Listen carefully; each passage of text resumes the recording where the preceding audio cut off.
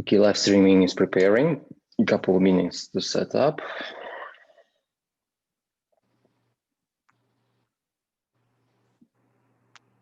And we are live now.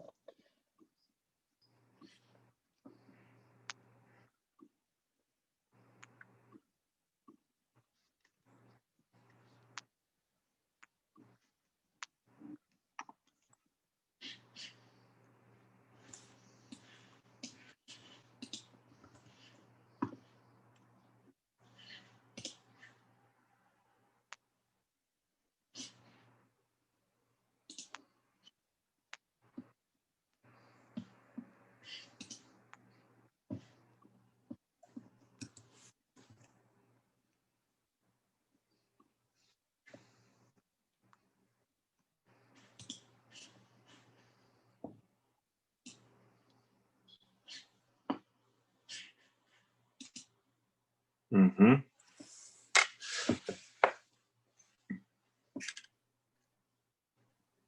So stream is working. Now we are reposting it in our social media so everyone can connect.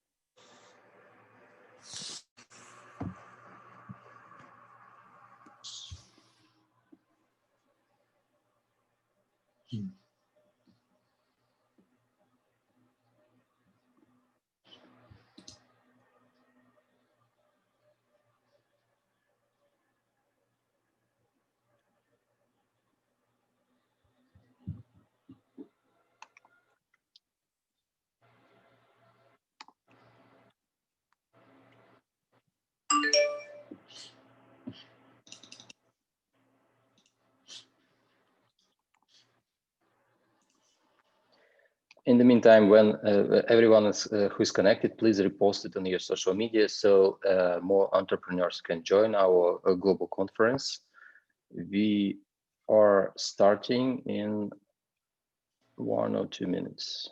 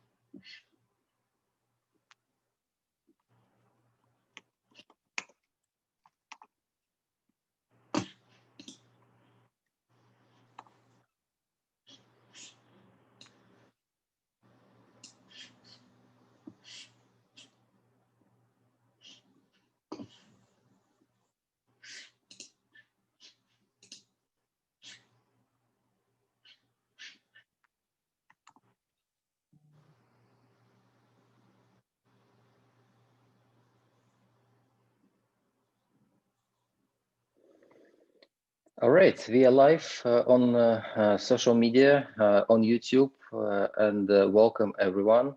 This is Go Global conference with High School of Economics and the International Community Go Global World.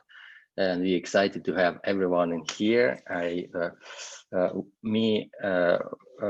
Myself and Georg are very excited to have you all here. And we are ready to start. Exciting, right? Yeah, right. So this conference is a really important initiative for us and for our university, and I think for a startup community as a whole. So we are really glad to see everyone here. Yeah. So the work here will be very efficient, and we will be dividing some our activities or like collaboration with Give Work to help the speakers and the audience to be able to interact and connect and provide you with the best content. And we will have a few nice like introductions for the global audience. Some minor things I would like to ask the audience. First of all, you received the YouTube link, and if you have it already or you found this on YouTube on any social media, just repost it so more entrepreneurs can join. And once you have any questions, please write them on YouTube live chat so we can see them. And when we have a chance, we will ask the speakers and we'll try to address every questions you guys have. So try to interact with us in the live chat on YouTube, and your questions will be answered. We'll make sure. And the first speaker and opening ceremony will be by Georg, and all the speakers will follow. Georg, the floor is yours. Thanks, Daniel. So as I've said earlier, this conference is a really important initiative for us and for startup community.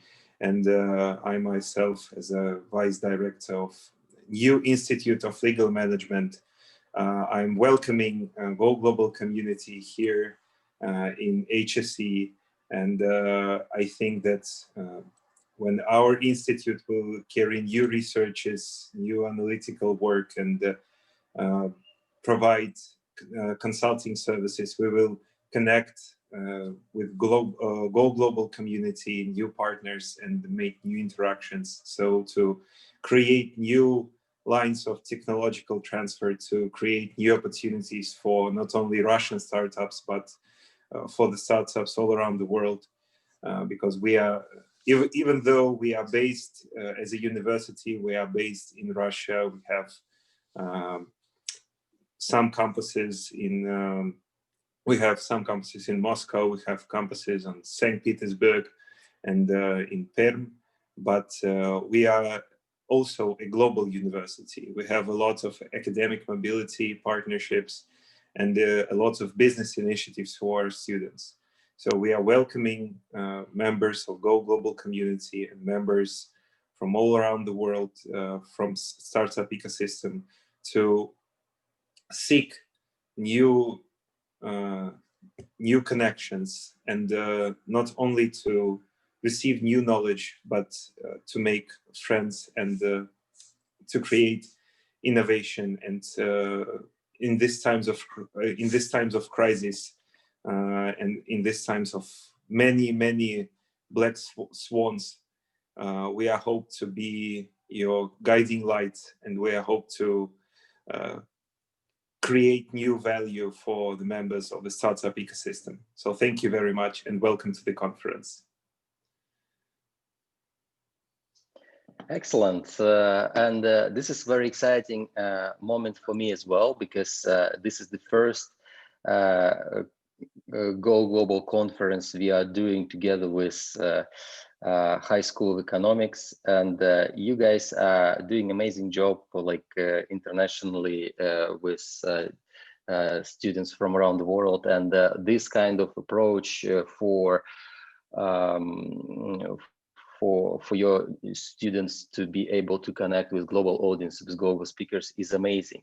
So the school is opening the Institute of Legal Management under High School of Economics, and I'm really excited that there will be like larger scale for for the school for students to go onto your programs. And our community is happy to congratulate you with this such an occasion. And I, as a founder of Go Global World community, would say that it's highly important nowadays to have strategic collaborations and partnerships with between organizations from different parts of the world. And why it's important, because this kind of collaborations are giving more opportunities for your own company and for your customers, and for any other goals you guys have. So an example of this collaboration we already witnessing in here, when a great school, high school of economics, right, is partnering with Go Global World just for the students to be able to connect with international speakers from different parts of the world. Today, we are going to have speakers from Australia, United States, from different countries globally. And the goal here is to give you not only like theoretical expertise, but real practical knowledge by people from real business, so you can learn from them, learn from them the latest techniques and knowledge, and use it in future for anything you do. And hopefully because I am the business person, you will start your businesses, and some parts of this knowledge will benefit you with your results in your future businesses or careers, or maybe even research. I would like to say that all our global resources are available for you guys just to achieve your results. We are a nonprofit community helping entrepreneurs to achieve their global goals. And today we will have an opening ceremony with a very well-known speaker and global entrepreneur, Gary Fowler, who is a founder of like tons of companies in different countries, and some companies have become unicorns. He is known in Russia. He started the startup academy at Skolkovo and some accelerators, and also he was involved in the company Eva and many other things. To conclude, I would say it's important you guys start thinking of your future right now as a global approach. We don't have any borders. We have an opportunity right now to build international collaborations, and those international collaborations are giving us such an opportunity when we can learn, help each other, and make our world a better place. I wish you all good luck with your studies, with your whatever projects you guys do, and I wish you enjoy our conference. We are super excited to have you here. Thank you very much. We will have a pause for a couple of minutes to connect a new speaker, and we will back to you in a couple of minutes. Back to you, Georg. Yeah. Thanks for the introduction. While we waiting for the speaker, I would also like to say that this new institute is this new initiative, Legal Management Institute. While it is named Legal Management, and while legal questions and issues are all around the startup world, and every founder will, whether he wills it or not, encounters legal problems. We are a multidisciplinary institute. So what this means, we present some management topic, or present an innovation management topic, or maybe works or some issues of working with startups through the legal expertise. So this is not about strictly legal issues or strictly management of legal business, but also how to proactively manage your business while thinking about legal risks. So I think this is really important today when we see a lot of new new regulations, and they are much more strict than previous regulations. And we see a new landscape emerging, like compliance landscape and compliance regulatory issues. And this is especially relevant for new startups. So I think together with Go Global community, we will achieve something great here. And here I see Gary Fowler is connected, and we are excited. As already mentioned, Gary Fowler is a known, successful international entrepreneur and a great person. He has started lots of companies that became successful. A couple of them became unicorns, and he is a frequent speaker at many international conferences around the world, and he kindly agreed today to become an opening speaker for our Go Global conference with High School of Economics and the community. And I am really excited to have you, Gary, here. Thank you for accepting our invitation, and the audience is also excited to see you. Feel free to begin your opening ceremony. And how many people are here today, Daniel? Oh, people keep joining from different from different systems. We don't have enough exact numbers, but it's already many people. Okay, and how long do I have? You have 20, 30 minutes. Okay. And we are live now. Everyone is seeing us and hearing us. All right, sounds great. Yeah.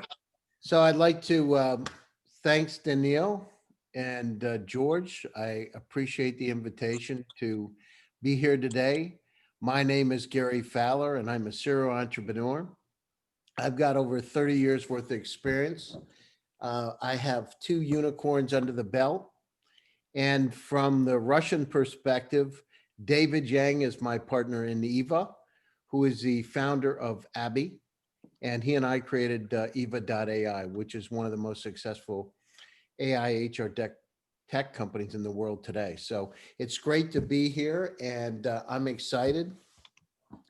Daniel tells me that there are a lot of lawyers to be in the audience. And, you know, my background is artificial intelligence. And I believe that there's an incredible opportunity for each and every one of you that are here today to be able to put your own little dent in the universe. So let's talk about AI as the new electricity. AI, imagine it's the turn of the 20th century and you're Nikola Tesla. Alternating current is created. Think about all the changes in our lives that happen over the next 20 to 30 years across the board. Legal, health tech, manufacturing, agriculture, everything changed. Our lives changed. And today, artificial intelligence is doing exactly the same thing. This is a renaissance. Think of the opportunities. Think about from a legal perspective, how your life's going to change with artificial intelligence. Imagine the capabilities of being able to help you to be able to prepare a brief, to look at all the information that's out in the market today, and to be able to come up with an expert opinion, a super smart assistant, an intelligent assistant to be able to help you. You have those kind of capabilities that are coming. They're right around the corner for you. This is the greatest challenge and greatest opportunity there's been. Think about our lives. Look at, we're on Zoom. 5 years ago, almost 6, I was sitting in an office in Menlo Park, California, and I got introduced to Eric, the founder of Zoom. And he was telling me about this incredible journey and what he was going to be able to accomplish. I remember sending those, in fact, David Yang was with me. I remember sending those links out to people, and they said, why would I ever want to do this Zoom? I'm not sure. I have Skype. But think about it. In the last 8 months alone, there are over 400 million daily users of Zoom. Think about it. Here we are. Zoom now's like copy. If I say I'm going to Xerox, that's Zoom. Zoom is to conferencing as Xerox is to copying. Your lives as lawyers have changed. Imagine the capabilities. I just wrote an article in Forbes called Nikola Tesla's Dream Comes True, the democratization of opportunity. That's where we are today. You can reach anybody at any place at any time virtually. That is going to redefine the legal profession. That is going to redefine the medical profession. It already has. Think about it. So McKinsey said about 1 year ago that 92% of the companies worldwide were going through the digital transformation, and it was going to take about 10 years. Well, those changes have taken place now. Those changes have allowed us to be able to reach out from one place to anywhere we want to go and literally democratize the opportunities for all of us. So as lawyers, your job is to go out to the world and to help keep the world straight, to be able to balance it, to be able to help people move in the right direction. And from a startup perspective, you're critically important. With GSD Venture Studios, we take companies global, worldwide. We use Silicon Valley as support to be able to do it. We create Delaware corporations and offices in California. Why? Because we give them an opportunity to be able to reach out to the world from there. Half the money in the world's located out in California that's investable. These are the challenges. Keep an open mind. Look at the world. It's not just Russia. It's not just Belarus. It's not just the UK. It's not just China. It's everywhere. We're all connected together. So, and I was talking to recently, I talked to Christopher Altman. He's a PhD in quantum physics. And Christopher and I had a conversation, and it just blows my mind about how artificial intelligence is going to help us all move forward. Imagine from a space tech perspective. And as we start to explore areas, he was telling me that just within the Milky Way galaxy, there are about 6 billion Earth-like planets. 6 billion. And then he said there are 200 trillion galaxies estimated within the universe. Think about the opportunities. We're just beginning to explore everywhere. So keep your mind open. Ask questions. The thing that's really helped me, and I've been doing startups for over 30 years, is that you need to have a positive attitude. I did a TED Talk one time, and I called it passion, optimism, and visualization. So have a passion for the legal profession. Believe what you have. Believe what you do. At the same time, be optimistic. The glass is half full and not half empty. And if you do that, your life will be full of joy, full of splendor. Believe in those dreams. It's not going to rain tomorrow. The sun's going to be out and bright and sunny tomorrow.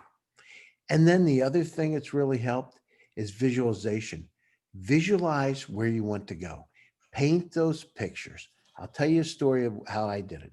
At 21 years old, I formed my first company. I was right out of graduate school, and I graduated in clinical psychology at the time.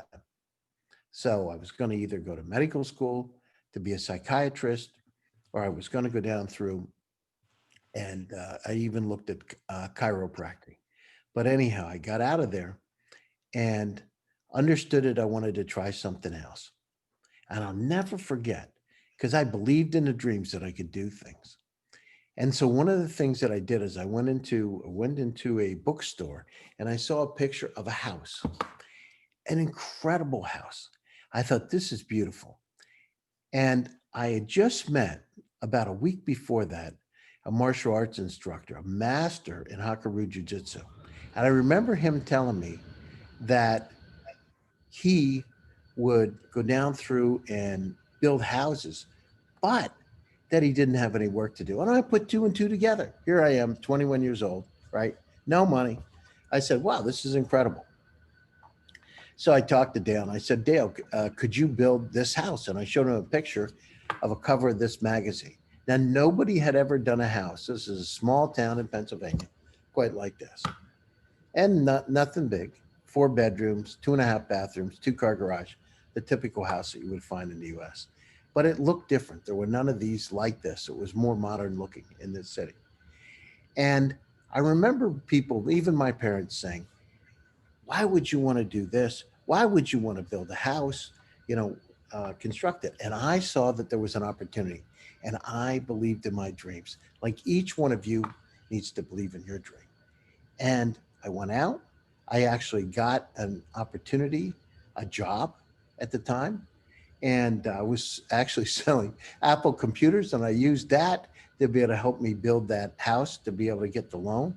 So within a month, I actually built that house, that property, and started the construction of it. 4 months later, the thing was done. People said it couldn't be done. Built that house, sold it, made almost 40% profit on that house. And I ended up making $9 million in total sales over a 2.5 year period of time. And people said it couldn't be done. Each one of you has that same opportunity, because there are going to be a lot of people in this world, as your lawyers going out, that say you can't do it. But you need to believe in those dreams. You need to visualize. You need to have the passion and optimism. And I've done 15 companies. And let me tell you, sometimes you get a little bit bruised when you do that. And as lawyers going out in your profession, you're going to have the same thing. David Yang and I, David is the founder of Abby. 4 years ago, I was walking down. I developed a relationship, met him at Skolkova School of Management. He came in, he wanted to hear Guy Kawasaki speak, and I was on the stage with Guy. And I saw David in the audience. I always wanted to meet him. So we had a VIP event. I invited David to come over. He was gracious. He got Guy's autograph, got a picture with him, and he said, thank you. Fast forward, almost 5 years later, I'm out in California, walking down University in Palo Alto, and there's David Yang. And I said, hi. He said, Gary, I'm looking for a CEO and a co-founder of a company.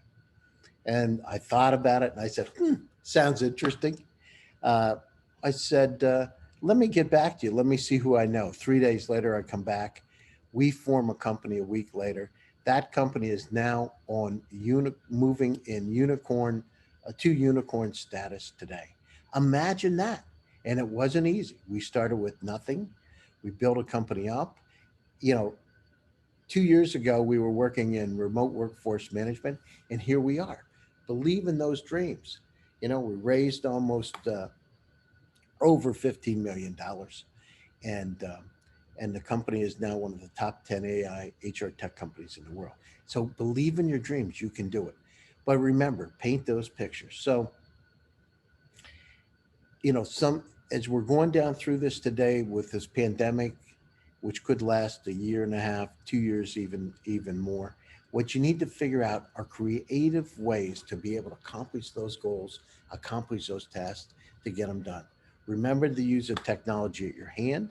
Remember, as Steve Jobs said, think differently, because the people that think differently today are going to win. Don't be afraid to reach out, just like this on this Zoom call, to reach out to folks. Use those networking experience to develop those contacts. Develop those contacts internationally. Open your mind, open your heart, open your soul, reach out to people and help people.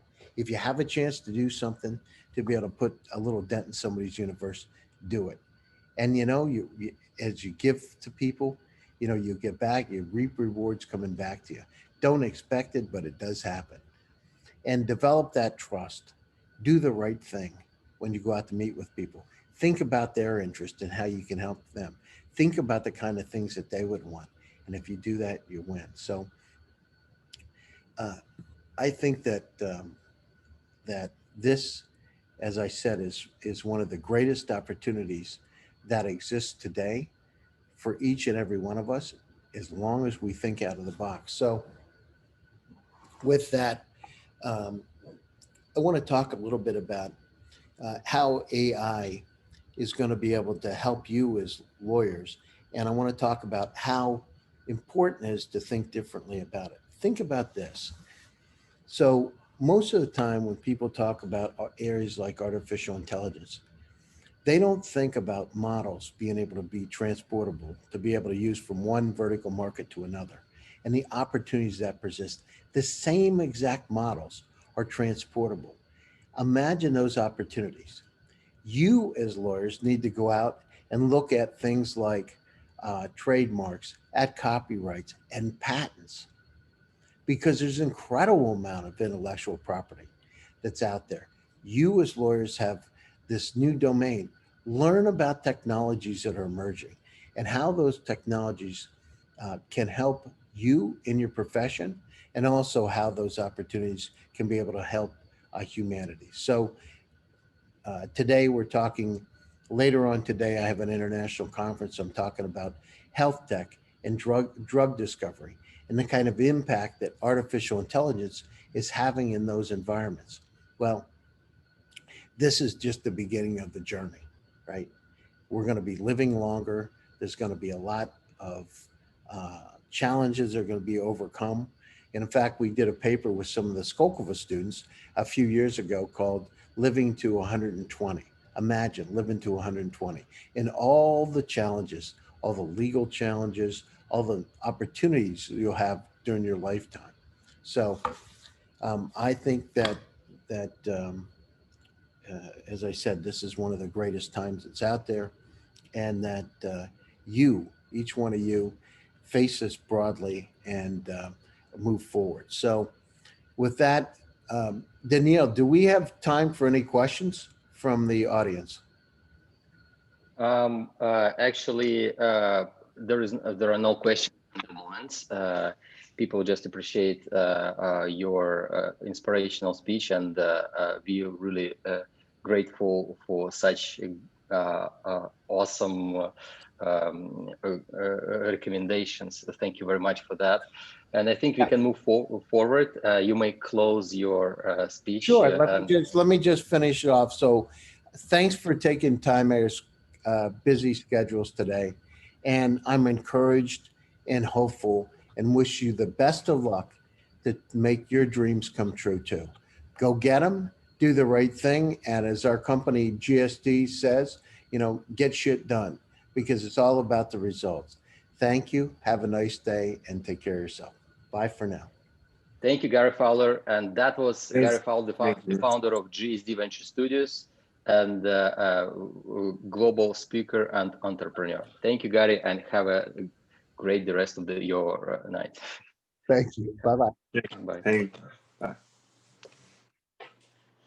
All right, and that was a very interesting, inspirational words from Gary Fowler, the awesome speaker. That's just, I think he's being invited on all types of global conferences. And the next person we are going to have right now is Rod Tuvaev.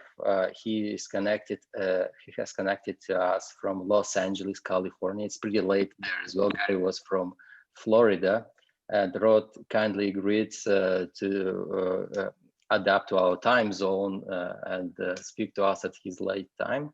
And I'm really excited about that, because Rod has lots of expertise about how to enter the United States and legal and regulatory environment.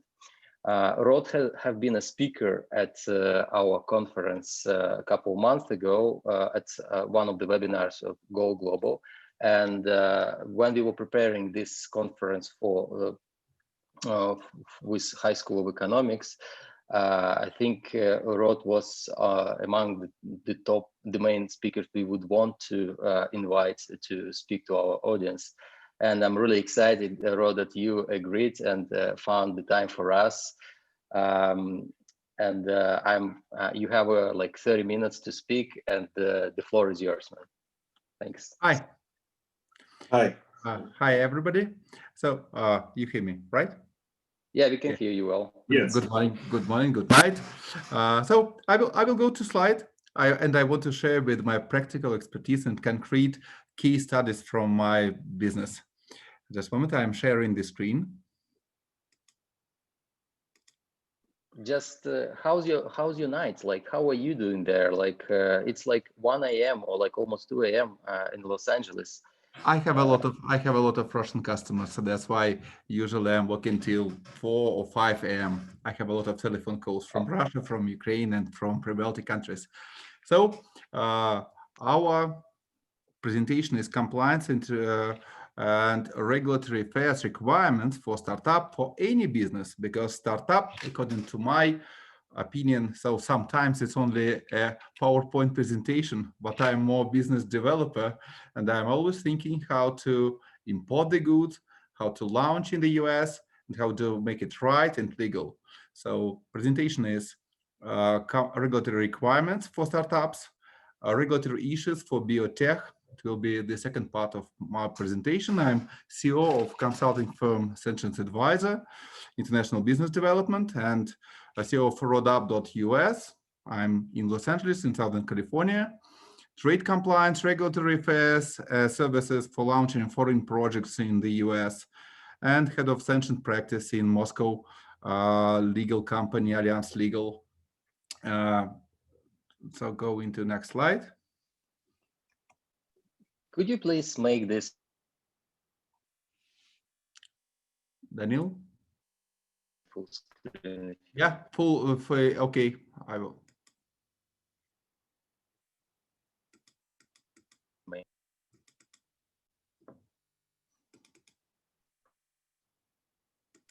Can you make this? Yeah, I'm doing slideshow. Yeah.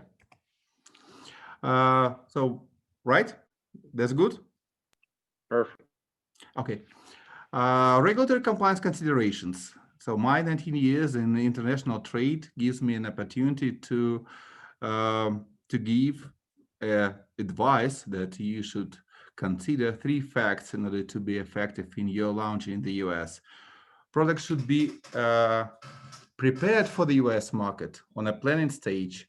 Products should meet all regulatory requirements for the US market, because in 99% of cases, the reason of negative result is misunderstanding of that conditions, and the product should be in the country. So you cannot sell anything sending the emails with your wonderful PowerPoint presentations and maybe brilliant prices and etc. All purchasing managers, customers, clients, your potential partners or candidates to be a distributor should receive a product here in the US, cleared by customs, delivered, unloaded, if we speak about hardware or any finished products, and even software must be offered from your US entity with full complex of legal obligations to your buyer, user, and etc. It is the sign of your legal responsibility for the quality. Within this presentation, I will give you more specific overview about, of course, Food and Drug Administration, US Customs Border Protection. I am expert in international trade. That's why, so it is a very important thing for me. HIPAA compliance, USDA, and Department Bureau of Industry and Security. By the way, I'm a certified expert of Bureau of Industry and Security. Regulatory compliance for international startups start with pre-investment audit for startup, because your investor is giving you the money and he doesn't want to lose this. First step of due diligence, sanctions affiliation screening. So you should be prepared for that. That American company will check you. Please have a look at the link below. At TechCrunch, you can find a very good formulated startup law from A to Z regulatory compliance guidance framework. And please read carefully, try to find the similar cases to your company and to your project. And it is a lot of very good and informative materials there. Of course, it starts with general things, taxes, securities, employment, privacy, intellectual property, of course. But then it goes to some more specified things like I will, of course, health insurance, HIPAA compliance, California Privacy Act. I'm reading the most important and remarkable for all electronic devices, of course, several specific regulations on federal state and on Californian state. And of course, any privacy protected laws, you should meet that requirements. And I would pay you attention to the link, and you can find after the presentation. Here is the example. Now, agricultural industry, and it is a quite popular digital farming. A brilliant example of my existing project, application to USDA for permit. I have sent several technical documents, receiving from that. After that, we were contacted on Californian level to Department of Agriculture. It is a process of certification and understanding how to legal import and distribute of fertilizing materials, and Environmental Protection Agency on federal level and on state level.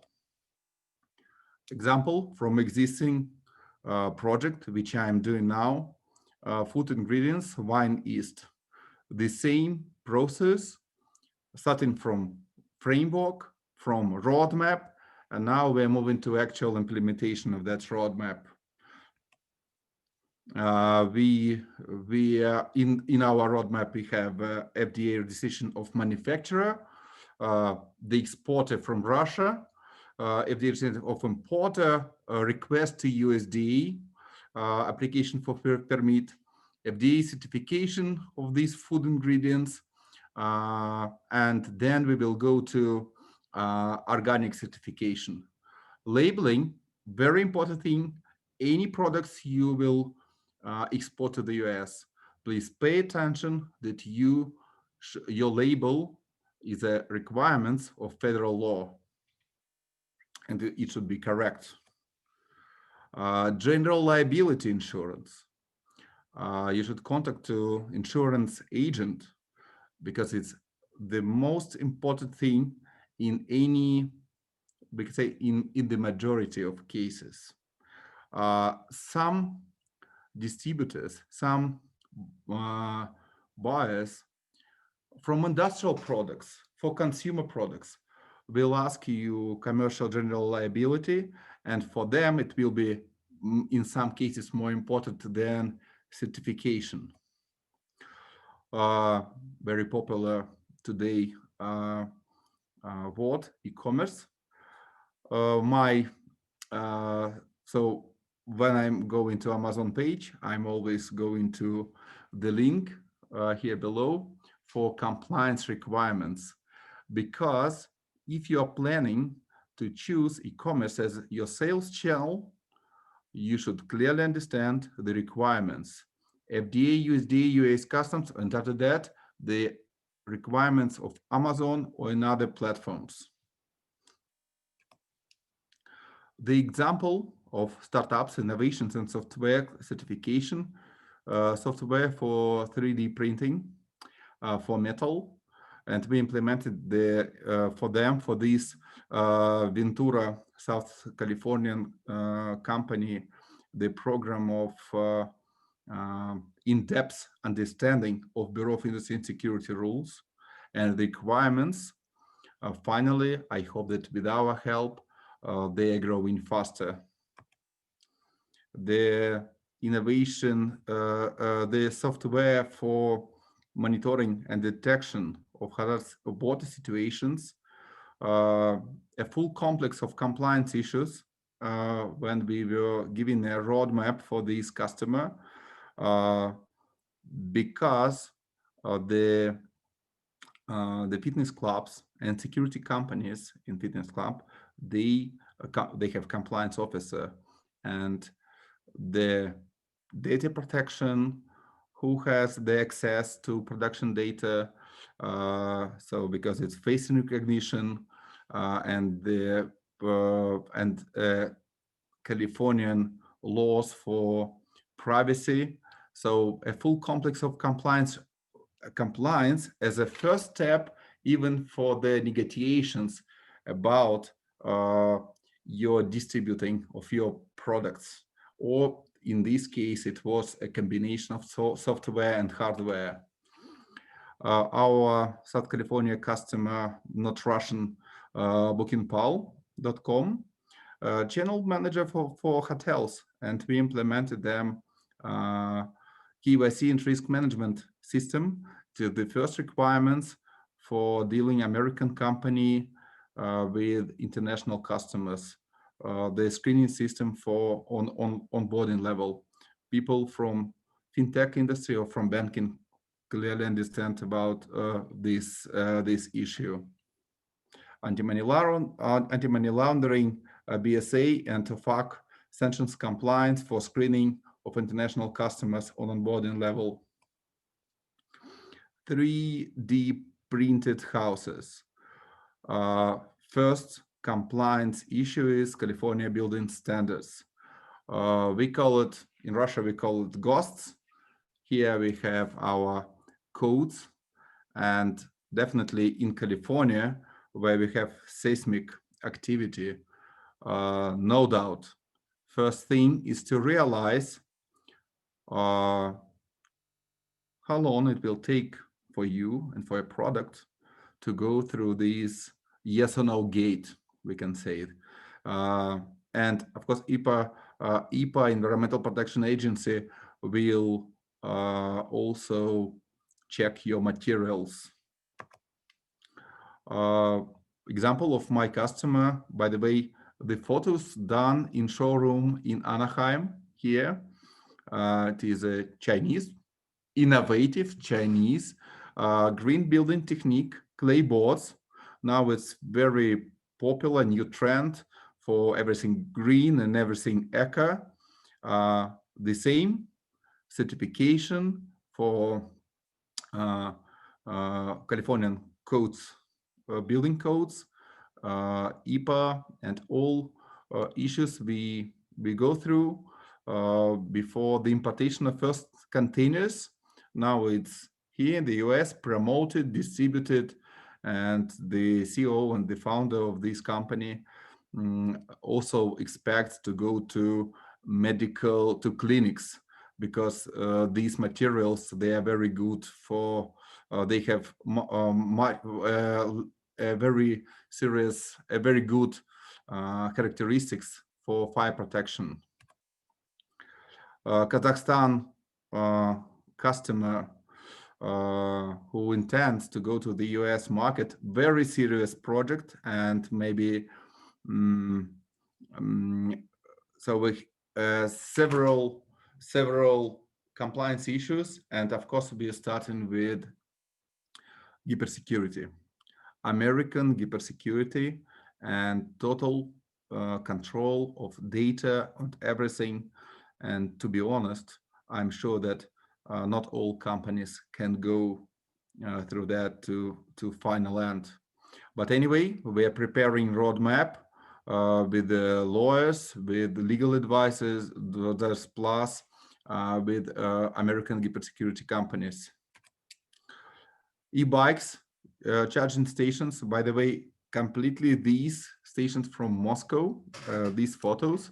Now we are negotiating with the company who are planning to open first stations in Southern California. Maybe it will be Santa Monica. Maybe we will start from a small resort city, Newport Beach. But anyway, it is a combination of hardware, electronic device, certification of that, plus software, plus payments. So we can, on 3 level, we are doing roadmap for launching. LiDAR for self-driving cars. It is a subject of Bureau of Industry and Security, and industrial explosion proof and lighting technology. Russian company, Russian producer is exporting to the US, and we are helping them with certification and customs. Example of our customer from Nevada, medical devices, 3 patents.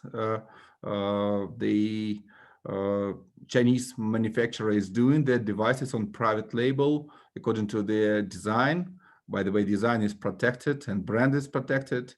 And you deal with FDA in that first step, classification. Step 2, regulatory requirements in your planning to expand the US market, and FDA registration if it's required. As in Russia, there's several classifications, class 1, class 2, class 3, and we are starting from simplest to the most regulated. HIPAA compliance for software as a service for medicine. Medical industry startups need a documented HIPAA roadmap and actual implementation, even to have a chance for legally be launched and start the activity. So when there's a question to the founder and to the investor, does your organization store, transmit, and have access to use protected health information about your customers? And after that, you should follow through key HIPAA required elements, starting from a roadmap, gap analysis, and understanding of framework you should follow, and actual implementation, and returning back, HIPAA security. You see here a NIST HIPAA security framework plus special audit for that. And I'm lucky to say that I have in my team 20 years experienced Gennady Dich, expert of HIPAA compliance, who was a senior compliance officer at clinics, especially for HIPAA risk management assessment. So top regulatory issues for big technology startups. Get informed. You should go through FDA, USDA framework. You should deal with special companies like ours or another legal advisors. And you should go through medical device classifications in order to go to the US market. Define a regulatory strategy, and you should go through this regulatory compliance process, just with understanding that, as it's written here, 60% of your product development is about documentation. The liability and regulatory threat to biotech. You almost have to be a lawyer before you can be a scientist.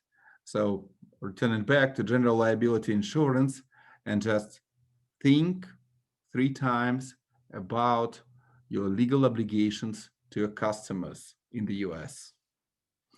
Challenges in the research and development. Clinical trials is a very serious project, a very serious path you should go through.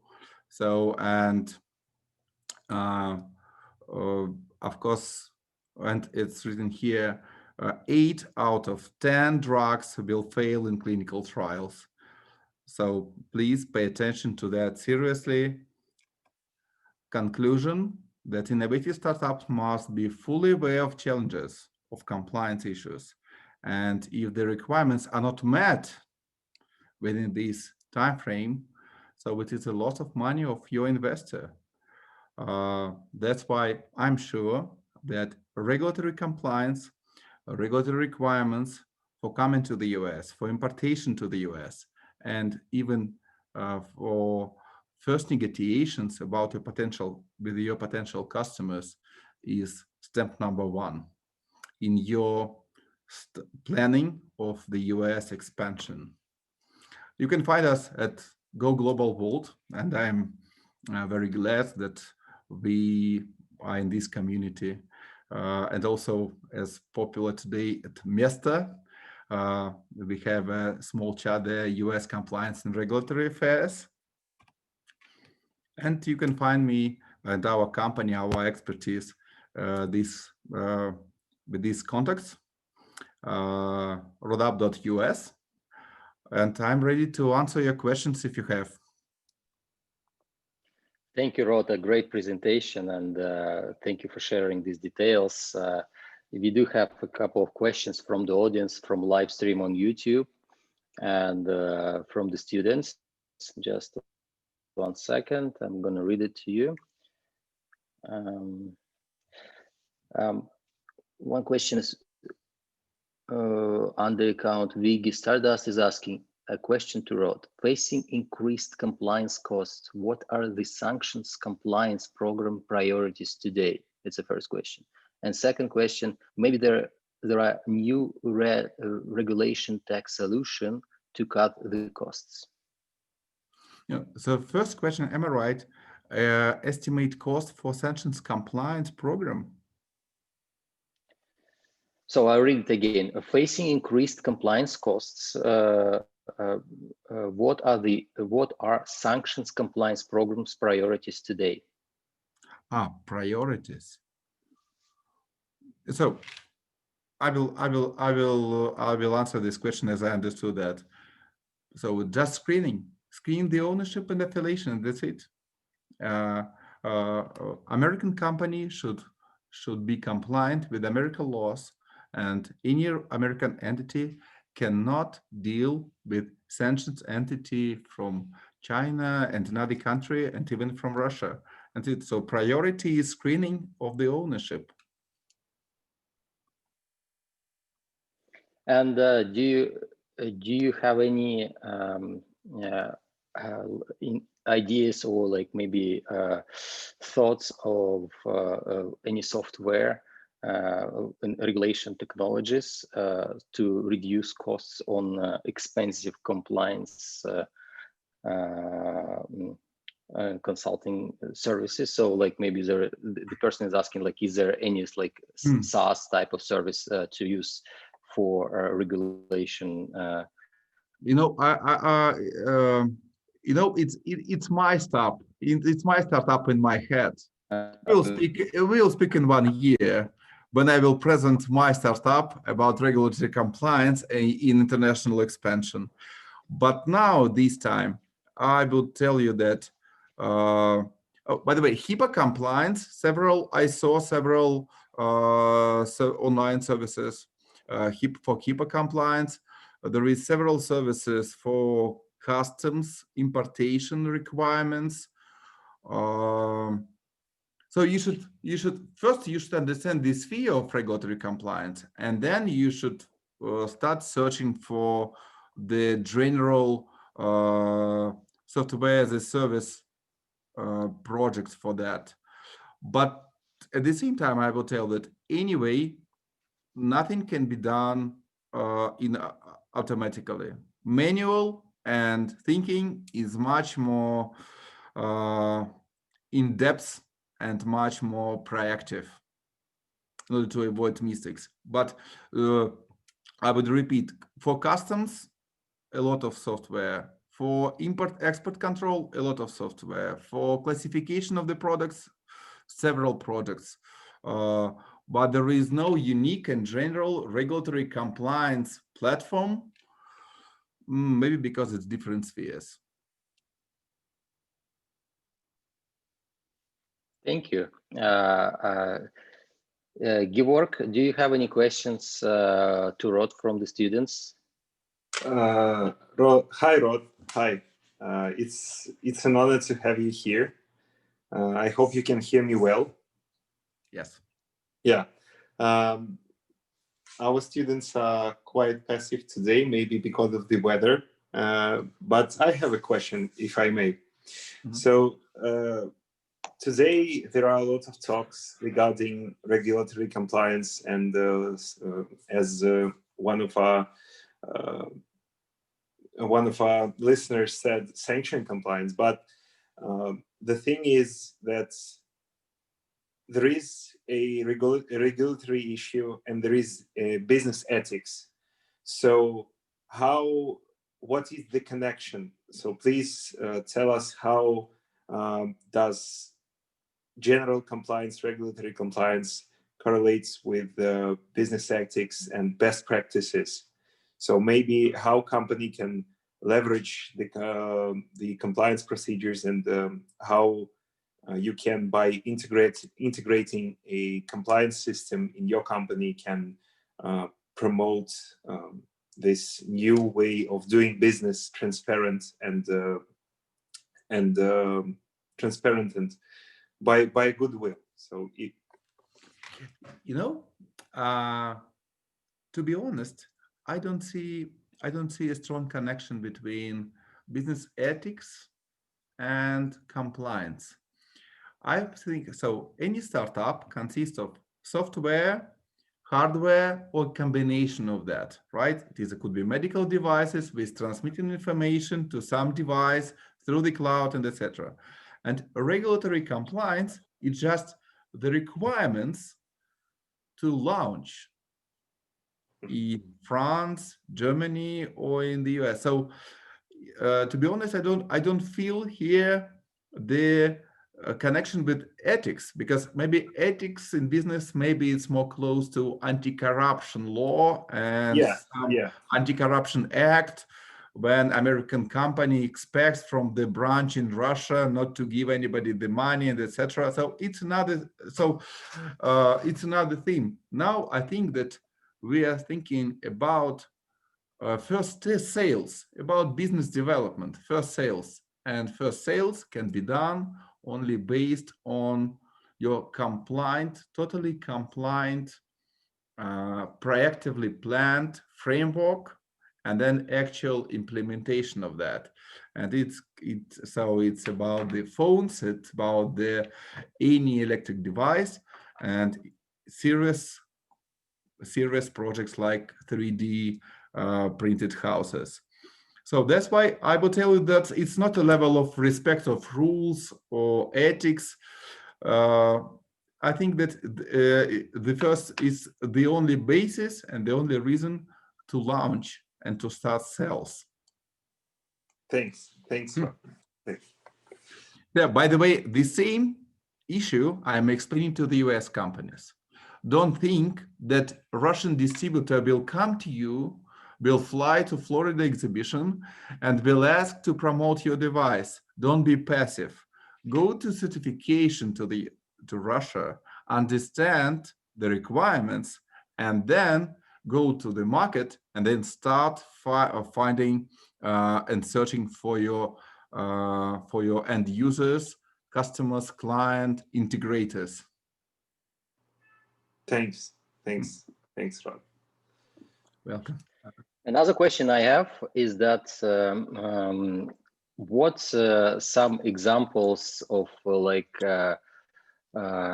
real cases happened with compliance of with companies who didn't face some issues because of they didn't do their compliance, and they probably faced some fact check problems, or they might be faced some fines or something. Can you give a few examples to illustrate that? You can find. Thank you. Very good question. If you remember my slide with TechCrunch link, and please pay attention to that. It is a real cases for our audience from fintech industry. Will be interesting to find fines, penalties for the violations of the laws, anti-money laundering laws of startups. And more that in fintech, the majority of startups completely incompliant on the level of going to market. And the companies which we consider now as a billion companies, they had problems with the law on the first, second, and third year of their launching. So fintech, definitely. Any lending the money. I mean that when any marketplaces connected people who wants to lend money or to borrow money, and all consumer goods, and you can find in Amazon also compliance issues it is intellectual property, quality control, and and several lists of regulatory compliance requirements.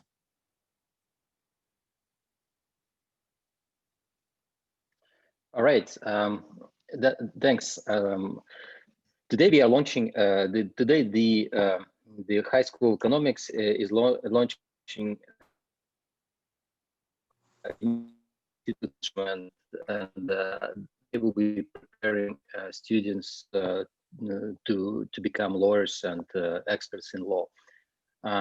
Since you are a professional, like a person in a similar field, what would be your recommendations for students who are studying law? What would be your practical recommendations for them to be efficient, not only in learning theoretical part, but also to properly apply it into practice, so to truly help people and organizations? No, I always recommend to students to join LinkedIn, to download the soft to switch on LinkedIn, then to go to LinkedIn and to join the professional groups, and just read carefully when professionals in your industry is sharing the ideas, they're posting the useful information, etc., and try to start negotiations with them, because I was contacted several times for students from Germany, France, and even from the US. And I was contacting, and sometimes one student from Germany called me and asked me, so could you please just answer my questions, etc. And voluntary, I was glad to do that. And please don't be passive. Read carefully, join the professional groups, and try to analyze the real practical cases. Because I understand I would that you. Go ahead. Yeah. Because the problem of all young lawyers, young legal specialists, they are not experienced in legal, and at the same time they don't have any expertise and any experience in business. And just try to educate yourself and try to read and analyze real cases from business. I think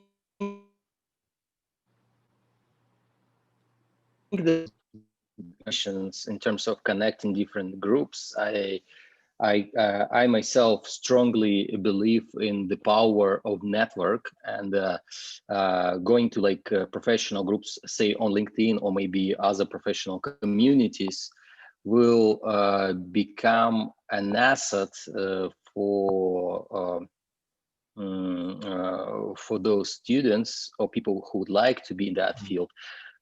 Just by connecting with other lawyers and participating in the conversation, or probably even participating in some project they do, and that would help them to probably find what they really like to do in this field of law, or maybe find even like-minded people. I completely agree with you with that. It's actually something that applies to every area of whatever you do, especially in business.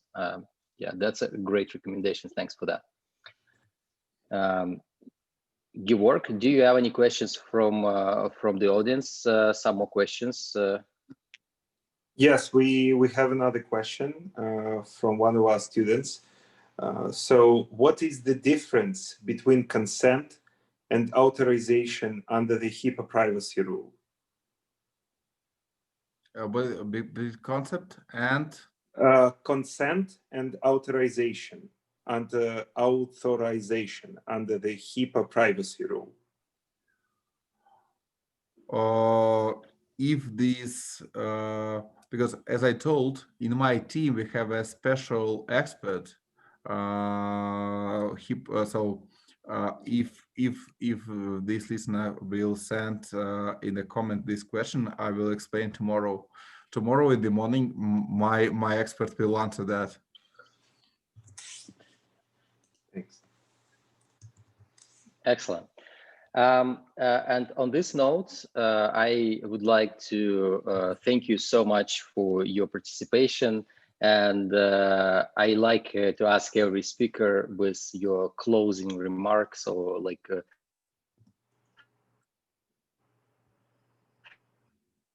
closing, or you would like to wish the audience, the students for to the school or something else. So please, the floor is yours. Feel free to close your session. Some conclusion, right? Some summary. Absolutely, yeah. And you can take as much time as you want.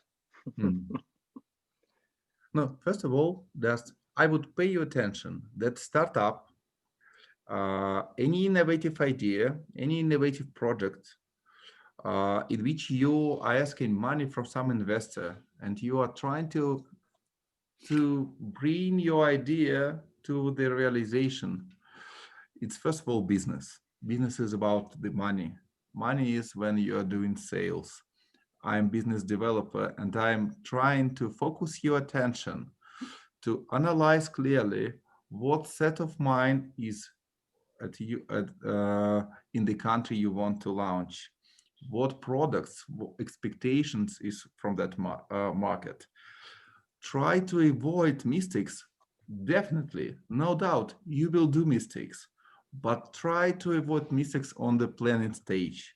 And first of all, go to a market. Try to prepare compliant product and then go to the market and start negotiations. Don't do a planning for years. Don't design for years. Don't go in your illusions. Be active, be strong, and go to the market and try to hear feedback as soon as you can, and you will have more time to modify your idea. By the way, it's not my phrase. It is David Young was telling at RBK about 3 or 4 years ago. As soon as you can, go to the customer, show a prototype, and then you will understand what you should implement more and how you should modify your idea.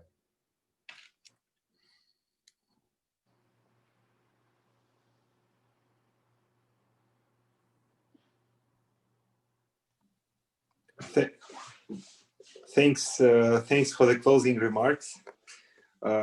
We are really glad to have you here. Thanks for the great talk. We see here in comments from the person who asked the first question here in our conference.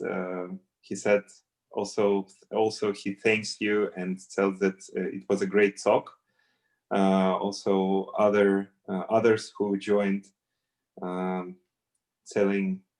telling us that it was very interesting, and thanks you for the expert's opinion.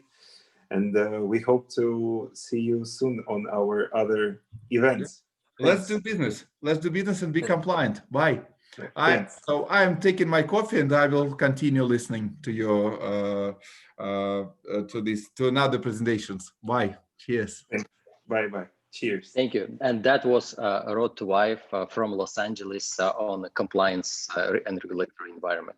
Thank you, Rod, and have a great rest of your night. So thank you for connecting us so late. Everyone, so I think we've got some great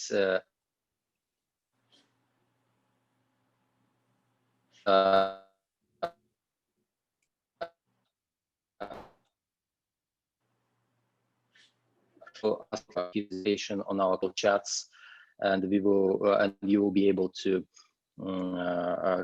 use his presentation if you need his slide, because some of you were asking for the slides. And now as a conclusion, what I like about our speakers, and Georg, you may agree with me or disagree, I am happy to debate, but what I really enjoy that it's not about like we've just got some like theoretical information that you gotta read this or that. We've got some real real business examples and practical recommendations how to apply compliance in real life.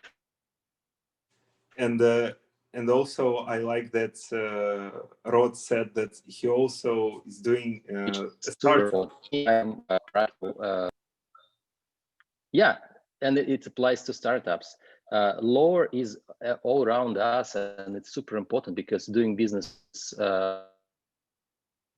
and applying law is it helps to maintain business in a normal environment, and without that, any business won't exist. And I think real cases are super important for the students to see how real people apply it right now.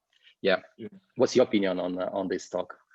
Yeah, I also like that Rod told us that he is also creating a startup of his own.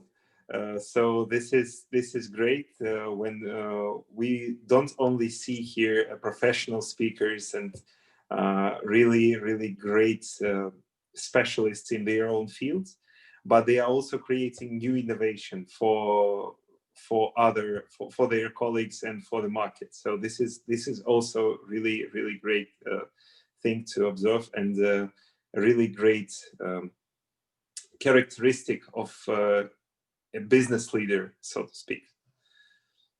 Not only to be an excellent professional, but also to create innovation for the market. Yeah. Our next speaker is from Australia. We're still waiting for them to connect. It will be a person who is long time is in international business. It will be either Bruce or Fabian from Australia, or both. We will be waiting for them. We expect them to appear in about 15-20 minutes. In the meantime, we may do a short break and let everyone to rest a little bit, and we can connect exactly, let me say, so to be exact, they have it on agenda. Can you help me with that, please? At 40. In 11:40 and in 15 minutes, I think we can start.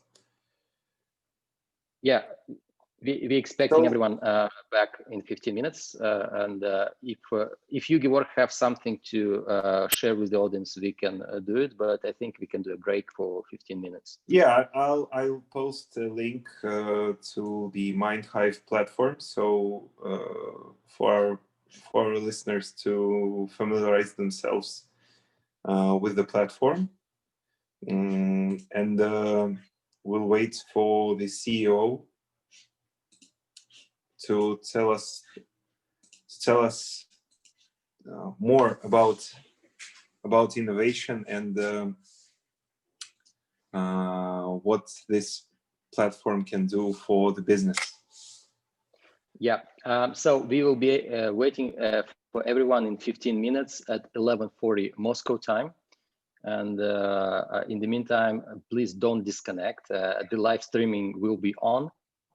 We'll just turn off the sound, and we'll come back to you shortly.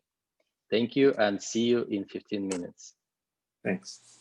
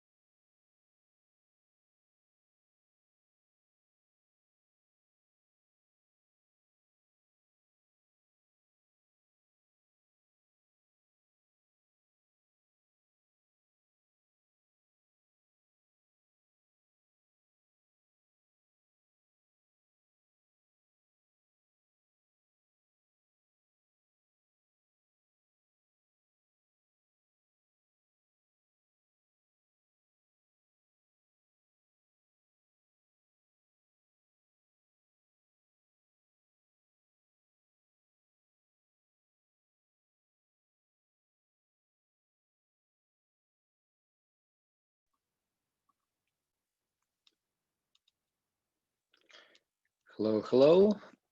We are back again, and we are happy to continue our conference with the next talk. Currently, we have a little bit of change. The speaker from Australia is trying to connect and has some connectivity issues.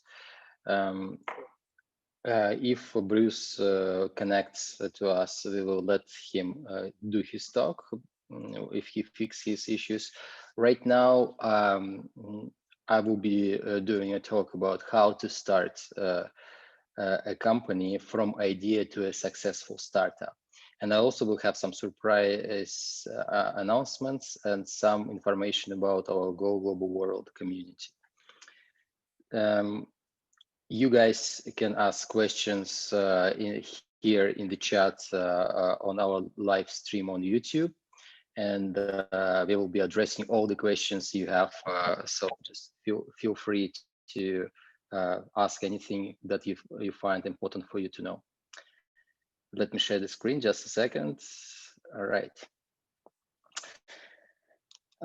Today's topic that I have and I decided to address on the conference is, in my opinion, a very common question from many students who are trying to achieve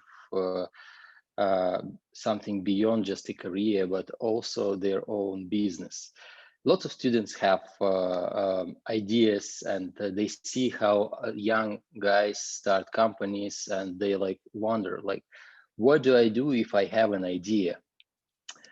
And it's actually a common questions to not only students, but the majority of people who is willing to start their own business, but having always a trouble to make a first step.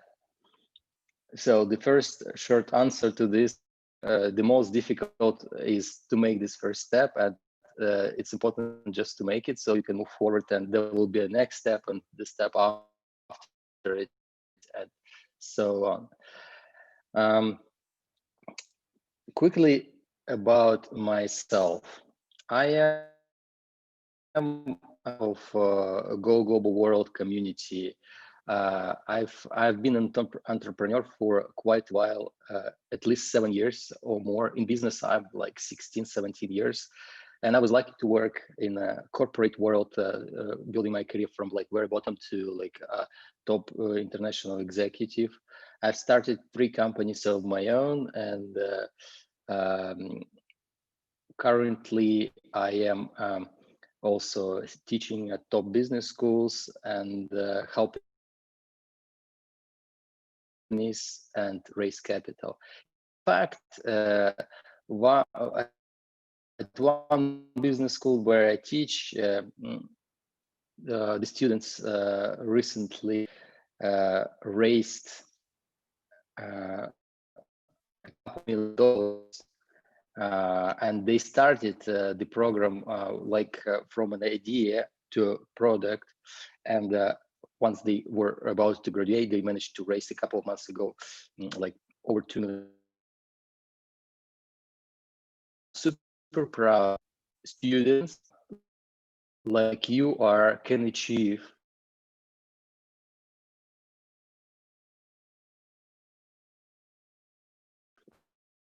this success. It's about who was that or something. So it's that your success can happen at any time. You just need to start working on that. Also, I am a vice president of global business intelligence at GSD Venture Studios, and we help businesses from Russia, CIS, and other regions to expand to the United States and go global. Basically, United States is becoming the port to the rest of the world. And as for the community, the Go Global World community is a non-profit organization that aims to help entrepreneurs. So the mission I envision that entrepreneurs who started this community, like I am and the team we have, and entrepreneurs who also join us, help every entrepreneur to go global. So it's a community by entrepreneurs in order for you guys to access international minimum cost or at no cost at all.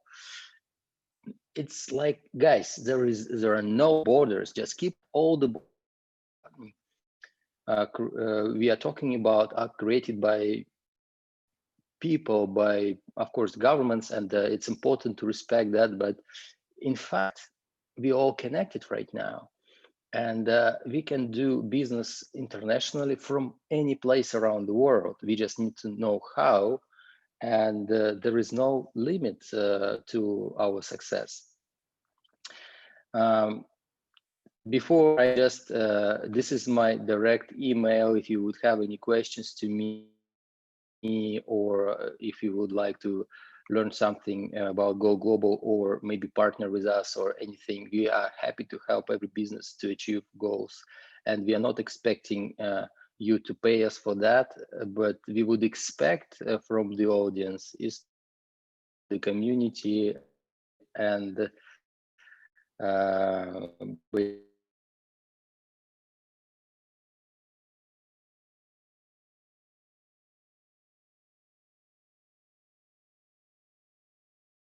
help other entrepreneurs to achieve the community entrepreneurs would connect globally to each other to help themselves to meet like-minded people to solve problems together. And imagine an entrepreneur in Russia, for example, would like to access market in Singapore, and instead of like paying organizations for consulting services and utilizing all your resources, probably sometimes entrepreneurs don't have any resources for that at all, you may find the other from Singapore, and they can help you with their advice how to enter their market, and they won't ask anything in return on our community. Then you would, somebody from, I don't know, Korea or United States or Mexico would like to enter the Russian market, and you know Russian market, you know the people here, and you can also give the advice. This is how it works. Important. And the power of network is highly, is an asset. Because when you build your that great or great product is not enough, you need someone to buy it, but to buy it you need customers. You need to have a good network that somebody can recommend you to those customers, or you have built the network of your customers who trust you, then you can use it. But usually you have to build the network of customers, and it takes a lot of time and money. Here, we already have a large community where we can help each other with the power of network. So as the founder of the community, I would expect from every to be active and helpful to each other. This is briefly about our team, people around the world who are happy to help you to markets. And it's just amazing what's happening. I've seen startups, for example, one startup from Khabarovsk was willing to access banking systems outside Russia, and with like a couple of minutes networking with people we had on one of our networking calls, they got connected to people from Uzbekistan who actually promised to get them to the banking system in Uzbekistan. There was another startup from India who raised like a couple $1 million, and they wanted to get, and we connected them. There is for international startups entering Russian market as well. This is how the world should operate. We should help each other. And our team right now, these are the guys in front of you, our local leaders in those countries. So currently we operate in Go Global Armenia, Go Global Kazakhstan, Uzbekistan, Russia, Latvia, Lithuania, Estonia, England, Nigeria, Australia, India, Singapore, Korea, um, many CIS countries. We also operate in locally in many regions of Russia, and it's amazing that like even people from like Mexico, United States, Canada, also part of our team, and that is the power of network. That are the people who are willing to help your businesses if you would start your own business, to help you access those markets. And but beyond our team, we have 1,500 entrepreneurs already in our community are willing to build international business and help each other. You may participate in our community at any time. You will be and participate in our global chats and connect with the international audience. It's important to mention that we have a lot of national collaborations and partnerships in countries around the world. And the main partnership of today's conference in the High School of Economics, which is our partner, and we are proud to have this conference together. So this kind of collaborations are becoming widespread with different organizations in other countries. For example, studios, we've seen Gary Fowler talking, sharing his story and the importance of legal aspects in doing business. We also have MindHive from Australia, a large community of entrepreneurs. And we also work with Technopark Skolkovo, Moscow School of Management, Skolkovo, Rusbase. By the way, Rusbase recently announced us as one of the communities business people need to participate in to go global. Access Innovation from Israel, IB Consultant from United States, IT Park from Uzbekistan. It's their local, like largest technopark. Expert Dojo from Los Angeles, Collaborativo from Mexico, Adventureland from also from Russia, Visionaries, Startup News, Youth Entrepreneurship from Uzbekistan, Amber Riddle from United States, Florida, and there are more partners we're about to announce, which is a great pleasure for us, and we're super excited about that because every partner is committed to help you guys with their resources, connections, and opportunities to enter those markets. It's important for me to give our community as much resources and opportunities as possible. And I believe that access to strong network is important. And I already showed you the network, but access to how to build companies, how to go global, is important, but you have to know practical things. For this reason, I strongly believe that access to information and latest knowledge, how to start companies and or build international companies, has to be equal and free around the world. And the entire global society benefit this knowledge. And for this reason, I invite the best speakers from around the world to speak with you at some webinars we do on how to start companies, how to raise capital, and etc. Those people are like world known usually, or successful investors or entrepreneurs. Majority of them from Silicon Valley, but also from around the world. Recently, we had Steve Hoffman talking about 10 commandments of raising venture capital in Silicon Valley in China. Michael Shanks from Stanford. Donna Griffith, she told me that the pitch decks she is creating with companies over time raised about $500 million in funding. That's just insane to imagine. And this kind of knowledge they're sharing, and it's all free just for the community members, so you guys can benefit. I truly believe this knowledge can help you move forward.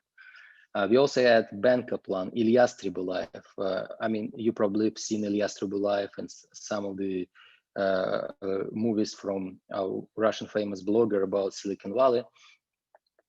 We also had Bill Reichert, who is managing $2 billion fund, and Bob Dorff. You probably read his book, The Startup Owner's Manual. And if you never read his book, I would encourage you to do so. And we had already like about 45, 50 webinars with great speakers. You can learn about that on our YouTube channel and see our previous talks. That would be your benefit and free content. You don't have to pay for this. It's important you guys learn from the best people and start your global initiative.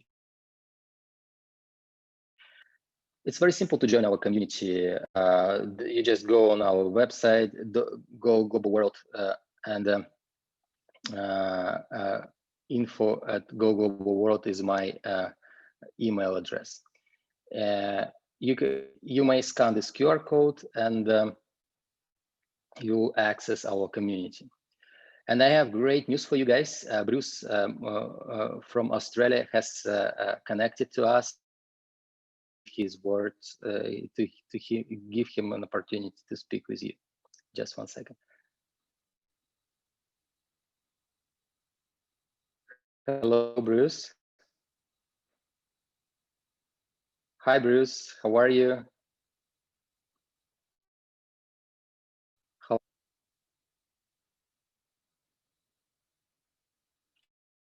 Connecting his audio. Just a couple of minutes for technical setup. It's live streaming, so it's normal. Hi, Bruce. Hi there. How are you? Good to see you. We cannot hear you.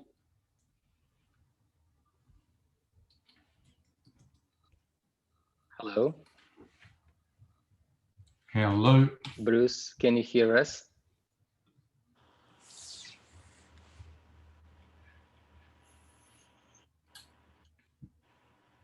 Hi, Bruce. Hi. Hi. It's our pleasure to have you here. Thanks. Yeah, Thanks for your time. Guys, to set up this technical thing. Bruce, can you hear us? Just now I've got you. Hello. Better. Awesome. Well, I'm super excited to have you on our conference live stream, and it's very important for our audience that people from other parts of the world connecting to speak how to enter your local markets and give some recommendations. And people like you are known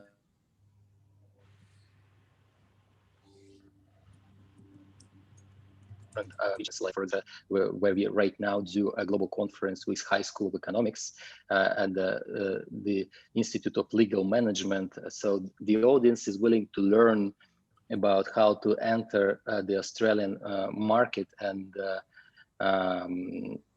get some recommendation and tips from you about that. And if you give some advice about importance of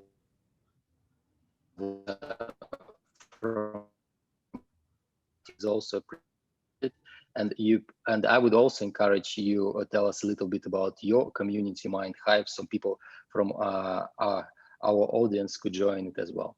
So the floor is yours. Welcome. Well, thank you very much, Daniil. Daniil, I just missed that. You just gave me one important point there, which is you were interested in hearing about, and it just dropped out. So I'm going to ask you just to say that one, the last word again. That. Yeah, two things. We would like to learn how to enter the the Australian market, and second, your thoughts of importance of legal law practices applying to business. So, like, why would law be important applying from your practice perspective? Because this is with legal management, and the students are studying law, and so if you would give some practical cases or share some practical thoughts of importance of law in business, I'd be highly appreciated. Okay, I'll definitely have a go, but I'm just a humble old tennis player who's now running a startup. So I'll bring in my best advice on the legal and the law, and particularly in regards to how we as a startup. So I'll frame a lot of what I talk about in terms of the startup.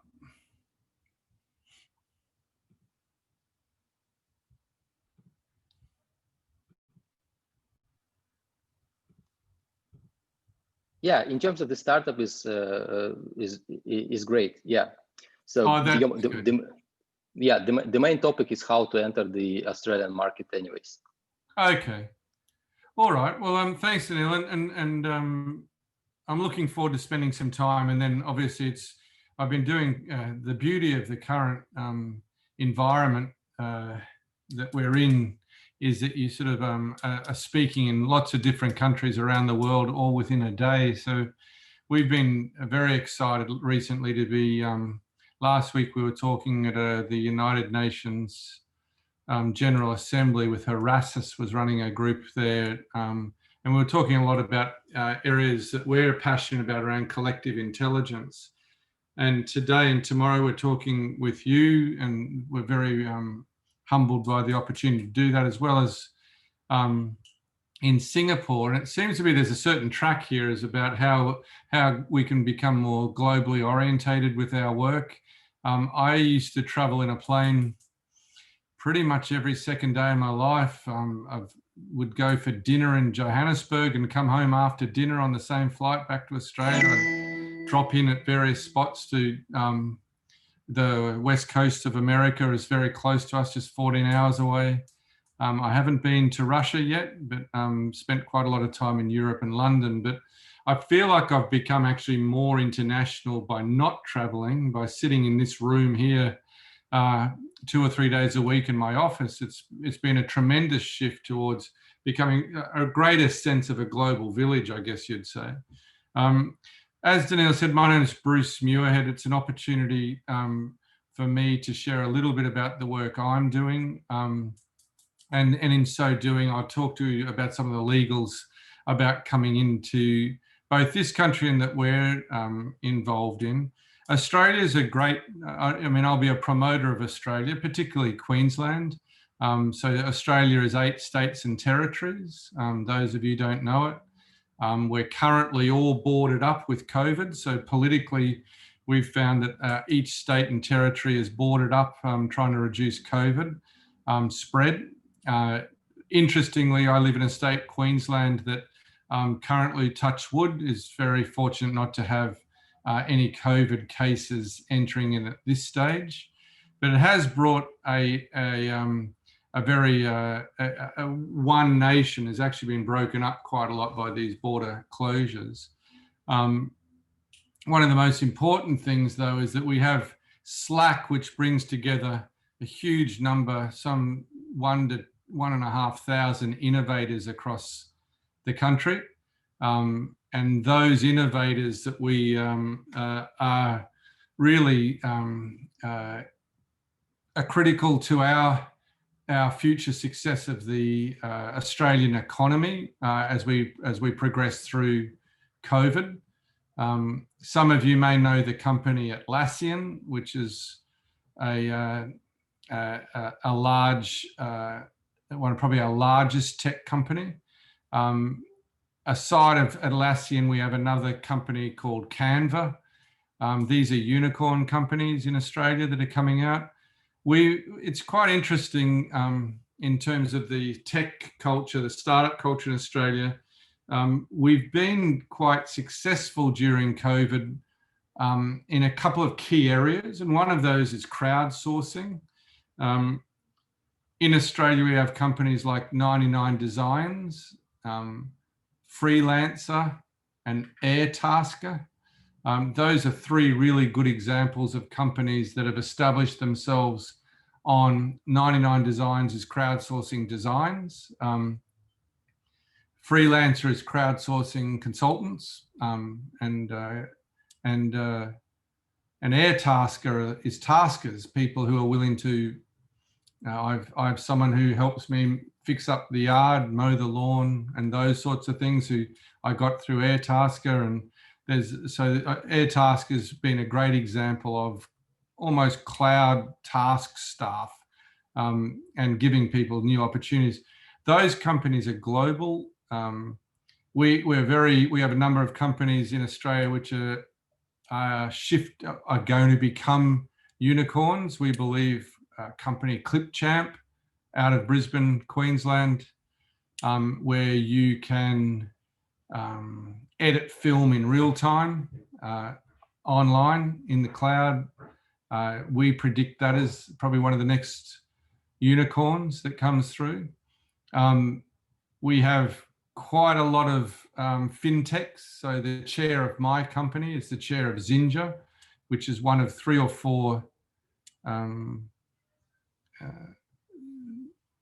online banks. So we have, I guess in that instance, our fintech is probably one of our fastest growing, as well as health tech. I'm part of a group of Australian innovators called the Australian Innovation Community Leaders. There's probably 1,300 people who participate in that in terms of energy, clean tech, basically data security, cyber security. We have a very significant amount of work taking place nationally in what we'd call ag tech and energy tech, clean tech. So Australia is by nature, hopefully those of you who don't know Australia, the picture of Australia is a smallish country with a high level of innovation and a very global footprint. And we pride ourselves on optimism and on bringing products to the market that match market need. And we have a very strong, one of our clients in my company is Austrade. Austrade does all the globalization of our IP products and the commercialization of our products globally as a government department. And Department of Foreign Affairs and Trade, who again, those of you who would be looking to expand into Australia, those 2 departments are critical. So that's Austrade, AUSTRADE. And if you'd like connections into that, they're a client of my companies, and we've got really good connections right through to the executive. And the same with Department of Foreign Affairs and Trade. And those 2 companies are responsible at the government level for bringing together both engaging Australian innovation with the world, and also would be a key point of contact for considering being in Australia as an innovation founder or an entrepreneur.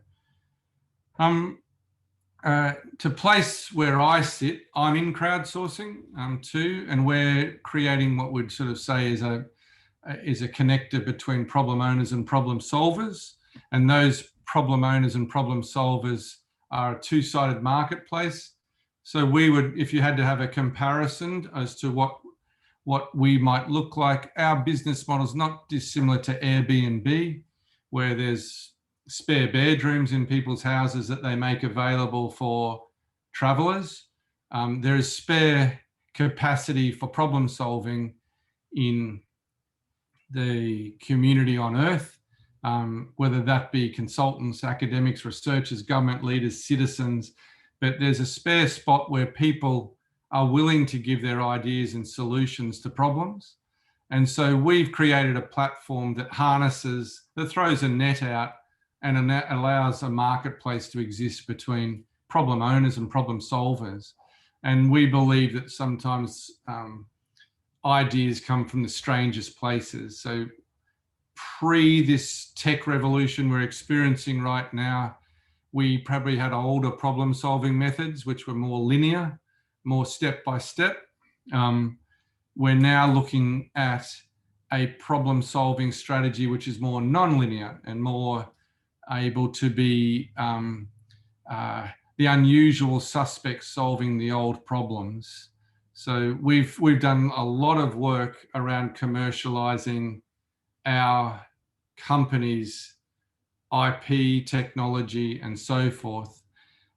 Things that we've sort of learnt along the way, which might be helpful, is particularly, I guess, there's some incentives to come to Australia, to be in Australia, and we have a couple of legal frameworks that enable startups in Australia.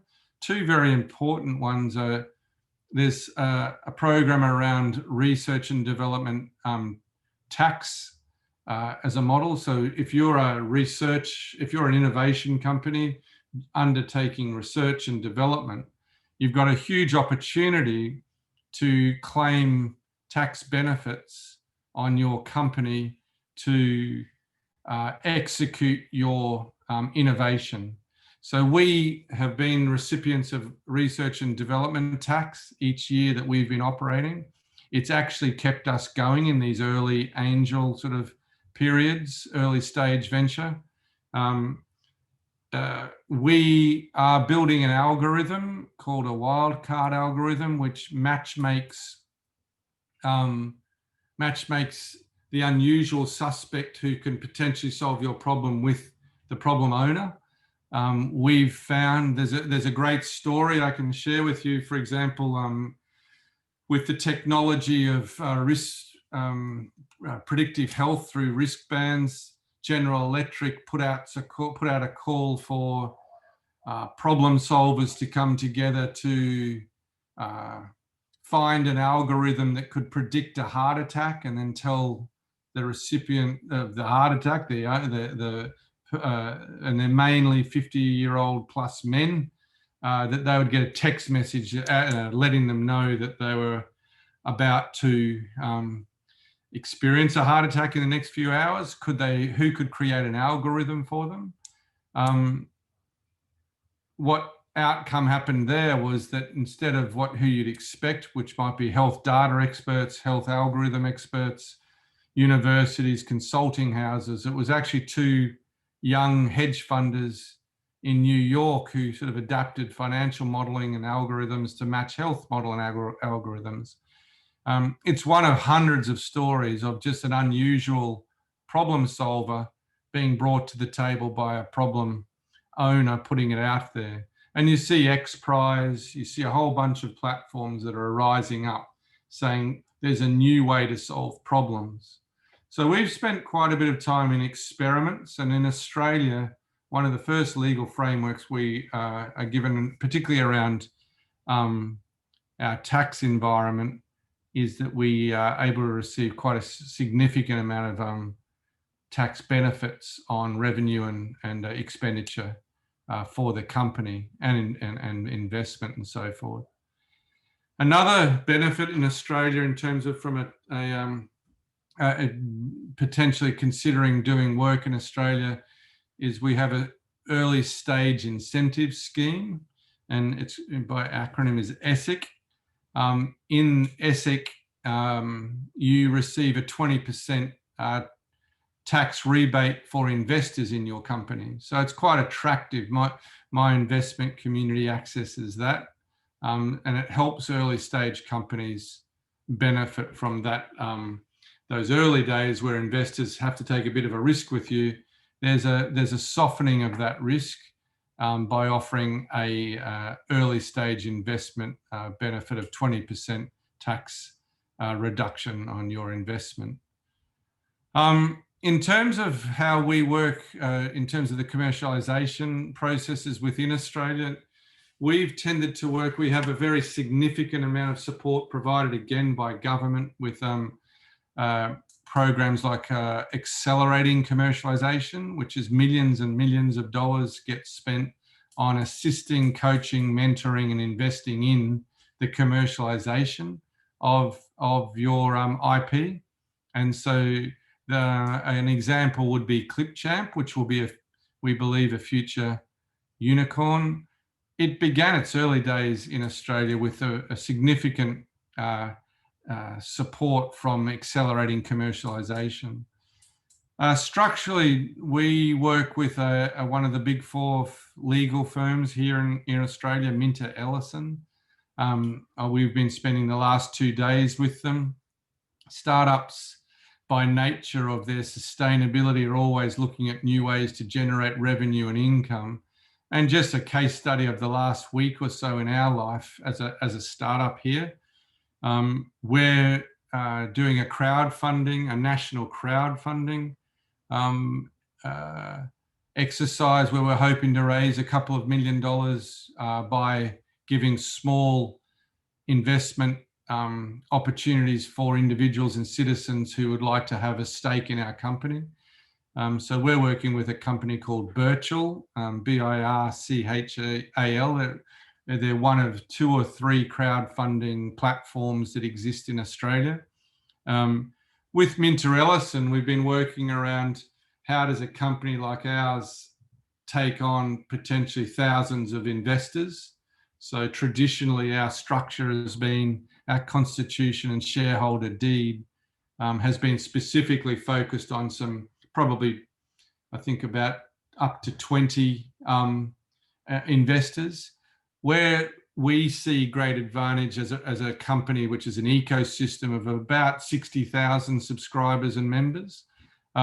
We see great benefit within this type of case study of a legal position.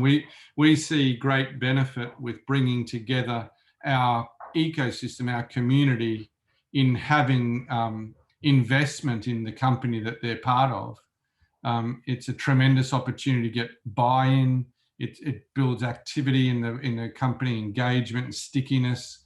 And so we're very excited. And we've been going just a couple of days on our fundraise, on our crowd fundraise, and we've had significant interest and expressions of interest already. We have a few weeks of expressions of interest just to check the appetite for investment. And so structurally, we're working with our legal firm, Minter Ellison, on readjusting our shareholder deeds, our constitution, which is no small feat when you've already got existing shareholders, about how you structure a startup to have significant investment from many people with small amounts, and how we can do that without being overwhelmed by, for example, communication to shareholders, document access by shareholders, and how we can balance the potential of maybe tens of thousands of investors with the legal structure, which enables entrepreneurialism to take place, as well as accountability and good governance and so forth. There's some things I'll just throw out there, Daniil, and maybe it's an opportunity, just if there's any questions from the team, it might be useful to expand on some of those stories or add more in. So, yeah, there are questions, a couple of questions we have from the students. First of all, great insights. I really appreciate all this information.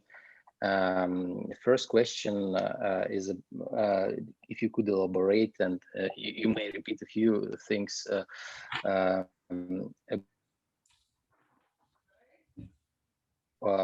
I'm reading this question. How does the state participate in the creation of the startup ecosystem in Australia? So how does the state contribute to the establishment of the ecosystem? Startup ecosystem in Australia. It's a very active. So we have prime ministers. So we've had a number of prime ministers who've seen innovation as a pillar to the future of Australia. The state incentivizes, as I gave an example before, the state incentivizes innovation through tax benefits. Tax benefits for investors, tax benefits for their startups. They also, and more recently, as of yesterday, we had a budget announcement. One is that we're about $200 billion in debt post-COVID, and life is not looking that great. Yeah. On the other side, they're trying to work out, well, how do we keep jobs? So they're making a very significant, I'm just learning about this myself, but they're making a very significant investment in funding blockchain startups. So there's a particular, they'll take sort of, they take a focus on agricultural technology. So for those of the students who know Australia, most of our country is desert, and most of that country could probably be a food bowl. It could be rethought. So we're looking at robotic farms. So we're being quite inventive on that ag tech side. We're also, as I said, the fintech side, but the government uses the tax system as a way of incentivizing innovation. They also have a fairly, they're very consistently on both sides of government. We have like a Democrat, Republican, but we call them Labor, Liberal. They have they all follow what would be a significant, I guess you always want more, but there's a significant funding innovation agenda. One particular new agenda that's being focused on at the moment is cybersecurity. So you'll see a lot of startups coming up out of Australia which have a particular focus on cybersecurity. And those ones, they have an arm of government or an investment in government called the CSIRO. And CSIRO actually invented wireless technology. So at this stage, quite a significant amount of investments going into blockchain, AI, and cybersecurity. And my gut feel will be that they are all aligned to concerns for being in our region. So our relationship with China, our relationship within this region. We have a long-standing engagement with our Pacific Islands, and so themes that match government policy will always be there. And I guess the other one is it's unusual, but in Australia, our fourth biggest export is education, and so there's a great interest in online education and taking. No longer does it have to be just our local University of Moscow or University of Queensland. There's this whole new world rapidly increasing, which is how can we maintain our fourth largest export in an environment where you don't actually have to go to the campus as much anymore and so forth. So, but that's a broad array, but at a high level, the federal governments on both sides fund and encourage and incentivize innovations.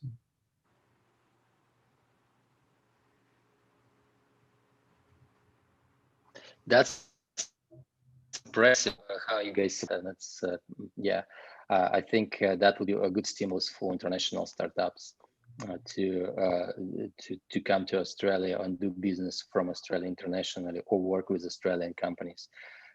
There is another question from my colleague Georg. Georg, please let us know the question. So the question is from the audience. Being a consulting agency, how do you work with students from business faculties, from management faculties? Do you have any fast tracks or maybe internship? And the question from me, how do you see, maybe you talked briefly about the role of the university, but maybe you can elaborate more. How do you see this? What place will the university take in a new emerging startup ecosystem? Maybe not only in Australia, maybe you have some insights regarding different jurisdictions, but just this will be nice. Yeah, great questions. Can I have about 2 hours to answer them? Yeah. You can have as much time as you want. We have a time up to 4 o'clock. You can always edit this, can't you? But no, I think I spent a decade or so working within universities, so I got to know them well. And they're kind of what I'd call a superpower. They're like an airport. You know, you go to any airport on Earth and it's the same.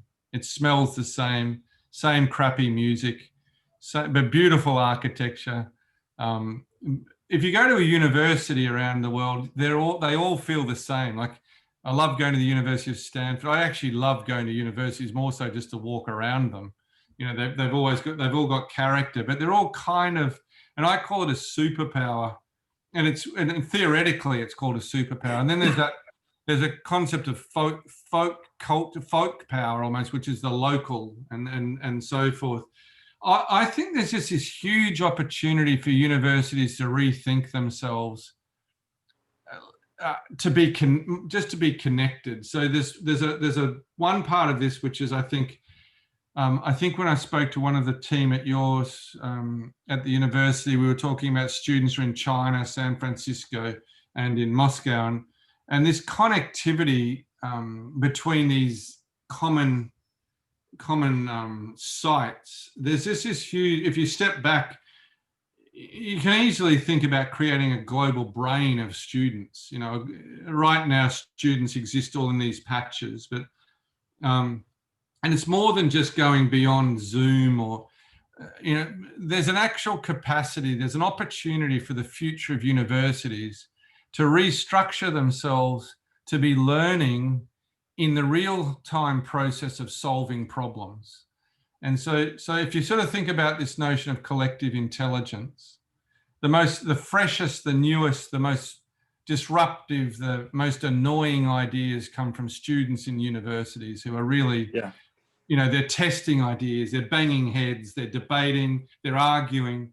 And in fact, we probably around the world want to increase that noise of students intellectually. There's probably been a culture of students, a bit of a silencing, but there's this really great ability and really great opportunity for platforms to connect the minds of students, not just within Moscow, not just in Brisbane, but in this sort of interconnected way. But the curriculum in universities, if you say the three core reasons you have a university, the whole birth of a university was to contribute to its local economy and its community. I mean, that's just the mission of the university, the community service side of it. But then there's research, and then there's teaching and learning. So if typically you talk about a university having a service to its local community, its city, and that's globally, all do. It's the airport model, all of them do that.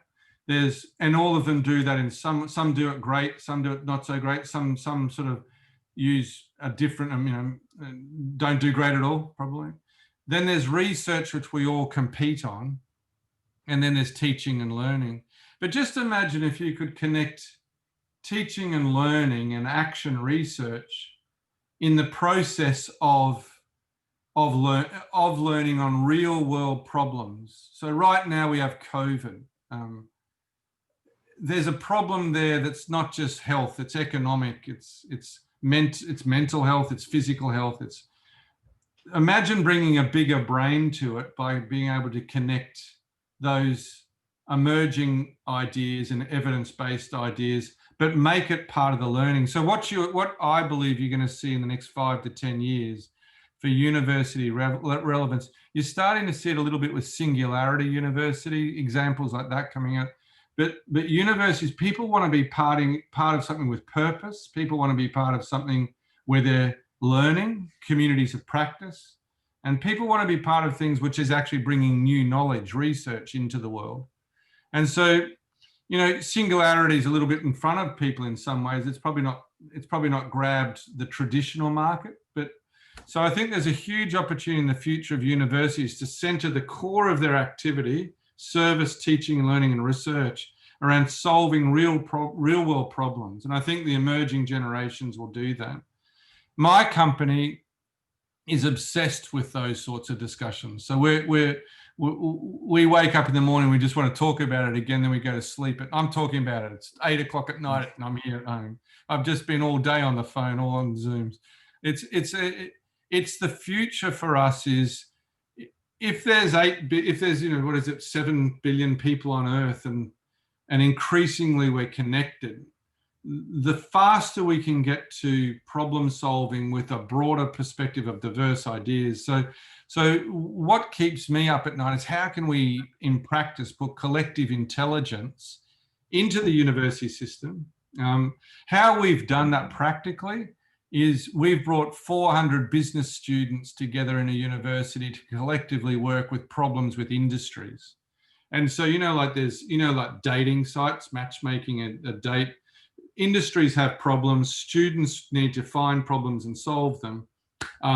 Platforms like MindHive, there's plenty of them. Those platforms need to, in many ways, get into universities and enable students in business faculties.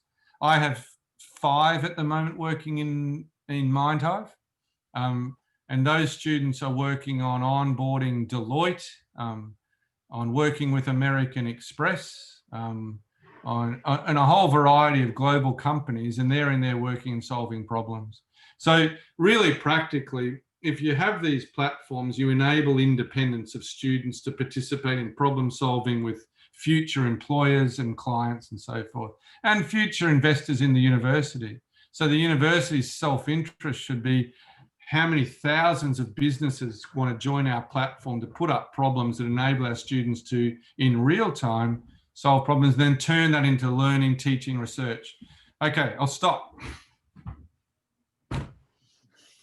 Yeah, I myself, as a vice director of an institute inside the much larger structure, High School of Economics. I understand what you are talking about, and I really liked your analogy with the airport, the airport model. We're all a bit the same, aren't we? Yeah. This is we like to call it the railway station. Yeah. You talked about the airport, so I hope we'll meet someday at our airport. We'll be glad to have you here, and thank you so very much for your insights. Yeah, no, I enjoyed it. And make sure. Yeah, we have a couple more questions just to guess. Yeah. Sorry, just I just say make sure you make the most of third party. I know, and hopefully, when I worked in universities, sometimes there are bureaucracies that are slow to change and slow to get. Yeah.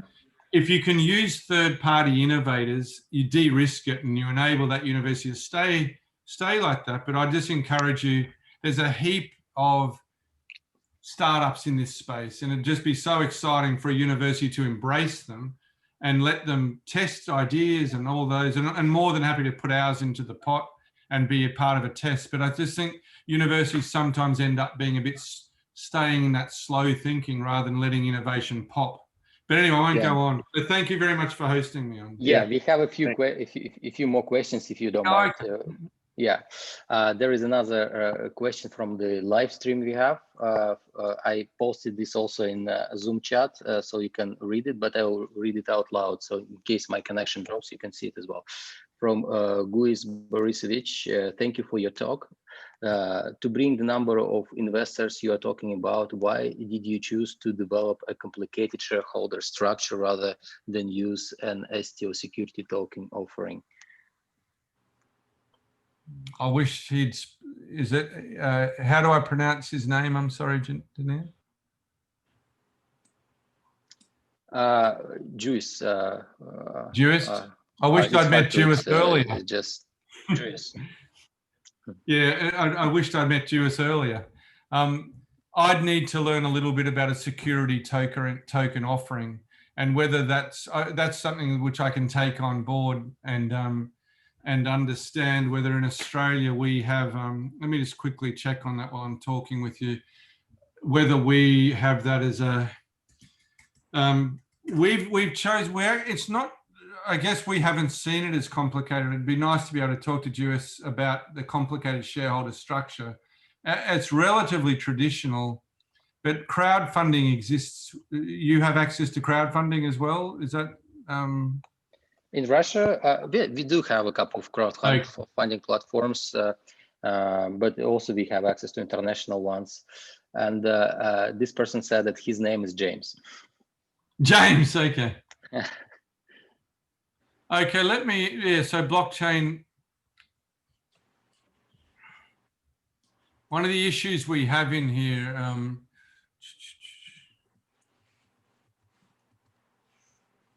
I'll just share a little bit here with where there's a bit of a cautiousness at times with cryptocurrency and blockchain. But I'll do some thinking on that. I'll share this with James as well in the chat. But more than happy to sort of engage in that conversation. But we've tended to, it's interesting, my chair is the chair of a neurobank, and one of the issues is that she can't participate in anything with cryptocurrency at the moment. But I'd need to understand, I'm sorry, Danilo, a little bit more about security token offerings. I'm confident that if James is talking about this, then we'll probably be doing that in the next year or two. That's amazing. He's probably ahead of us. Yeah. Yeah, that's amazing. That would be excellent. That after some conversation, some audience giving advice to the speaker as well. Like it's just great. No, it's the way it should be. So yeah, and this is the power of like international communication and network. I have a few more questions if you don't mind. For sure. One of the person is interested about legal tech in Australia. For example, like are there any automated systems to do some legal services, like for example, Clerky in United States, where you can just go on the website and open your company, do bank account and many other services. Could people from outside Australia go on some website services just to do the same thing and operate business online from outside the country? I'm confident you could. And again, in terms of the mechanics of how that would happen, I can share that again with this person in terms of how best to do that. But I'm sure we have companies establishing themselves in Australia all the time. And in fact, it's encouraged. It's interesting, you know, it's quite competitive to get companies. We're not, those of you who've been to LA and San Francisco, every time I go there, that LA is trying to get you to go to Silicon Beach, and San Francisco wants you actually in Silicon Valley. So globally, we've set up systems to attract talent and so forth. Probably the best country on earth that I've seen that happen is Estonia, and in Tallinn. We've had a number of Australians have gone to live in Estonia on the basis of the variety of incentives there. So again, Danilo, what I'll do is I'll share with you, I'll take some questions on notice and then share with you some of the links through to how to set up the business in Australia. The best sites to go to for that person is DFAT, D-F-A-T. That's Department of Foreign Affairs and Trade. And if that person is actually personally interested, I can introduce them. We've had DFAT as a client for a number of years over the years. So I'm more than happy to do an introduction, but also if they search around a little bit, it's certainly Australia's encouraging. We have a visa at the moment that's just been introduced. I think there's a look, I think Australia's interested with Hong Kong, people picking Australia to live in. And then also in America, there's a visa that's just been launched to bring those who are active entrepreneurs to Australia. So we'll have the systems that I can share. So after this, maybe if you email me, or I can just work with you, I'll send them to you and then you can share. Absolutely, please send it over to me. Also, I just shared here in the chat for you our global chats where you can post the same information and connect with our global audience. Oh, that's great. Yeah, you just feel free to interact with people, so they might be interested also in MindHive community, and that would be a great connection. Another question I have, I'm reading, the importance of the power of network. So can you speak about the importance of the power of network and how international connections can help you go global? So how actually to build your own international network and how to use it to go global? in your opinion? It's a question you probably, every time you look at your strategic plan, you ask, and I'm sure you do too. It's a evolving learning. I've actually just finished another great book. There's a lot of airport books where you buy a book in an airport and read it on the next trip. And there's quite a few around tribes and ecosystems and so forth. Probably the number one book that I'd share with people is Spider and Starfish. And Spider and Starfish is a great book. It's a fairly old book now, but it talks about the power of networks. And probably 15 years ago, I met a fellow in our mall in the city who was the chief of staff to a minister, who said that the power, we were dependent on funding and all these sorts of things. We decided to build a network of networks by looking at a common issue. And how we've done, it's not dissimilar to how you've done it, Daniil, which is we've found that over time champions arrive who actually get committed to the same cause. So our cause is simply that there's a better way to find answers, and that's collective intelligence. This idea of a few people, a few experts sitting in a room getting paid too much by whether it's a consulting firm or in a university, the expectation of researchers and scholars.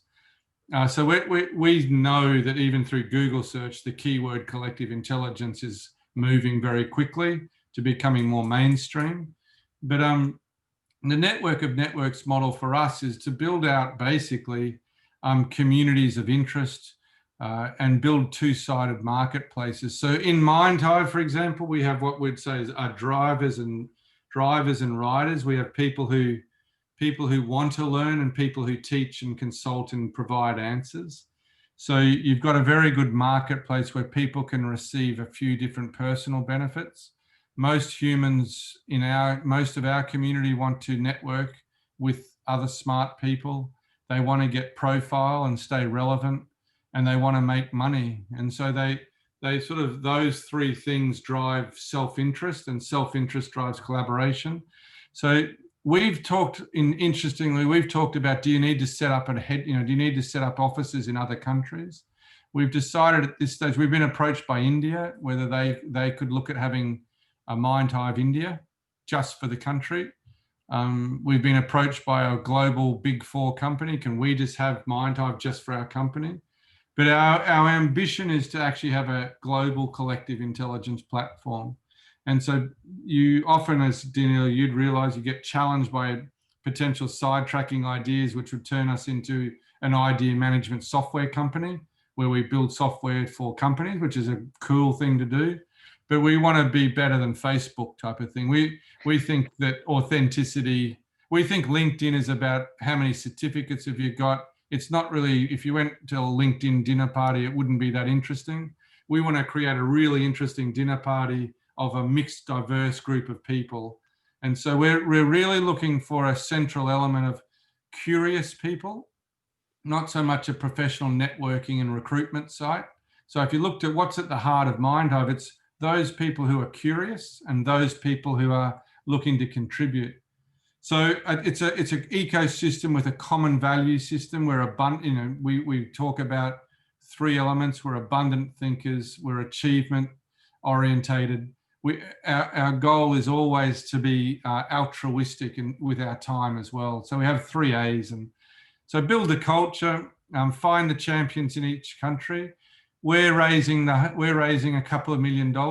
I could send you our clip. It's very cool. We filmed it up at the beach in terms of the story of Mindhive. I'll send it to you anyway to share, but we just finished filming it. It's only a few minutes, but the biggest thing is that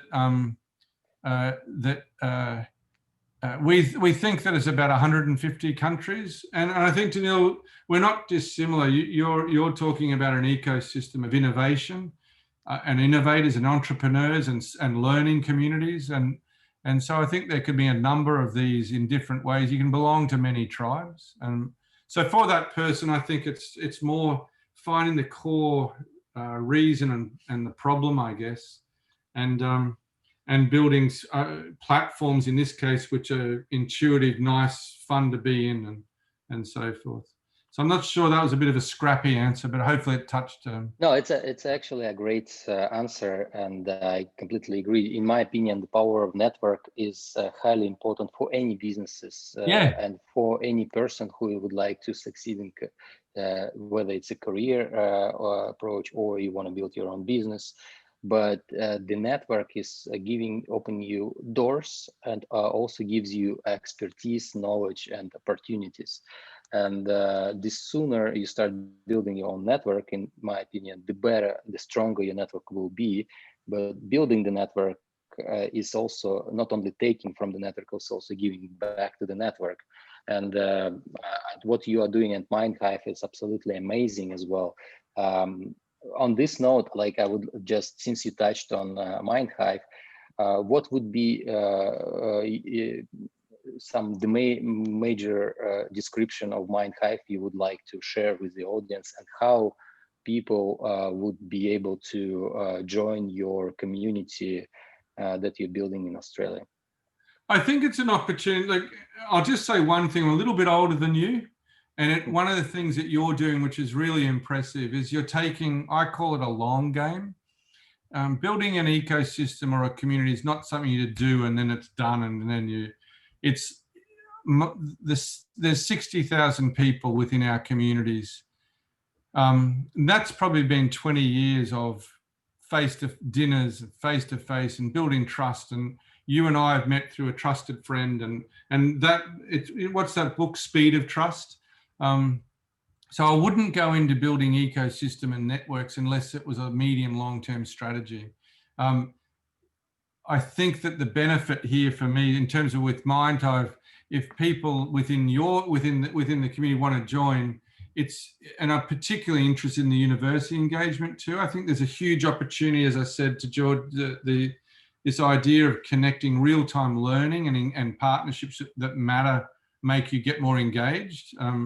If it matters to you, if you're self-interested with a problem, it's good because you actually collaborate better. But no, I'll just be saying to people, if you're interested in joining a curious community that talks about interesting things, and the difference with MindHive is it's kind of like Quora and Reddit, but it's actually produces outcomes. So it's not just Q&A and then snap. So it's probably, I use a dinner party metaphor. It's probably like a really good dinner party where you have interesting conversation at the beginning and it's a bit light. And then by the time you're having dessert, you're into the big dish, you're talking about, the real issues.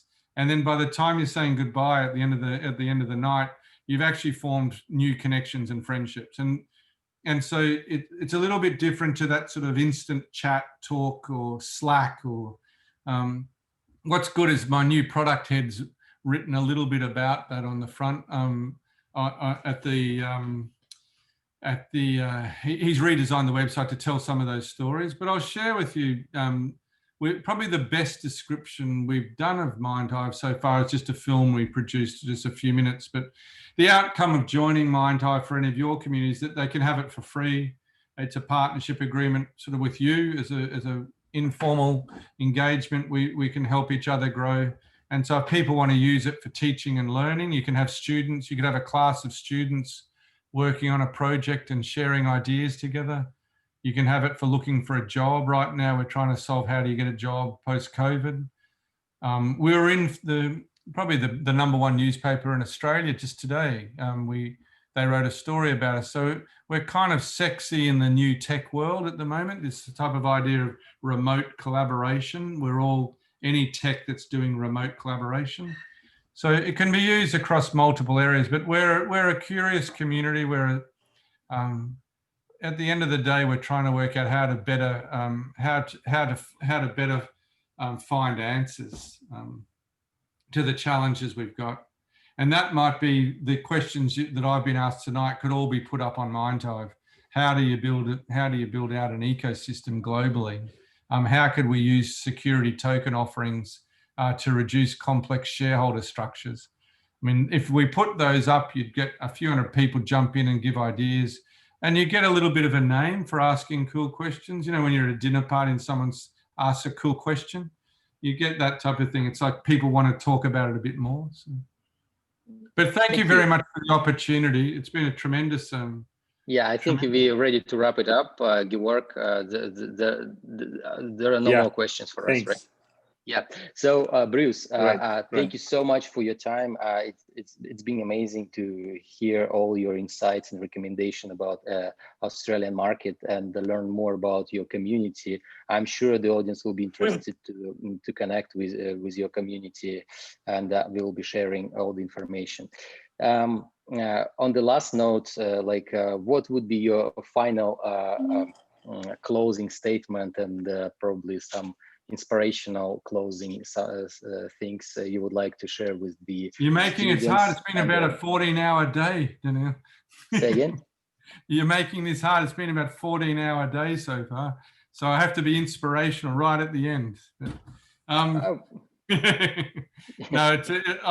I think again, it's just, I said this to some people last week, it's just find your passion and chase down the passion. There's great I'm a bit of the optimist side, which is in a difficult time like now, there's great opportunities for us to rethink how we can connect and how we can do.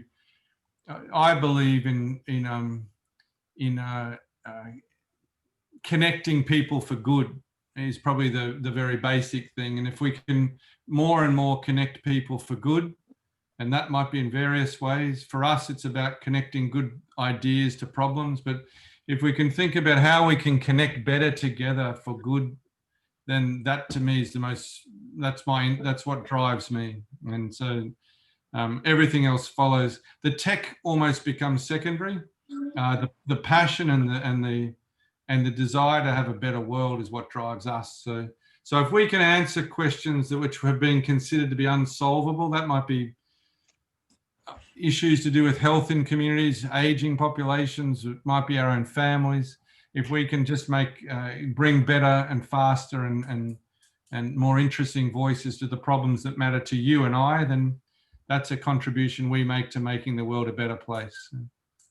And that was Bruce Merhet, the founder and the CEO of Mind Hive community in Australia.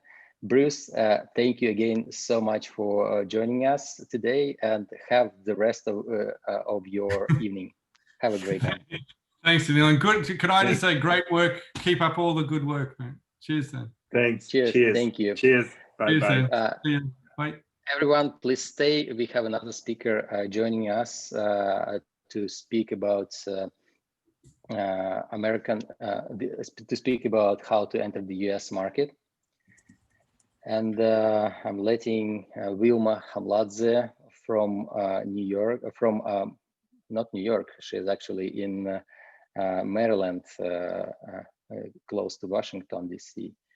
All right, letting Wilma Hamladze to join us. Wilma, can you hear us? I can. Let me choose my video. Hold on, and I'm gonna start. Yeah, awesome. Good to see you, Wilma. Wilma is connected to us from the United States. She kindly agreed. It's very late or very early morning. Very early. It's not late. Yes. Yes, and I just would say that Wilma is a great entrepreneur who has a lot of expertise in many areas. For example, she is a very knowledgeable person in fundraising. She's being a mentor at tons of different startup sessions, and she can give you recommendations, a lot of recommendations about how to enter the United States market, for example. She's been recently a mentor at IT Park at Uzbekistan, and it was posted on Forbes about her mentorship and connecting with startups, which is great. And she's helping our community as a leader in the United States. I'm super excited to have you, Wilma, here, and please introduce yourself. Today we want to speak about how to enter the United States and hear from you some insights and recommendations about that. The floor is yours. Thank you, Daniel. So the first question, actually, who gonna run the slides? So it's technical question, me or? Usually, I mean, you can do it, but if you need help with that, I'm happy to help. You can do if you want, because it's gonna be from one source, so I'm fine. So it's my pleasure to be here. It's really interesting, let's say, people I met in Russia, in Uzbekistan, in Kazakhstan. And for me, it's very great to know how many young people with good ideas, with very good understanding how technology is working, and with good, big ambitions to penetrate different markets. So for me, it's really a big deal and great pleasure to be here on this conference. I have 20 years of experience. So in 1998, I came to United States, and I became developer. So basically my career in United States started as a software developer. After 7 years, I moved back to Europe, where I'm from originally. I'm from Lithuania. And I became like a managing director of a big company from United States, basically CSE. I helped them to open offshore offices in Lithuania. And in 2010, I moved back to United States in Maryland, next to Washington, DC. So, I opened with my partners and established the first startup. So it was really big and a long journey for me, because we just had exit before COVID with our startup. So I know startup inside out, how to do that, how to manage that, how to get funds, how to work with teams, and so on and so on. So nowadays, I'm a member of a dental advisory group of Go Global World Startup Community and many other communities. And I'm very proud to be part of this community. So this is probably short introduction, and we can jump on the slides and review what we're going to talk about today. Yeah, just a few more seconds. The slides are being downloaded because I haven't downloaded them in advance. So no problem, no problem. My connection is slow. So I can I can talk a little bit what it was startup all about. So 2010, it was like a really new market. Not many companies knew how to run startup from A to Z. We just knew that we want to have a company. We knew that we have what we want to do, because one of our like partners, he actually found us, me and my husband, who is a solution architect, basically the technical person who can put ideas into technical solutions.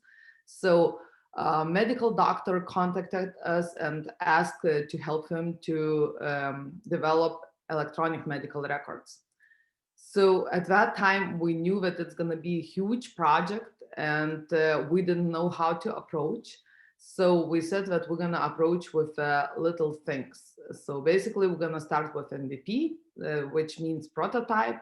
That's basically the proof that you can do what you are, telling that you can do. So basically, at that point, what we did differently, what it was on the market already, that we put voice over what the doctor is telling to his device, basically phone, or it was Android or iPhone, it doesn't matter.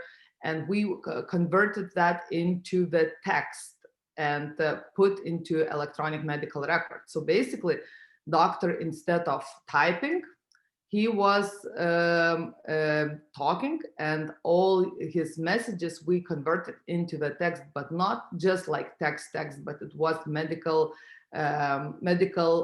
terminations, basically. So that's what it was. And we were very successful. We were the first who did that. And that's how we start our journey. So today we're going to talk about startup businesses in the US market. So let's move to the next slide. So what is the startup business? And I can see that you have like some like weird yeah, things on your it's like it should be very well visible characters and text, but I can see that it's like barely seen. So if you can, please reload or try again. Yeah, just run like this. Probably it's gonna be easier. So what is the startup business, right? So basically, this is the entrepreneurial ventures. Usually it's like single or handful of founders. So, and most of the time, this they have like on the team the person who knows the market. So in our case, it was electronic medical record, and we had medical doctor.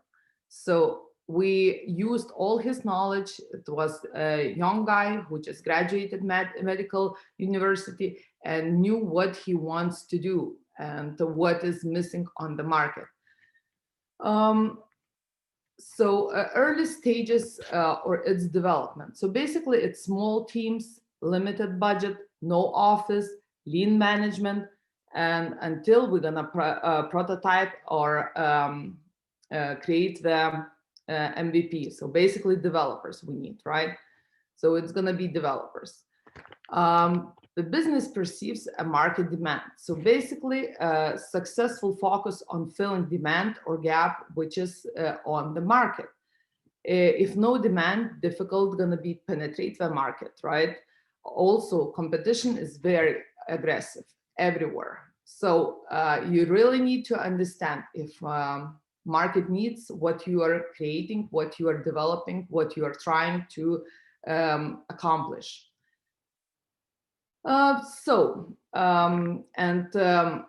Develops a viable product, service, or platform for the demand. So market analysis and feasible studies are very like key success basically of your story and your product. So you really need to spend time to understand if market needs what you're gonna develop. Next slide, please. So entrepreneurship in the US. So we're gonna talk about entrepreneurship and its role on US market. Let's move to the next one. Number of businesses less than 1 year old greater than 650,000. So this number is steadily growing each year. That means that each year in the United States, we have this number of the new companies. We can see boom in a new startup businesses since after economy recovered in the US at 2010. After recession, the US economy saw great investment into startup businesses. Exact number of new businesses depend on industry within the market. Typically, we can see significant increase in healthcare, consumer products like food, and consumer products like booking, for example, hotels and Airbnbs, that kind of like a market. So the increase is greater than 5% each year. Jobs created by businesses is growing consistently since 2010. So startups creates creates basically jobs. What we can see lately in the United States that we're all the time short on IT, basically developers. That's why a lot of companies are outsourcing. That's why you can feel that, let's say, Eastern Europe, Asia, like receives lately a lot of offers, and a lot of companies want to move to these countries because we are experiencing shortage in these kind of resources within the United States. So jobs created by these businesses has grown consistently since 2010, which means that when we started these startups and people understood how to run the startup, not just like, you know, how we were beginners, for example. We were one of the first who actually started that kind of business, who understood how to collect money and how to get finance. We understood that this is going to be a big thing and different what we were doing before. And this was new, not only for us, but it was new for our founders, like other founders as well. So we had our journey to learn how to make a startup to successful company. Why it's United States? Because there is a large customers and consumers base, both B2B and B2C. USA is probably the highest consumer market in the world. At the same time, USA is the biggest technology market in the world.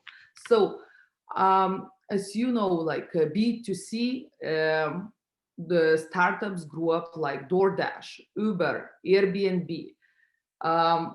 Some examples of B2B I can talk about. So this is healthcare records exchange hubs, artificial intelligence technologies in radiology, automation of processes, cloud computing, and so on. So it's really big opportunities, and you need to understand what market is looking for and what you're gonna try to develop.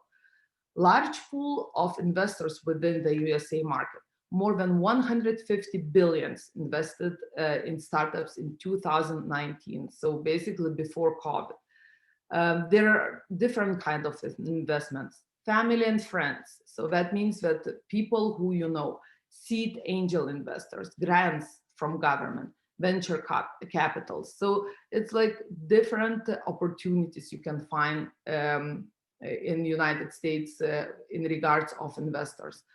And considerably short time to seed investment. So basically, it depends on what you are trying to develop and what kind of amount you are looking for. It's much easier to find these investors in early stage with high risk rather than, for example, in Europe, right? So USA is more flexible. They understand how to invest, and they are open for high risk. Next slide, please.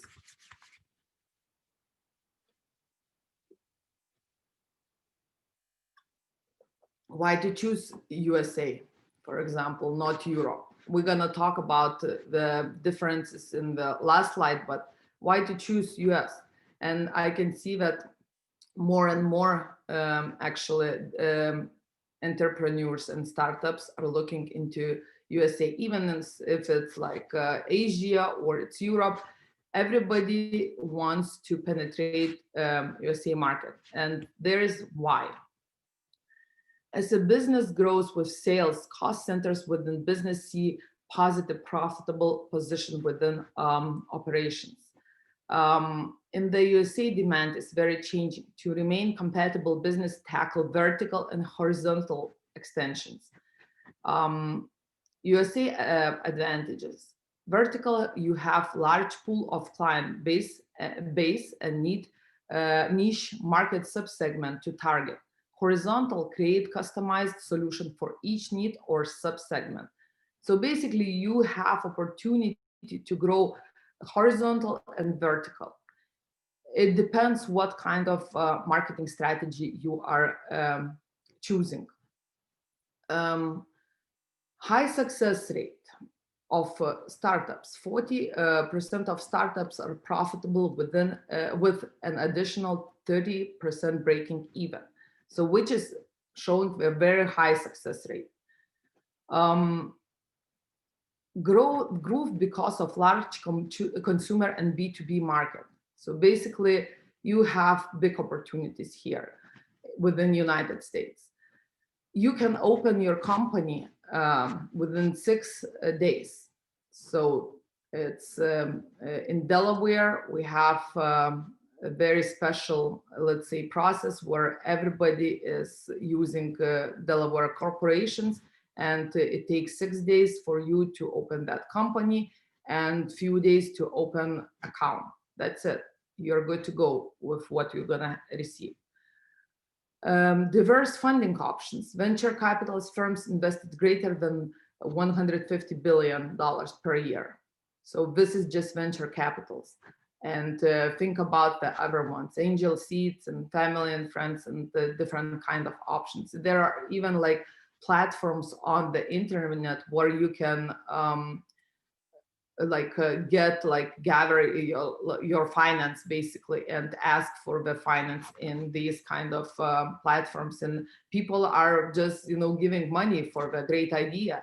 So I really didn't see anywhere in the world things like what's happening here in the United States. So, and the largest market in the world for technology companies, which we were talking about, including B2B, software services, healthcare, consumer goods, and media, financial markets. So next slide, please.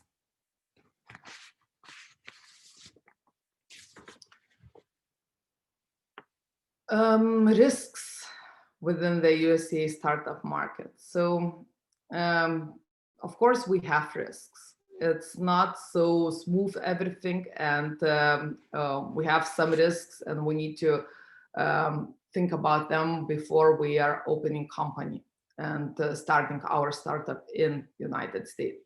So it's high startup cost depending on the industry. Of course, I can talk more about healthcare because I've been there, done that. So it's a lot of licenses, a lot of certifications, a lot of like certifications, not only as a company but as a product. You need to prove that your product is safe to use in the United States. So it takes money, it takes time just to get through approval processes and to for getting these licenses. So high payroll costs. So basically we talk about the shortages of the developers, for example, in the United States. And even if you're gonna find them, it's really high salaries. So just, I know that a lot of people are from School of Economics, so we're counting money, we are counting like numbers. So just very low, let's say, salary for IT, like developer, software developer, is $100 per hour. So this is if you're gonna, pay hourly. And for example, if you need advisory for your startup, it's like around 200. So it's a really different kind of salaries here. And it's, like I said, we have some shortages in some fields. And highly competitive environment. So a lot of companies are coming to United States to penetrate this market. It's not only let's say US companies, but it's and it's of course US companies national-wide, and worldwide. The big companies, like they have already the market, they have the finance to penetrate the market much better than what startup can afford, and large pool of entrepreneurs. So because it's very easy and government supports entrepreneurs within the United States, of course, they have much better position to start their business here, being locally, than, for example, some international company, like some startup, let's say from Europe or Eastern Europe. So it's much more difficult to enter the market than to be local. Next slide, please. So USA vs European Union. Because I'm from Lithuania, and I'm Lithuanian, so I know that European Union market very well. And I try to work with a lot of startups within the healthcare in European Union level, and I know what kind of issues they are facing, and what is different between a US market and European market. So next slide, please.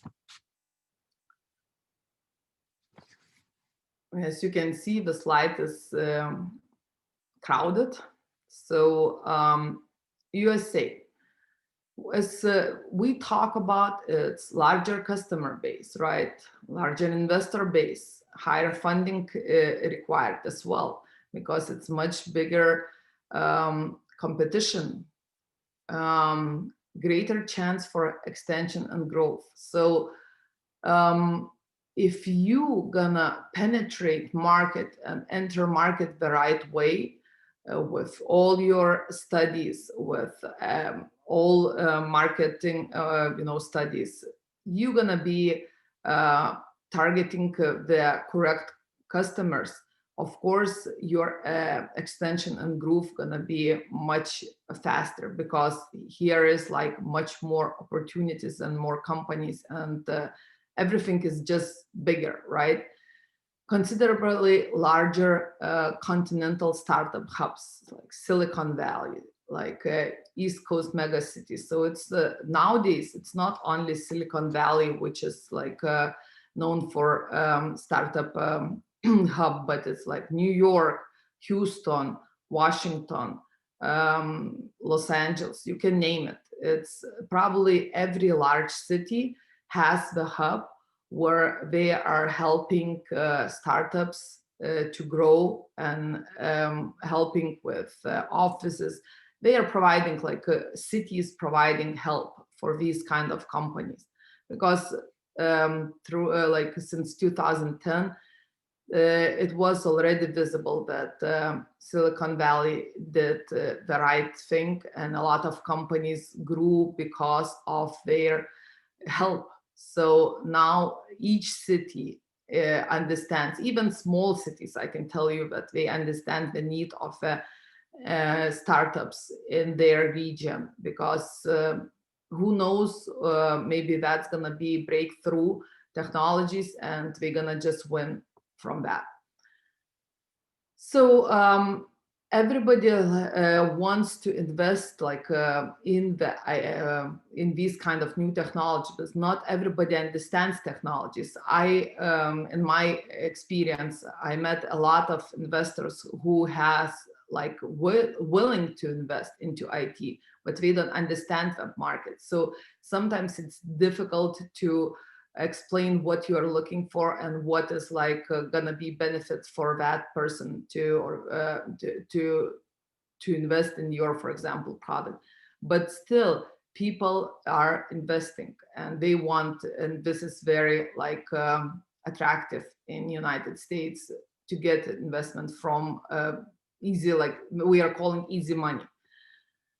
Large market penetration needed to remain competitive. So like we were talking before, it's big competition, it's big companies, they are all the time looking and exploring the market, what's going on the market, looking for the startups, early stage, late stage, because they understand that startup is like, it's gonna develop what they need much faster, rather than they're gonna develop something within the company.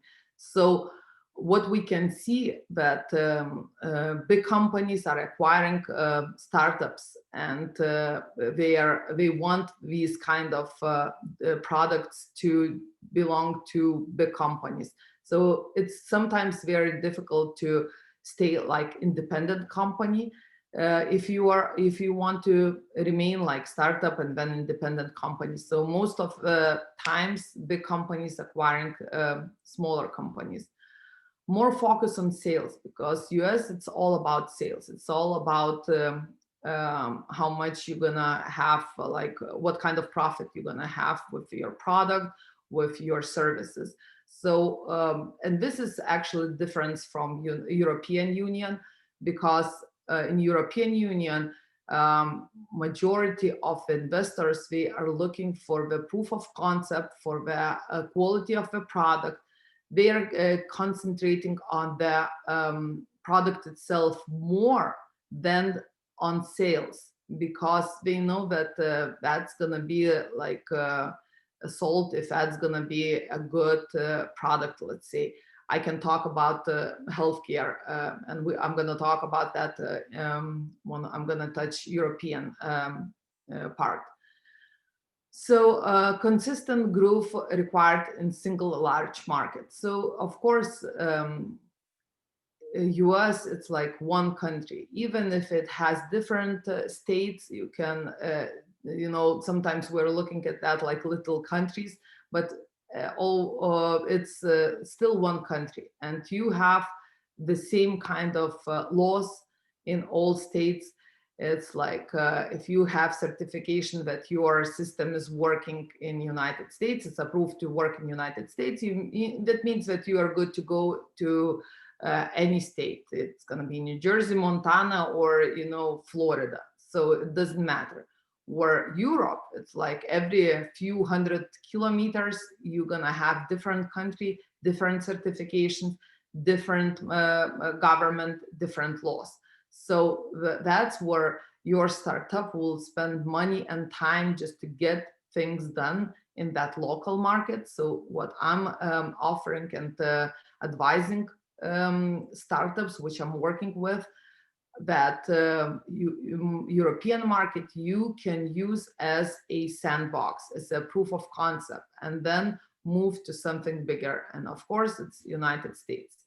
So let's move to Europe. So Europe is, of course, smaller customer base, but it's more stable investor base. So like I said, if investor decide to invest into your product in European Union, that that investor will guide you, help you to be successful. So for that person, it's really, for that investor, a company or person, it's really important that your product will be successful, and they're gonna put all their network and everything to help you be successful. Smaller pool of hubs actually for the startups. It's London, Berlin. Now I can see that a lot of Eastern European countries trying to create the startup hubs, but for them it's like something new. So what I can see, the same situation we had like 2010 in United States, what we have right now in European Union, Eastern European Union, let's say, because Poland, Estonia, Latvia, they are trying to create these kind of startup pools, but I can see that mentality of entrepreneurship, it's still new in these countries. Funding, strong accessible funding options. More or less funding is going through the European Union funds and grants. So they are, they have criteria, like strong criteria and strong, let's say, rules how to apply for these grants. So you need to spend a lot of time just to apply for the grant the right way, which in United States, it's much easier. What is, I'm not gonna read all these items because you can read yourself, but what I'm gonna talk about, for example, from my experience. So we were electronic medical record company. So what we touched, it was very sensible information, right? People and their like illness, like whatever diagnosis they have. And as you know, this is very private information. So you need to prove that your like databases, let's say, and records you have, that they are very secure and very safe. Because in United States, you are paying just $10,000 for one record. If somebody, for example, gonna I don't know, steal that record from your database, and it's going to be proved. So you can imagine if you know, a clinic has like 10,000 patients, multiplied by 10,000. So if that's going to happen, you can close that company immediately because you're going to be bankrupt, and you know, you're going to have a lot of issues. Well, and so this is US. Europe, on the same page. They have, like, each country, they have different kind of rules. If you're gonna go to Germany, Germany is not allowing any of the personal data to leave Germany. So if you want to work with German patients, like, for example, test your software or something to do, you need to sit in Germany. You cannot even do that outside of Germany. If we're gonna want to know a more complicated situation, Switzerland, so they have different cantons. So these people from different cantons, we cannot access each other records. So it's like more and more complicated in within Europe. So that's why it's an European government, actually, each government is regulating their own patient records. So it's more and more complicated, for example, to penetrate European market rather than USA market. And I'm just talking from one perspective, like healthcare records. But if you're gonna look at other markets, it's almost the same. Food, it's different rules.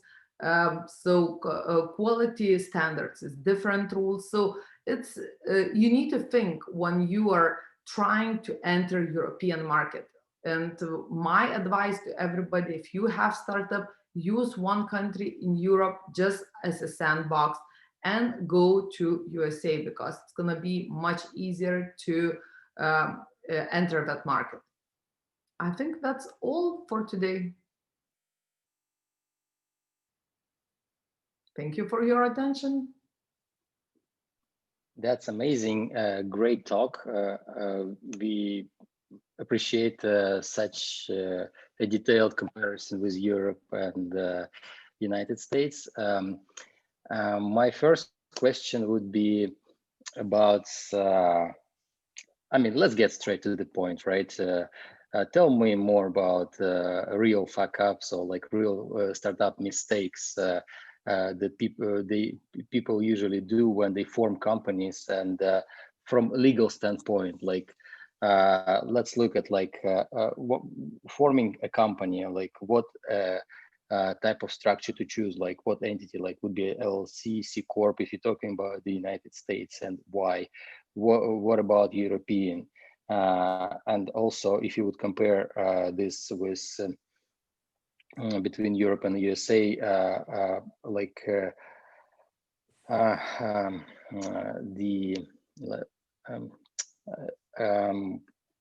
equity. Yeah, I forgot about that word. Like equity agreements, stock option agreements, right? Probably bylaws and all those typical questions, the typical mistakes people usually do, in your opinion, and what they should avoid, all these legal errors they they usually have. You know, it's like we can talk and talk, and I can tell you even what mistakes we made. So, for example, company is not a big deal because you have a lot of advisories, right? You can find in United States. Nowadays, it's like everywhere, I can tell you. So they're telling and advising you what kind of company to open. Everybody, like I said, going to Delaware C Corp, and you know, they're and actually opening these companies like for the product, right? So it's very important, actually, thing to know that you need to, if you have, for example, two different products, right? It's better to open two different companies, not one company, because you're gonna ask one, you know, investors invest in one company and another investor invest in another company. If you're gonna have one company, you're gonna mix them and you're gonna be in trouble very soon, because one investor will invest in one product and another investor will invest in other product, and then you don't know what kind of like at the end you're not gonna have any stocks options for yourself, because you're gonna just give your shares to somebody else. So what I'm advising all the time, if you have multiple products, open multiple companies. That will be much easier for you to understand and to give the shares to investors, and to you're gonna have larger pool of stocks basically. And it's like a big and like lengthy thing when you're going through re-evaluation. They are again creating new stocks. So it's like it's never ending process, I think, and financial people know much better how to make that happen. For me, for example, it was when the first time I heard that our company is like worth $3 billion. I remember after 5 years, I was thinking, what is that? It's like, who told you that? And actually, it was your hiring company is like giving value, appraising your company from whatever you have. I don't know what kind of formulas they are using. And for me, it was like, okay, what is that all about? So basically, reevaluation, you are putting new value on your company, and you have different kind of shares, and these shares again becoming more expensive. So it's a game, basically, financial game, which is very interesting, and for me still sometimes like a fairy tale. I'm looking at that. So in Europe, it's like they didn't know that before at all, how to do that. So it's like they were opening the same companies as, for example, you are new business person just opening company, and it was exactly the same, that you need to pay taxes immediately with not knowing even what you're gonna do, what kind of things you're gonna develop or create or something, and already that you're not gonna have sales for a couple of years, so you're just paying taxes. So basically in Europe it was very difficult to have these kind of companies for new like startup people, because nobody had, like a young person didn't have money to pay taxes immediately while he's or she's developing and preparing product for the market. So it's like nowadays I can see that Poland, like I said, I see that Poland is very aggressive in this kind of market. So Poland, Estonia, they are like nowadays giving you the option to create company like a startup, not pay taxes, but you still need to prove that this is the startup, that this is the thing what you just gonna develop, and you don't have even like funding to basically hire people for your startup. So nowadays, yes, they are much better. They have these hubs, and hub is giving you basically certification that yes, you are one of the startups and you belong to this hub. And of course, the like government is allowing you to have like some, let's say, 2 years release on taxes. So nowadays is better, let's say.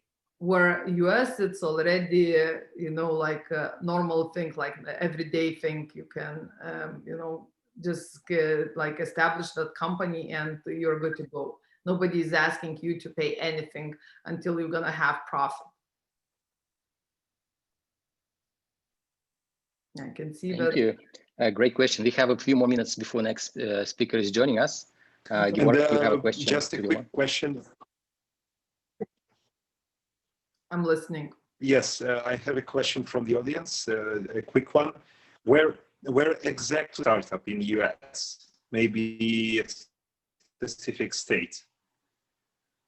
I didn't get the question. You are like breaking up. Where exactly should our listener incorporate his startup in US. Delaware. Is a specific state. He's asking Delaware. Yeah. Mm-hmm. Everybody's doing Delaware. So it's like, you know, that's the best. Mm-hmm. Okay, any more questions, Georg, you have? No, I think it was nice. It was a nice talk. Thanks, Vilma, for sharing your experience. It was my pleasure. It's the pleasure is mine. The pleasure is ours also. So I hope we'll meet again on other events, and maybe you can share something about what new came up from your amazing startup. Yeah, I have new startup again. So we're gonna meet and we're gonna talk about that. Okay, awesome. Thank you very much. Yeah, so Vilma, before you go, thanks so much for your talk, and the practical advice is always appreciated. And please, if you don't mind, share this presentation on our global chats so community can connect with you as a speaker and learn more from you from this topic. And before you go, what would be your final closing statement, recommendations, or inspirational words for our audience and the students of legal management at high school economics? Never give up. That's it. It's like you guys have everything. Brain, you know, you have options, possibilities. So if you have any idea, if you want to do that and you feel good about it, this is what I'm gonna do. You just need help, and don't hesitate to ask for help. If you're gonna talk to 100 people, you know what, 2 of them will help you for sure. So it's like, just go and, you know, explore the world.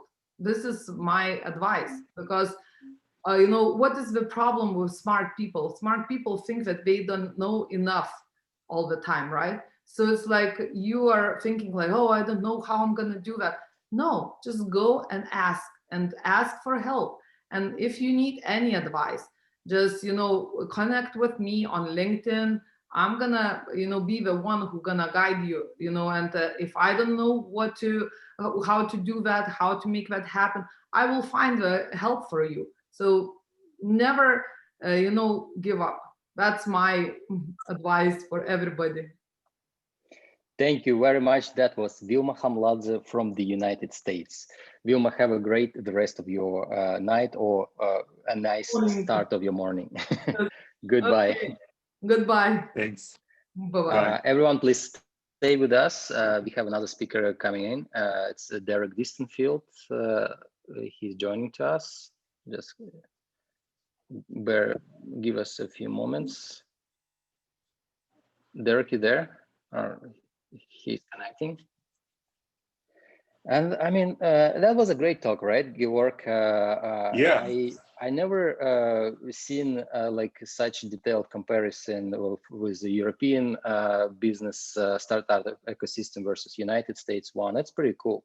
Derek is there. Hi, Derek. How are you?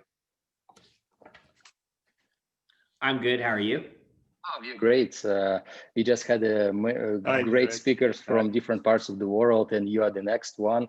We had a talk from Australia, from United States. There was a Gary Fowler speaking to our audience, and we're super excited to have you at our conference. So let me please just quickly present Derek Distenfield. Derek is the co-founder of GSD Venture Studios. At the same time, Derek is a very experienced entrepreneur with lots of successful startups. He served in the US Army, and he was managing an accelerator, Bunker Labs, helping hundreds of startups to get to the market and get funded. He also was on the management team of the company Payment 360, which they took from $0 to $2 billion company. He owned a couple of his own startups and had a successful exit with one startup. I mean, there are lots of things Derek is involved in, and I'm super excited that Derek is willing to share how to enter the United States market. Derek, the floor is yours. Well, good afternoon, good morning, good evening, wherever you are in the world. Let me see. I just want to share my screen. Give me 1 second.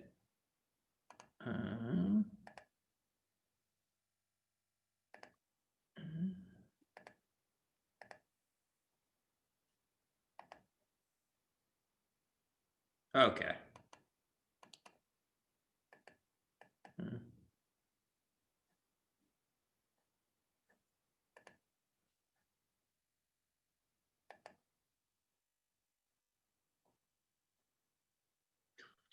Okay, there we go. Sorry about that little delay. But anyway, so what I wanted to go through is the checklist to launch in the USA that we use at GSD Venture Studios.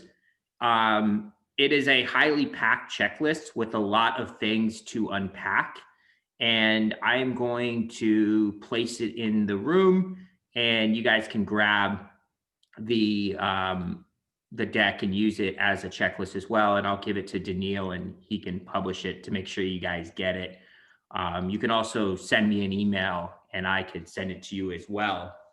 But as Daniil said, I am the co-founder of GSD Venture Studios.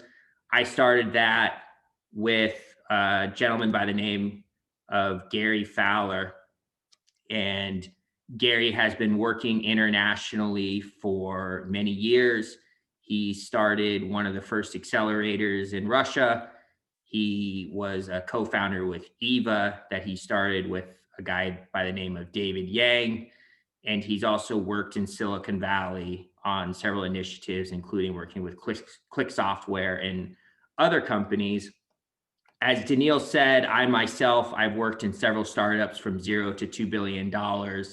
Also have worked for an organization called Bunker Labs and actually was a part of 3 exits. But I think what's most importantly, the reason that I started GSD with Gary Fowler is in many ways, it was the culmination of both of our careers. And we believe that intellectual capacity is evenly spread throughout the world, but opportunity is not. Another way of saying it is we believe that Silicon Valley should be a region of the world without walls. And we have been partnering with companies, not just from Russia, but the entire CIS region to take them into the Silicon Valley as a port to the rest of the world. And so, although I'm not a lawyer and I don't give legal advice, what I do plan to give is both theoretical and tactical, as well as general legal information about how to enter the United States. And for some of you, some parts of this will be common sense, and for other parts, it will be a good reminder. And for some of you, it will be new information. But I promise you, I'm going to cover so much that everyone will learn something new, regardless of the stage that they are at in their entrepreneur endeavor. The first thing that I want to talk about in terms of how to enter the United States is the mindset. And if you were thinking that a guy from Silicon Valley or this amazing event is ever going to be the silver bullet, you're wrong. And it's incredibly difficult to enter a market, whether it's your local market, whether you're already in 2 or 3 markets, or you're going to a new one. But I do think that there is a frame of reference that I find very helpful. And it's called the Stockdale Paradox. And the Stockdale Paradox is written about in the best-selling book in the United States called Good to Great. And the Stockdale is a surname for a famous Navy admiral in the United States. He served during the Vietnam War. And he was actually a prisoner of war, kidnapped and held as prisoner for many years in one of the toughest prisons in Vietnam. And after he left the prison and survived, he got his PhD. And what he studied was why some people lived and were able to survive some of the hardest torture that men could take, and why others died. And he came up with two explanations, or two things that must occur in order for you to have survived those torturous conditions in Vietnam. And the first is, you must have the realistic expectations of what's actually happening on the ground. And so the people that said that they would be home by Christmas, or see their wife by their birthday, or be home for summer to go surfing, those were typically the guys that died and did not survive. They died of a broken heart, is what Admiral Stockdale determined.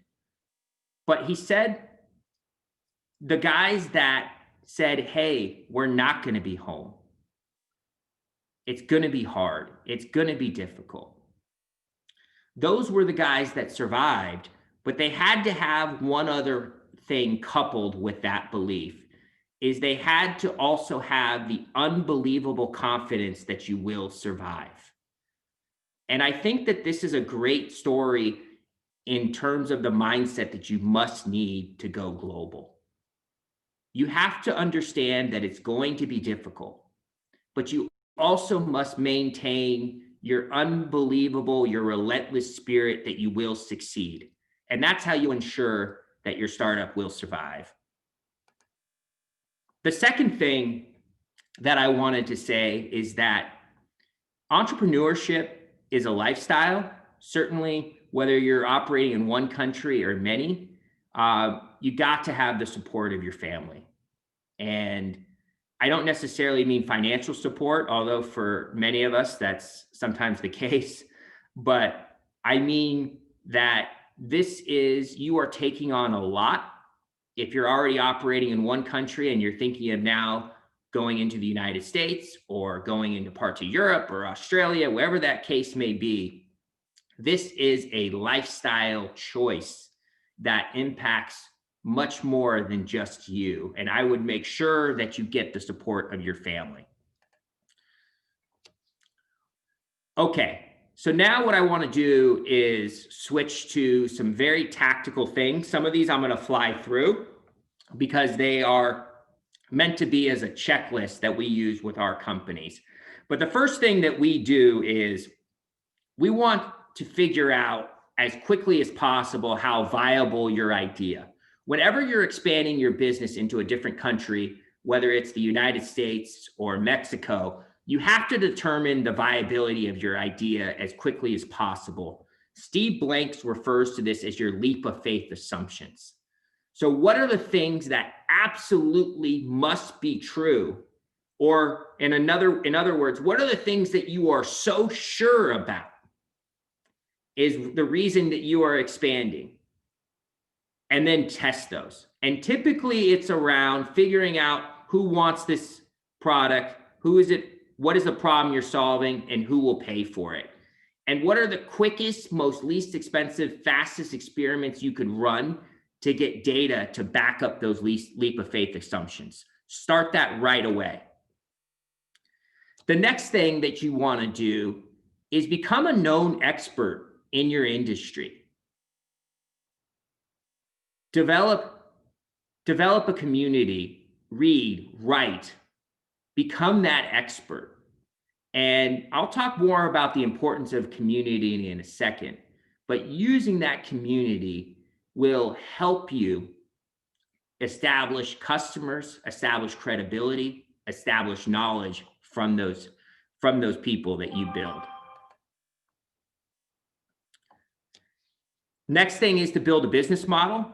Start small, think big. I always remind people of the Facebook story, that Facebook started out at one college and then went to 10 and then was only universities. and then only college students, and then only grown-ups, and then they scaled across the world. So I think you want to have large ambitions, but find a very, very, very small market to start. Also, know your financials. I think that sounds like there's probably people rolling their eyes right now, but I can't tell you how many times people do not know the amount of money it will take to enter a market, not just in year 1, but in year 4. And the second thing that I would say that gets glossed over a lot is usually the most innovative companies in the world, from Facebook to Google to Facebook, or from Facebook to Google to Slack to countless others, they've developed both a new product, but also a new way of selling it. And so don't just say, well, I'm going to be a SaaS business model because that's what every other startup's doing, or I'm going to do e-commerce. Really study on how you are going to have a business model that is really going to change the paradigm in your industry. And going back to what I brought up earlier, part of that is by knowing your industry, knowing your community. And if you are writing and speaking or having meetups, then that is a great way to learn how to answer many of these questions that I'm bringing up. Next thing is choose a good name.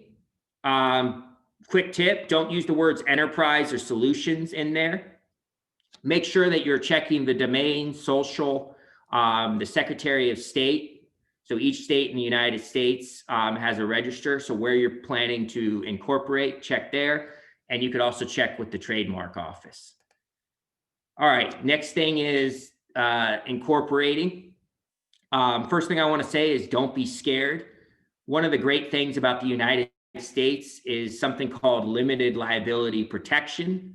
So what that means is when you start a company in the United States, you are essentially giving birth to a baby. And I know many of you already think your startup's a baby, but what I mean is an incorporation, a business in the United States, is a separate, living, breathing organization that has its own tax ID number and is its own entity. And it's typically very difficult for pass-through protection. So like if the company screws up, it's very hard to come after the founders. And there's great separation there. I know that there's always a dozen questions that people have. The one thing I will tell you is go on Google, talk to people. Very, very few companies fail in the United States over poor legal structures. At the bottom of this, there's a great video from Y Combinator that kind of runs through all the nuances on legal structures. There's also a company called Clerky that allows for you to do it as well. And I'm going to talk more about the incorporation when I get to the lawyer section. Business licenses in the United States are not typically needed for software companies. There's also a link here where you can check to see if your company does require it, but they're not a big deal in the United States. The next thing we want to do is build a website and social media, register their domain. One of the things I recommend with a website is use a global designer, not a Silicon Valley based designer. They'll be very expensive, but use a US copywriter to make sure that you're getting local copy on your website and that it's not just Google Translate, or that it is built in a way that will resonate with US consumers. You can find online banks. One of them is Mercury. There's also a program called Stripe Atlas that you can Google to open a bank account. So in the United States, it's a little different. Typically, your what you would reframe in many countries accounting is actually bookkeeping in the US. And the two most popular softwares are QuickBooks and Xero.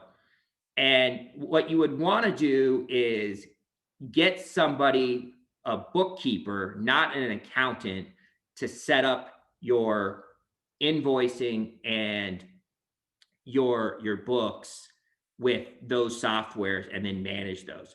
There is another one called Less Accounting, which I personally use. It's just not as popular, but it's much easier.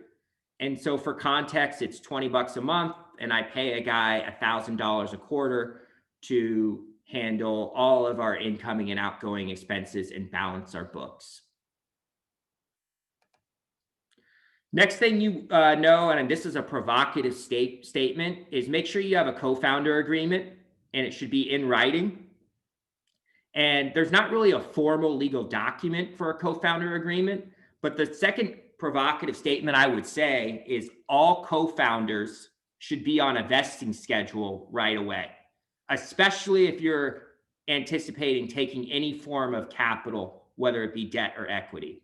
What I mean by that is if 3 guys start a company, what I see 9 times out of 10 is they each take 33%, or maybe one guy gets more because he's putting in capital. But the problem with that scenario is if 3 guys start a company and you each get 33%, and one guy decides that he's going to leave for whatever reason, he could walk away with 1/3 of the company. And if you have a 4-year vesting schedule, that does not happen. He only vests monthly or quarterly what it is he earned. As far as providers, I see a lot of people trying to set up service providers before their sales supports it. I would encourage you to take your time and find providers that you trust, but make sure that you're not scaling before your sales can support your operations. You know, I put that this should be first. In the United States, we are a sales focused, marketing focused economy, and there's this thing that we talk about, rocking the pitch. And what that means is you have to be able to pitch your company. This does not just apply to investors, it applies to future employees, it applies to customers. There's a great video here on how to rock the pitch. It's 9 minutes. And then also Donna Griffith, who's a GSD partner, has helped companies raise $500 million as an expert in corporate communications. And she has a bunch of free guides to help you with that. What I would say is the most important part about the pitch is you just have to practice. If you go to a conference, every single time someone is giving a speech, you should raise your hand and say, hey, my name's Derek from GSD Venture Studios. We help companies go global. I have a question. After the guy's talking, you should go up and hand your business card. Obviously, with the pandemic and virtuals, that stuff's getting harder and harder. But the point is that you should always be pitching. You should always be practicing. Every single pitch event that you can go to, that you can sign up for, you should. And you should just get better and better at doing it and more comfortable. Okay, for anyone that's never started a company in the United States, and I'm sure this is true anywhere, you're gonna get a lot of people coming from all different directions that wanna partner with you. Just tell them to stay away. And it's a very hard thing to do, but there's been very few startups that I could think of that have prospered because of partners. And people are going to dangle all kinds of opportunities. We should work together. Focus on sales. Focus on following the money, finding what the problem is that you're solving, and finding the users that are willing to pay for it. I would do that as close to the user as you possibly can. One, because I think it's more realistic versus a partnership that takes 3 years to close and now your business has run out of money. And 2, the closer you are to the user, the more feedback that you can get to make your product better.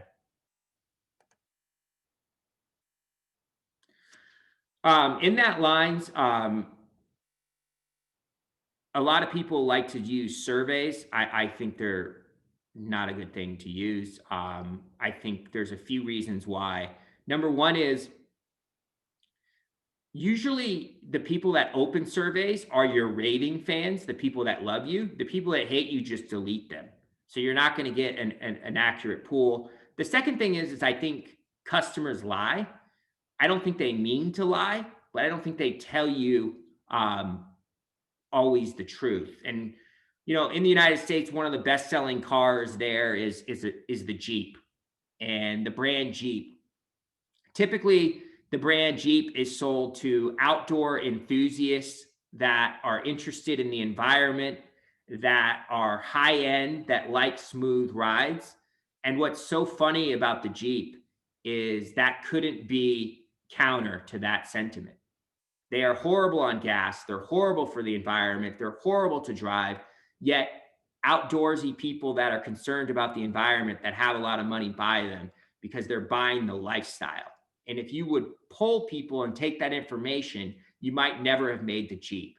So I think you have to not necessarily think about surveys and talking to customers, but following where people are socially, and what are they saying online about you? What are they saying to others? What are they saying when you talk to them directly? And asking them questions and asking yourself, what is it that you want people to feel and believe and say about your product? And how does that translate in conversations with them one-on-one? It's really hard to capture those things in surveys alone. Early on, what we tell our startups is cash is king, providing upfront discounts for long-term agreements.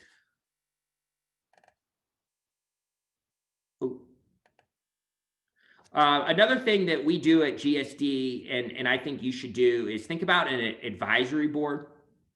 And I want to say a couple provocative things there. Number one is, don't ask someone to be your mentor.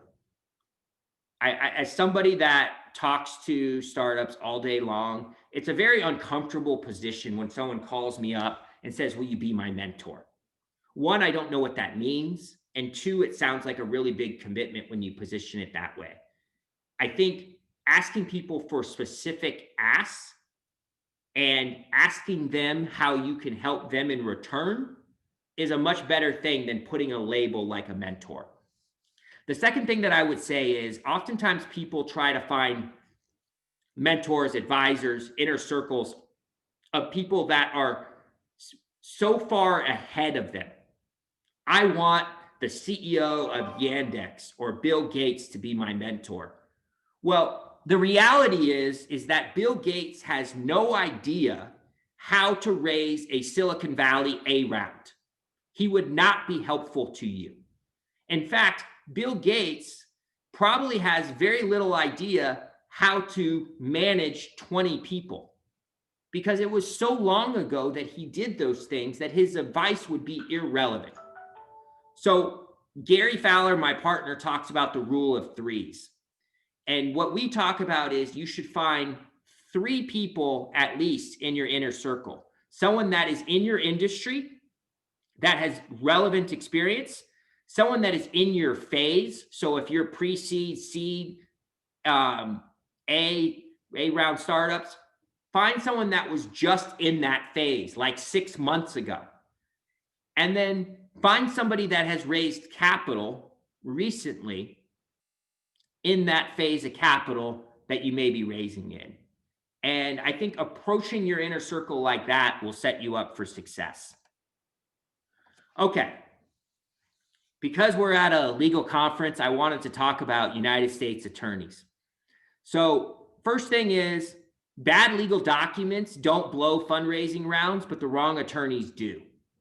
So make sure that when you're hiring lawyers, you are not hiring a divorce lawyer to work on a startup legal agreement.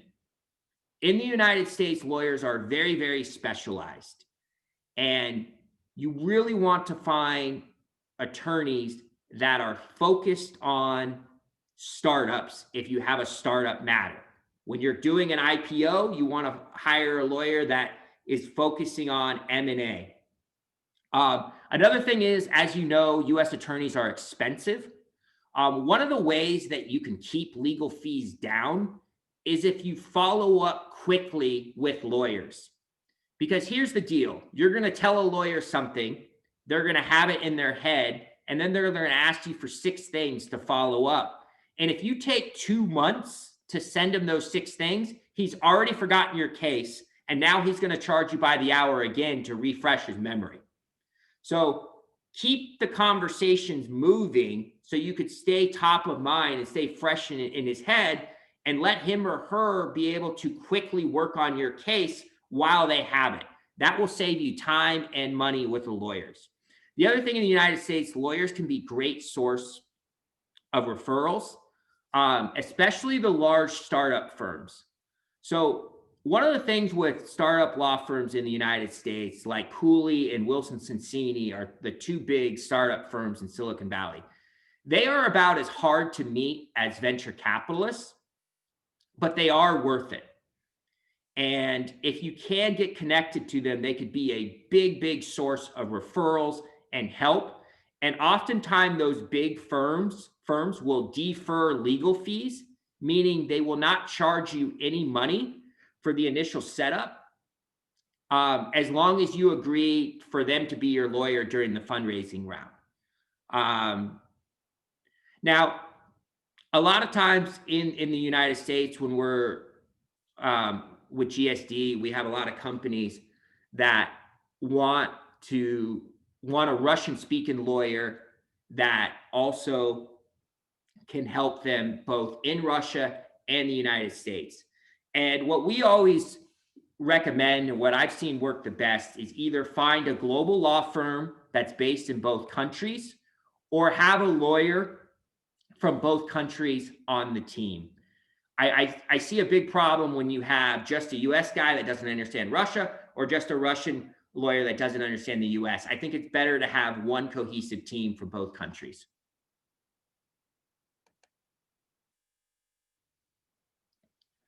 Okay.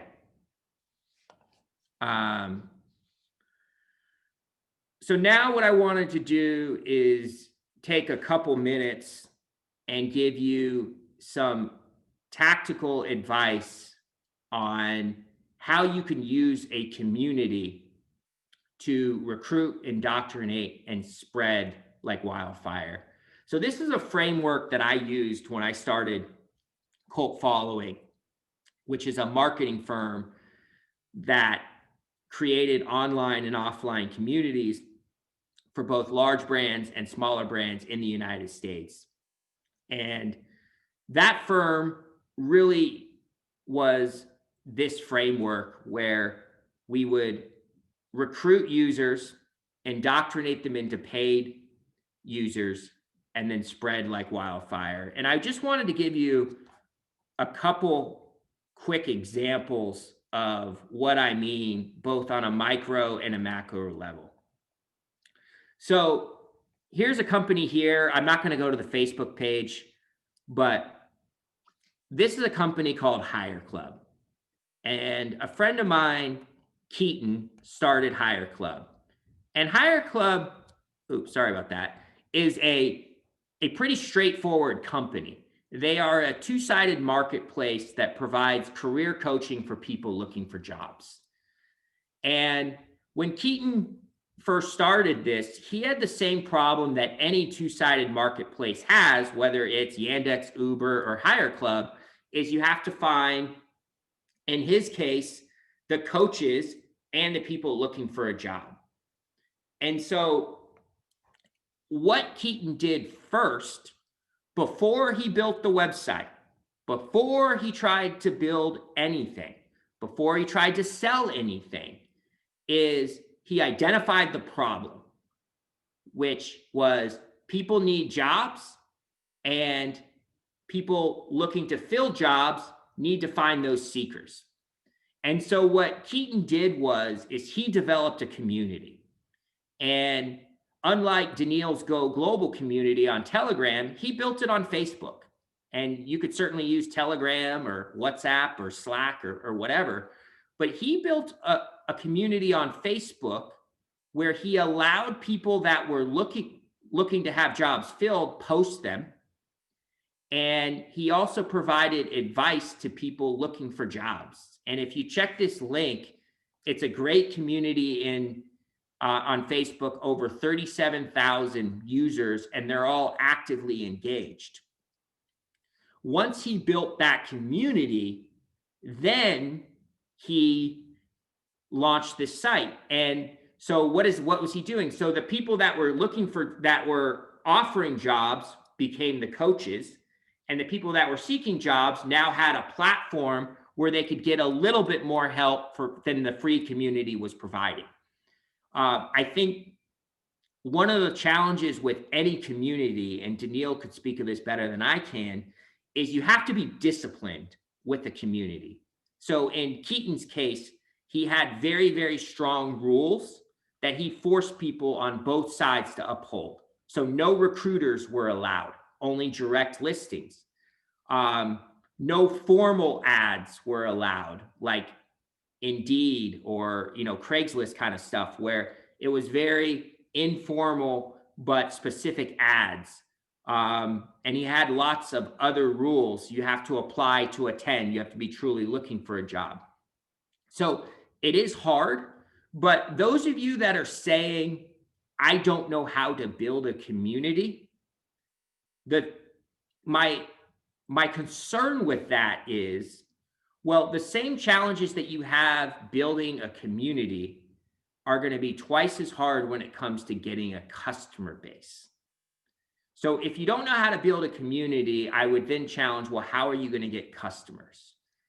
And so I think starting here is not the only way to do it, but it's a great way to do it. Second example is this site here. This is called Meme Queen. It's for teenagers in the United States. It posts memes. If you click the link, you'll see 6 million followers on Instagram that we grew this to, all highly engaged teenagers. The next question you probably have is, what products did they launch? And my answer to you is it doesn't matter. I mean, you have 6 million engaged teenagers. They're running so many different apps and products. They're making about 5 million a year just on products they're launching because they built an engaged community. They know who their following is. They keep them raving and keep them excited. And they have everything from clothing lines to sleep apps to exercise apps that they're offering their community. So you can check that one out. Some other companies that have been kind of built on the backbone of communities. Twilio is a United States company that did an IPO a couple years ago.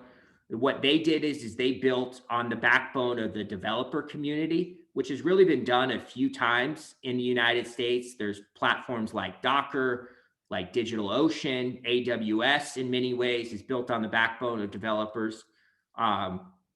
Salesforce is definitely a community. What's interesting about Salesforce is they offer almost no customer service. In fact, if you have a problem or a question on how to use the software, you post it and the community itself answers it, and they have an incentive system. Trello does a very similar thing as well. The incubator that Daniil alluded to that I worked at, Bunker Labs, we specifically were aimed at helping military veterans launch and grow startups. And so we had a rule that everybody from the assistant to the CEO must have been a successful entrepreneur and must have served in the military of some kind, so we could have the mantra that we were for military veteran entrepreneurs by military veteran entrepreneurs. Go global. Daniil's community, it's a great example of he wants to help people go global. What do? Well, you build a free community and you get many people involved. You get people from all over the world to have aspirations of going global and bringing them together. Another organization that I worked with was Techstars, and they have a mantra, #GiveFirst. And I think when it comes to building communities, their mantra of give first and ask nothing in return, and it comes back tenfold, is very helpful, and something to think about as you're doing things for your users and your communities. Y Combinator has taken a little bit of a different tact, but they've kind of taken an industry leading tact in the sense that they've created documents and things like the SAFE agreement, like many legal templates and videos with their startup school, and providing value for free, because they know the better that things come as a whole for the startup ecosystem in Silicon Valley, the better their incubator or their accelerator becomes. One of the things too that I want to talk about is Cheapo Air, which is a travel website that we sold for $750 million in 2006. That website focused in a different angle. It's a travel website like booking.com, but what we did, and this is a little different and par to the time, we actually sold it to travel agents and convinced travel agents to upload their fares into our website. And so the more travel agents we got, they would sell it to their customers and it would make it a better product. And it was a very kind of different way to focus on the travel industry, but it worked. The last thing that I want to talk about in terms of your focus on community, customers, and growth is there's no right answer to this, but you do need to know which one you're aspiring to be. And what I mean by that is Facebook has grown with the mantra that they are going to focus on growth and product simultaneously and really nothing else. And that is the major focus that comes to all of their decisions, for better or for worse, are around growth and product. Amazon, on the other hand, has a much different focus. They relentlessly focus on customer data. So both those two companies are successful. And I would just encourage you, I don't think you could be like Facebook, like Amazon. You have to know the one you're being to. Google, for example, only focuses on product. And 360 Payments, where I worked, only focuses on treating their customers like family. So I think it's a tough call. It's an entrepreneur's dilemma. You need to learn the one you want, but I do think you need to know which one you're striving to be. One of the things I do know is that there's been several companies, global companies, that have come from Russia. Here's 5. I know some of you are saying, well, not all 5 of those are from Russia, but they're from the CIS region. And so what I did was I listed some more. And I believe that if you lead, especially in uncertain times, that you could be the next one here. The last thing I want to say is we have a accelerator if you're interested in that. And more importantly, my name is Derek Distenfield, and I'm the co-founder of GSD Venture Studios. But what I would say is that I'm an entrepreneur first and foremost, and I will help any entrepreneur at any time, all I can. And there's my contact information below, and I encourage you to reach out. And so I think I might be a couple minutes over, and I just want to say thank you for your time. I know it's incredibly valuable.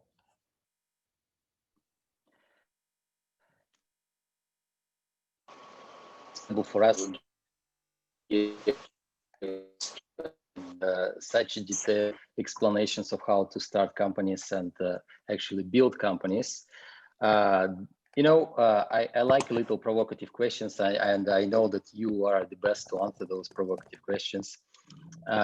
I'd say, like, so right now is COVID around the world, which unites the entire world. At the same time, it keeps us apart. In your opinion, like, what is it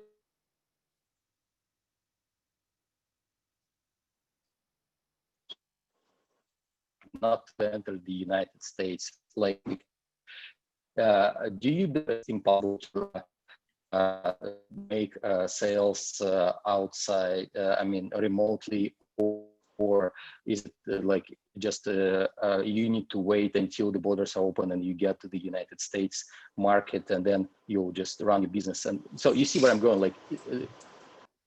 Listen, COVID, no one is excited about. What are the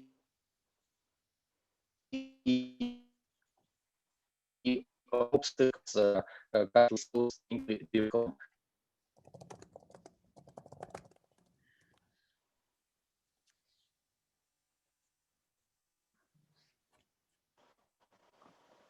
Oh, I'm sorry. I'm cutting out. Like again. Is Yeah, it no, better I to- think you I can think I hear heard me? I think I heard you. I mean, listen, I think that no one is excited about COVID. It has definitely impacted almost every country in the entire world. But what I would say is if that you're going to wait for the perfect time to launch or start or expand your startup, you're never going to find it. And there were several startups that were built during the last recession, 2008, 2009. And I think there's going to be a lot that come out of this. I also think that you also have to have your ear to the ground. So you have to pay attention to what the problems are that people have as a result of COVID, because the world has definitely sped up. And I think the digital transformation that we've all been looking for the last few years is finally starting to occur. And if you're not cognizant or paying attention to that, you are going to be left behind. But I absolutely would encourage people to use the Stockdale paradox and know that it is a hard situation, but they have the confidence to succeed. Thank you. Georg, you have a question, right? From the students. Georg?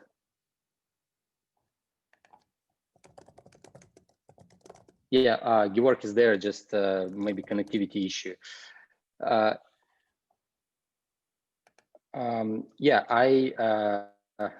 we will ask you final questions. We're already running out of time, and I know you're busy. So, Georg, would you like to ask the final questions? I know you have a few. Yes. Hi, Derek. Hi. Hey, how are you? Yeah, fine. Thanks for your time. Thanks for the amazing talk. And I have one question from the audience. So you've talked about how the startup is a child, and a lot of founders are perceiving their idea as a child. And what if it is, after some time after development, it is failing? And what if it becomes some form of a toxic asset? So what is your recommendation how to not fall in love with the project and move on? Well, I think it's a hard problem. And I think, and I don't mean to sound like a broken record, but I think the Stockdale paradox does apply here. And that is, you have to be realistic to what is happening, but you also have to have the confidence you will succeed. So it is a balancing act. I think, one of the things that I will tell you is there is this notion that companies just get successful overnight and that they just go like this. And I will tell you, the reality is much different than that. And typically the startups that succeed are the ones that survived. And the number one job of the CEO is to help the company survive at all cost. And so I think that you should keep fighting for your child, for that startup, until you can't breathe, or that's, we're using metaphors, but I think you need to keep your startup as long as you possibly can, and you need to do everything that you can to do so. And if you're not willing to do that, then that's probably the time to stop, because you're not going to succeed. And I always tell people that if you're starting a startup to get rich, you're in the wrong business. You know, there's real estate, there's banking, there's a lot of ways to get rich that I think are much easier than startups. And in fact, I will tell you that the way your income works in startups, it's much like the rest of startup life. It just goes like this. And studies basically show that it evens out to be just a decent living. You should start your startup because you are so passionate about a problem that has to be solved. Daniil started the Go Global community because he eats, breathes, sleeps wanting to help companies go global. And he is passionate about that. And he will do whatever it takes to help companies do that. And so if you don't have that from the beginning, I would do a gut check and, you know, do something else. Thanks for the answer. And that was Derek Distenfield, the founder of GSD Venture Studios, and a great entrepreneur I know. And the advice he gave is a practical advice. I encourage you to follow these recommendations because they are not taken from any books. They are all they are always collected from his own practical experience. Derek, thanks a lot for your great talk. It was amazing. I really enjoyed it, and our audience as well. I'm giving you the floor to close your own session, and you may share some inspirational words or give your final recommendations or wherever you think would be great for the audience. Well, what I would appreciate is some feedback on what I gave. I know Daniil liked it, but I'd love to hear what everybody else thought. So I put my email in the chat. Derek@gsdvs.com, Derek@gsdvs.com. If you could just rate it from 1 to 10, I value that feedback. And I just want to thank you guys all for taking the time to listen. Bye-bye. Thank you, Derek, and have a great rest of the day. Thank you. All right, bye-bye. Bye. And now we're approaching our final talk where we would discuss how to start a company and how to begin your company from idea to a successful launch. And this is what I will be discussing with you. Let me share it. So I will begin from the beginning again. Just let me start the slides. Yeah, I mean, Georg, it's just such a great conference. Like it's like time is flying, and time flies by. Yeah, we had speakers from Australia, from the United States. Derek is American, but he's currently in Moscow. Like it's already like global speakers from different parts of the world in all time zones. It's amazing. Yeah. All right, so I'm gonna share the slides. Just a second.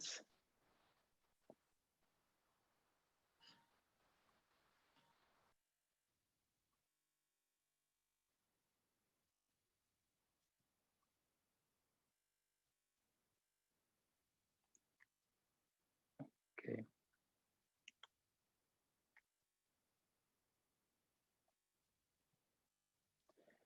All right, so I'll start from the beginning. We were during the conference, I had already a few slides like that, but I will just repeat a few things quickly. First of all, my name is Daniil Kislinsky. I'm the founder of Go Global World community. And as an entrepreneur who started a couple of companies, I know that it's always not an easy job to get from idea to a startup. To get to a successful startup is another challenge. And lots of people, you are probably like, you are students, and some of you might be already entrepreneurs, but anyone at any age is facing some great ideas. That would be something that I would be willing to build in the world and to create a new value. But how would I do a company out of it? How do I make it successful? I mean, sometimes you're looking, oh, those people are like so smart, they can build businesses. But can I? And of course you can. Everyone can. And there is a simple algorithm of steps you just got to do in order for you to start a successful startup from your idea. Quickly about our community, a few words. I'm the founder of Go Global World community. Also, I'm a partner at GSD Venture Studios, where we take companies from CIS, Russia, and other regions to the United States to start to use the United States as a port to the rest of the world. If you'd like to learn about our community or connect with us, with me, this is my email address. The mission of the community is very simple. It is an English-speaking community created by entrepreneurs for entrepreneurs in order to help each other to go global. And it's free community, though we expect from you guys to help each other and be active on our community. In Silicon Valley, I learned that people are willing to help each other without asking anything in return. And I never seen anything like that in many places in the world I used to live. You can expect help from friends, but strangers or people you met first time, it's unlikely they would help you for free. But this is a common case in Silicon Valley. And this is the case in our community. So if you would like to benefit from our global network, our global connections, you need to be active on our community and help first. This is our global team where we are presented in over 30 countries. We have like almost 40 people on the team. And what they do, they are just those people who are willing to help you to enter their markets. They will give you help with connections, with expertise, with some advice, and etc. Wherever it is necessary for you to take your company to the next step. Of course, in what's in their resources, and it's all. And this is just the team. Our community is 1,500, like 1,500 plus members, the founders from around the world who are willing to help other founders to get to global markets. And so you may join, and by being member, helping each other, you will be able to build your international network of people and building a global company. And we also have international partners like GSD Venture Studios. Derek was from GSD as one of the co-founders, Gary Fowler as well. High School of Economics, the great partner we have, and we are hosting this conference together. The Mind Hive, one of the like top communities in Australia, and Bruce was speaking today as a founder of that community. We are partners of Skolkovo Technopark, Moscow School of Management, RusBase. RusBase, by the way, wrote an article about us that's recommending everyone to enter in order for you to scale globally. Access Innovations in Australia, IB Consultants in the United States, IT Park in Pakistan, Expert Dojo in Los Angeles, that's a kind of accelerator, Collaborativa, Adventureland, Visionaries, Startup News in India, Youth Entrepreneurship, and Embry Riddle from Florida, United States. I believe that knowledge about how to start companies has to be equally accessible and free for entrepreneurs who are willing to create value in the world. For that reason, I use my own to bring the best speakers from that region and globally, so you can benefit with the latest knowledge and entrepreneurship and get it for free. And also be able to network with those speakers. Recently, we had like tons of great speakers like Bob Dorff, Ilya Stribulaev, like Steve Hoffman, Ben Kaplan, Bill Reichert, etc. Those people are very like hard to get people, I would say, and they are very kind to participate in our community, to just share the knowledge, to help entrepreneurs wherever you are move to the next step, to build real value for your customers. and scale it globally. I mean, this is how the world should operate. I mean, this is how creates the global economy, by creating real value. And these people are sharing their latest expertise. How to join the community is very simple. You go on our website and register there. You also find our social media, like Facebook, Go Global World, like Telegram, Go Global World, and LinkedIn, the same name. It's a page, and we also have a global chat, which is called Go Global World Chat. And joining there, you already can start communicating with international entrepreneurs, helping them or get help from them, and be updated about our community activities, community events where you can participate at no cost, but you need to be active. And this is how you build the international network. And this is a small surprise I'm announcing right now as a benefit for students at High School of Economics.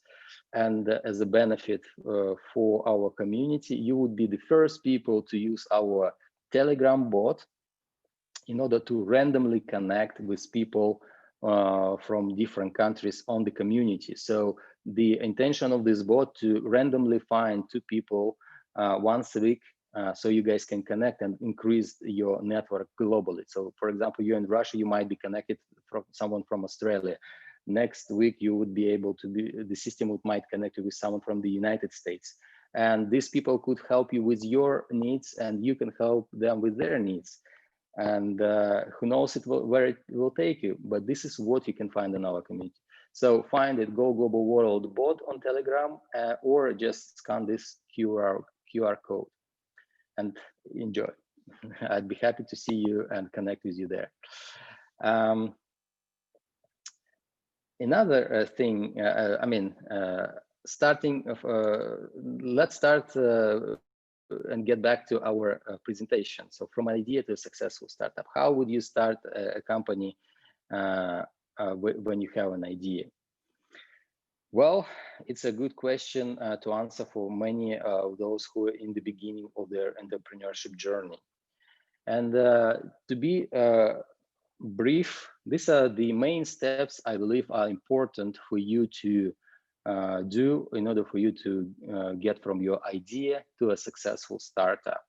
Let's get to every step and discuss it separately so you guys can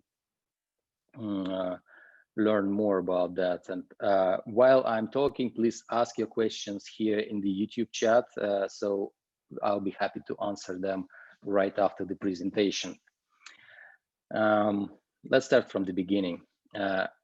Once you have an idea and you truly believe in your idea, and you're truly passionate about that idea, not because this idea can, like, you can buy something and sell it like a little with your markup, like and make this margin difference, but you truly need to be into this. You need to, this thing that you have idea about it, you have to feel the problem you're trying to solve with your idea, and you probably might be having an issue with that problem yourself, so it's like really bothering you. It's not just something minor, it's important, it matters to you, and it matters to people you know, and that might be something I would call a good idea to address, and a good idea that might really stick, that has a potential to stick. To implement that idea, you would need to have a team. And that team is not something that you can pick any people, not really. When you're selecting a team, you would need to look at what exactly you gotta do in your company, what kind of competences you need in order for you to achieve success in your business. For example, the basic competencies that moving forward early stage companies are the main two main roles in the company: the one who is building the product and the one who is selling the product. The rest are also important roles, but they are supporting those two, so business can operate and move forward fast. So once you identify those competencies, you might need people who can really have the right skills to fulfill those competencies and become your co-founder. But that's not enough. Those people, first of all, must share the same passion about the problem you are trying to solve. They really need to care about that. It's not about like, let's make some money in this business, so just because it can give us some additional cash. I mean, it won't become a global company if you have something like that in your mindset. But it will become a global company if you find a co-founder that truly complements you with what you do. Like, for example, you're doing product, he's doing sales, and he truly believes in the problem you guys are solving. This is crucial, fundamental thing that is important for a business to start. Most businesses fail at early stage because of the team problems.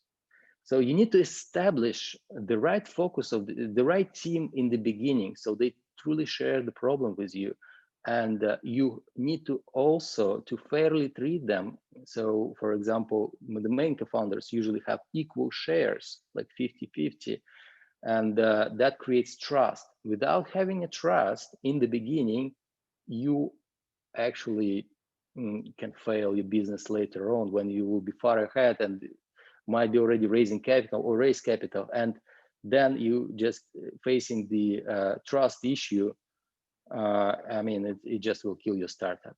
Remember, it's the basic partnership, like business partnership, is longer than the average marriage. And choosing your co-founder is super important. And it starts from an idea when you start your company. All right, but I put idea second, right? Not the first. Interesting. Like usually people come up with ideas first, and on my slides you see ideas as a second step. I mean, team is, in my opinion, is the most important. Those people who really can build something. Those people who share the same values, and team is super important. That's why I put them first. Idea is something that you guys probably came up. One of you or several of you share the same idea, and idea to address a problem. But the main thing here would be actually not an idea, but the problem you're trying to solve. And as already mentioned, that problem has to be significant.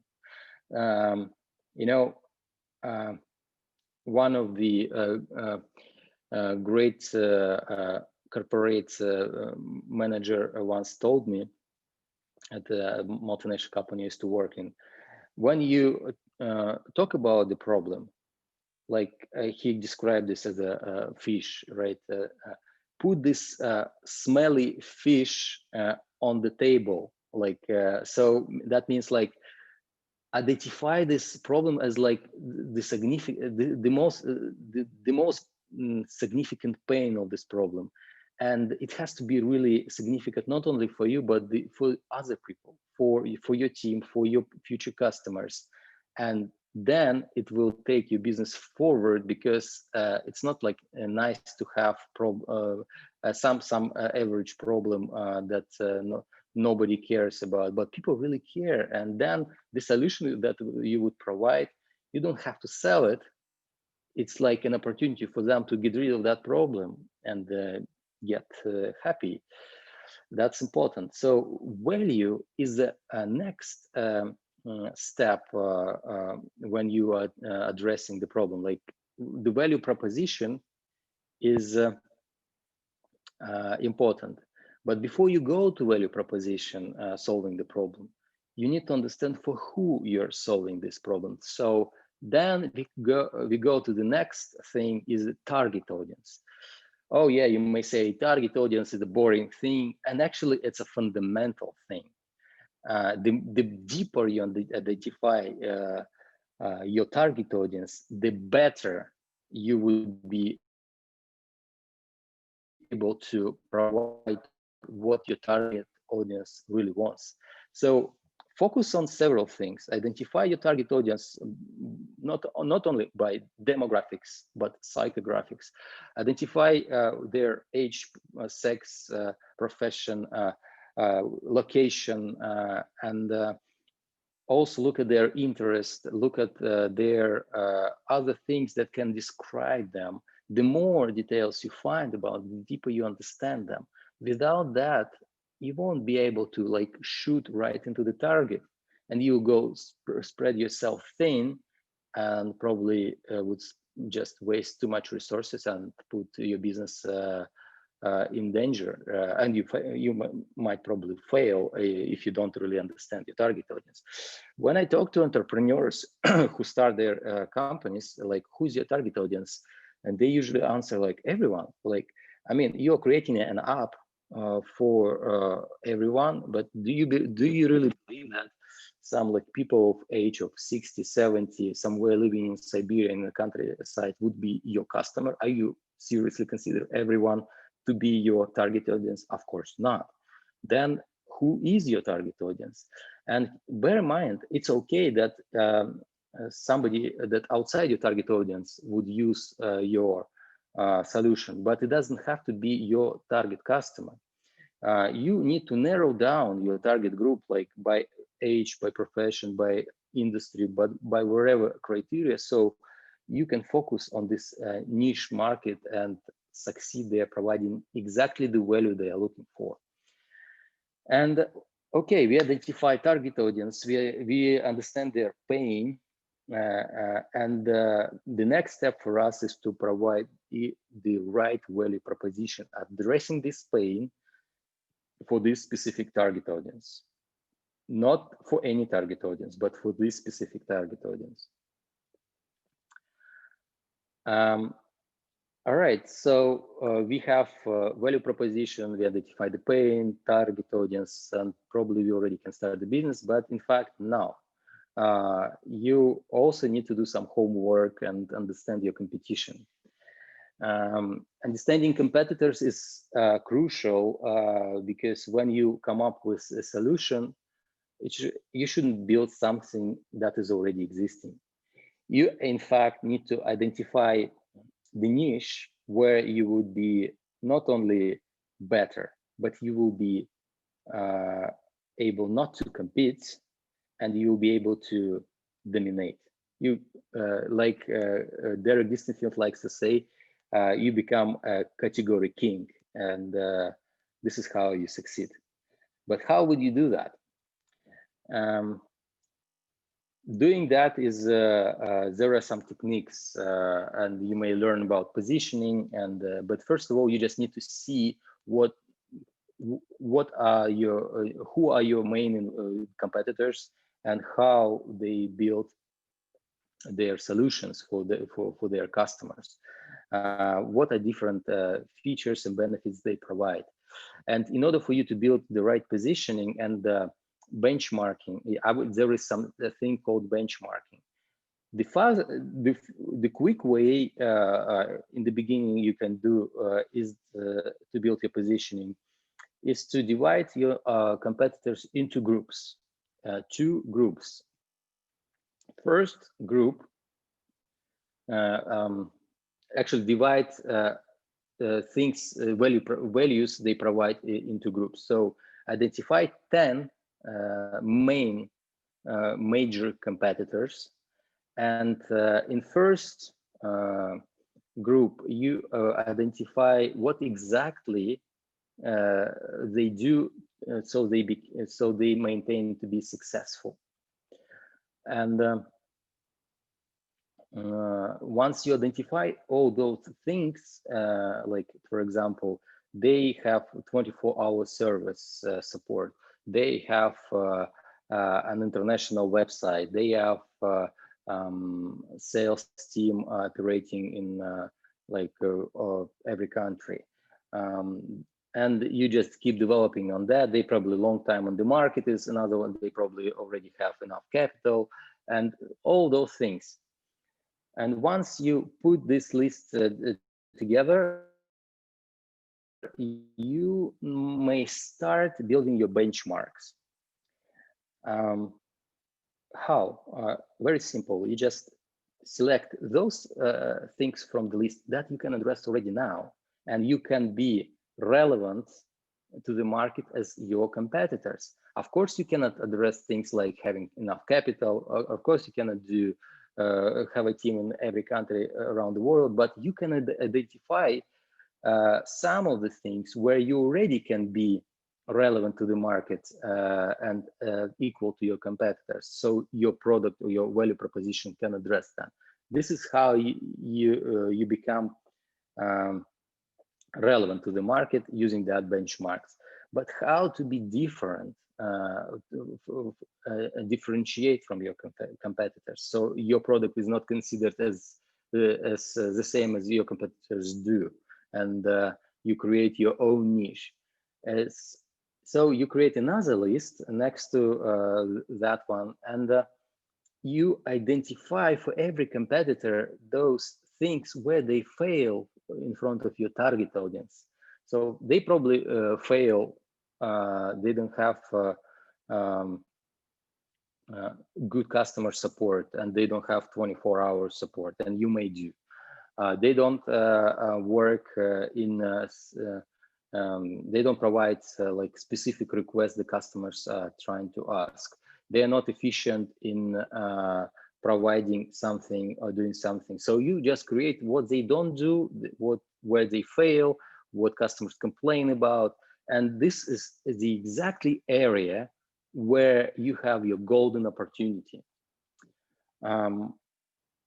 That's identifying that would make you different from your competitors. And now, look, you understand your top competitors, and you understand what makes them successful and what makes them where they fail. And where they fail, you turn those things into your advantages, and you deliver that value for your customers. And altogether, this creates your new niche where you are not really competing with your competitors. You actually work in the other niche where you are dominating since the beginning, becoming the first in that specific niche for this specific target audience. And this will move your business forward really fast. All right, we identify target audience, the problem, the solution. We also have competitors list. We build positioning, and now we probably want to move forward, but we still can't. We need to understand. We need to make sure that the market that we are going to is significant enough. So you probably identified the problem, but if the market is very narrow, like nobody. For example, look at the market of smartphones in early 2000s. It was so narrow, companies were trying to create something, but they couldn't. When you start too early, sometimes the market is still so small, and you either would have to develop the entire market, or you would need to change to make sure that this market has enough capital so you can go after your customers and they would be willing to buy your service or product. So the size of the market is super important. Once you identified your target audience, competitors, and solution, you still have a lot of things to do. And the first one and the most important one is to be connected with your target audience. So you would have to do your customer development interviews, and which means that you have to validate your idea. You have to validate with your customers your solution, the pain you identify. Do you really have this pain? Like, you really need to ask them. And it's not like you sending the survey, fill it out for me. You need to meet with your target audience. You need to actually make sure that the hypothesis you have is exactly what your target audience wants. And the surprise here is that actually every time you do an interview with your customers, you will find so many things things you never knew, and your product might change since the beginning. So your customers will tell you what they really want, and these interviews are the source for the best information for your business to actually provide the right solution for your customers. If you bypass this step and you would get to the business right away, you actually might have the highest risk to fail. And at this stage, many startups fail because they don't understand their customers. And there is also a good saying, that's a good recommendation from business school at Berkeley, from Stanford, from also David Yang, a Russian entrepreneur, when you do customer interviews. You know, there is a saying like, fake it till you make it. It's not like you really fake something, but you actually can do paper prototypes where you build your product on the paper, showing it to your potential customer. And once your customer is trying to use it, I mean, of course, you understand it's a paper prototype. You can ask to evaluate this idea from 0 to 10, when 10 is the highest. And once you get evaluations 7, 5, 7, 8, this is great. Your product is having a lot of success and will probably have a lot of interest, but it's not enough. The market is saying to you that you probably would have some obstacles on your road in order for you to succeed. Once you have some of the customers giving you evaluation of 10 for the solution you provide, it will give you a reason to actually start building your product and get to the market. Because this is probably the best source of information for you to fix your problems, fix things in your solutions before you provide your offering to the market. And this fixing those things I would call pivot. All right, we already understand our customer, we already understand competitors, know the market is significant enough, and we probably want to start. But how would you make your money? We still need to understand that. And here it's important to build your business model. How would you make money?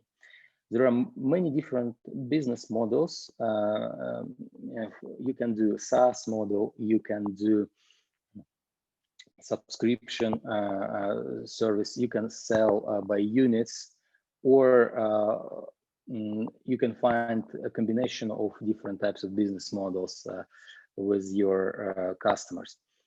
One of the best tools I would recommend to use is the business model canvas. You can Google it and find it really easy. So it actually structures on one page your main questions you need to answer. And in fact, you would need to really understand who are your main customers, what's your value proposition, what's your strategic partners who are letting you enter the market faster and can help you to open some doors that you cannot open yourself. What are the resources you need for your business model to start working successfully, and etc. So you need to define what potential costs would be and what potential revenue you would be getting from your customers working on this type of business model. And it's okay if you don't identify exact financial forecast for your business model, because every startup in the beginning will not actually deliver on this planning as they expect. It's normal for every startup, but they are fixing it on the way. And later on, though, you will be able to use your real data to properly forecast. But you need to start preparing this before you get to the market. One of the key metrics for modern startups to start operating is unit economics parameters.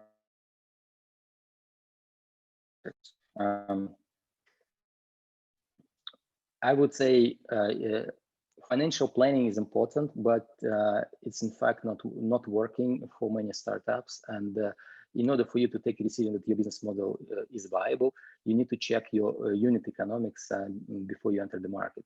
Which unit economics parameters are most important? First of all, you need to test your market. Like, for example, with Facebook, Google Ads. At what cost you acquire one customer. So customer acquisition cost. You need to understand potentially your lifetime value. So how much money you can make on every customer and how long they would stay with the company. You would need to identify your retention rate and decide how you would maintain interest of your customers. You also need to identify churn and how you would address churn. All those parameters are basic for every company, and it's easy to Google it and identify how to use these metrics for any company. All right, we already identified unit economics, build a business model, and probably what would be probably we can start operating, but in fact, without strategy, you can't. You really need to know where you're going and being a leader in the company, you would need to transmit this kind of thing to your organization. And strategy, there are 3 strategies for startup you might think of in the beginning. The first one would be go-to-market strategy, which is consists of many steps we already discussed. This is how you win the hearts and minds of your customers. You need to identify your target audience, the pain, the solution, and the markets you are going to, how you would promote your solution, how you get your first customers, what would be your message to the market, and many things that can be put into go-to-market strategy, like strategic partners, for example, and so on. So just if you would like to elaborate on go-to-market strategy, we can make a separate talk or probably a masterclass. What is your Go Global strategy, right? I mean, we used to building businesses in our own countries, which is good. But in fact, for startups, one country is not enough. The technology that you guys create sometimes doesn't have enough market for your technology, and usually you have to enter the largest markets like United States, Canada, or Europe, or China, just to get enough customers that can pay for your service. But also, it's important that you can access global capital. Raising capital in your country usually can cost you a lot of equity and a lot of control. And if you raise on the largest markets like States, China, Europe, Russia as well, you have more opportunities to involve more capital for less share of your company. And those international investors will give you access to the market so you can operate there. Every investor would ask you, like, what is your exit strategy? You need to decide this in the beginning. Why, how you would finish your business? Would you be willing to operate this business forever, and you would go to IPO and so grow this company yourself? You would build this business until it would get enough capitalization, evaluation, gets high evaluation, and you would just sell it to a strategic partner or private equity firm or your competitor or somebody else. So investors need to understand how soon they will get their money. The sooner they get the money at a higher rate, the better, and the higher chance you get your investors interested faster. And here we come to fundraising part. Every company needs funding. Sometimes there are several things, several categories of investors you might think of. First, you probably know triple F, family, friends, and fools. Those are important because they can trust you, not believing. They don't have to believe in your idea. They have to believe in you, and they would give you some initial capital that you probably lose because this is the highest risk when you invest in idea stage or like MVP stage. So triple F usually helps early stage entrepreneurs to run. Also your own money as well. And it's called also bootstrapping. The other category of investors are angel investors. Those are non-professional investors who earn their money by operating their business or got some success in some previous activities they did in investments or wherever sources they have, and they're willing to put some money into startups, but they don't do it professionally like venture capital firms. They usually invest small amounts of money, like 10, 20, 50, $100,000. So you can actually invest those money in your early stage activities and build your first prototype, your MVP, minimum viable product. The role of angel investors becoming so important nowadays in many countries because they are willing to invest at pre-seed stage, at very early stage when you guys building your prototype, but you don't have sales, and it's a very high risk. That's why those investors need to have at least 10 companies they invested, so they usually 9 of their companies by statistics would fail, but one will have a high likelihood to succeed and overpay for all the costs for all the companies they invested and get some markup on top. And the last group of investors, venture capital firms, they usually invest in startups at the stage of seed and round A or later. They don't take as much risk as angel investors, but they still take much more risks like any traditional financial institutions like banks. And they are willing to get certain parameters and certain industries to invest. So never go after investors who are not from your industry. You would be wasting your time and time of your investors, and you would probably get upset with lots of denials because these investors don't invest probably in your industry. So investor doesn't mean the word investor doesn't mean that you're gonna get the money from this organization or from this person. You actually need to make sure that this investor is understanding your industry, have connection in that industry, and probably had similar portfolio companies before. And once you do this research, you would probably identify the right investor who would be interested in your solution and would give you the check so you can grow your business globally.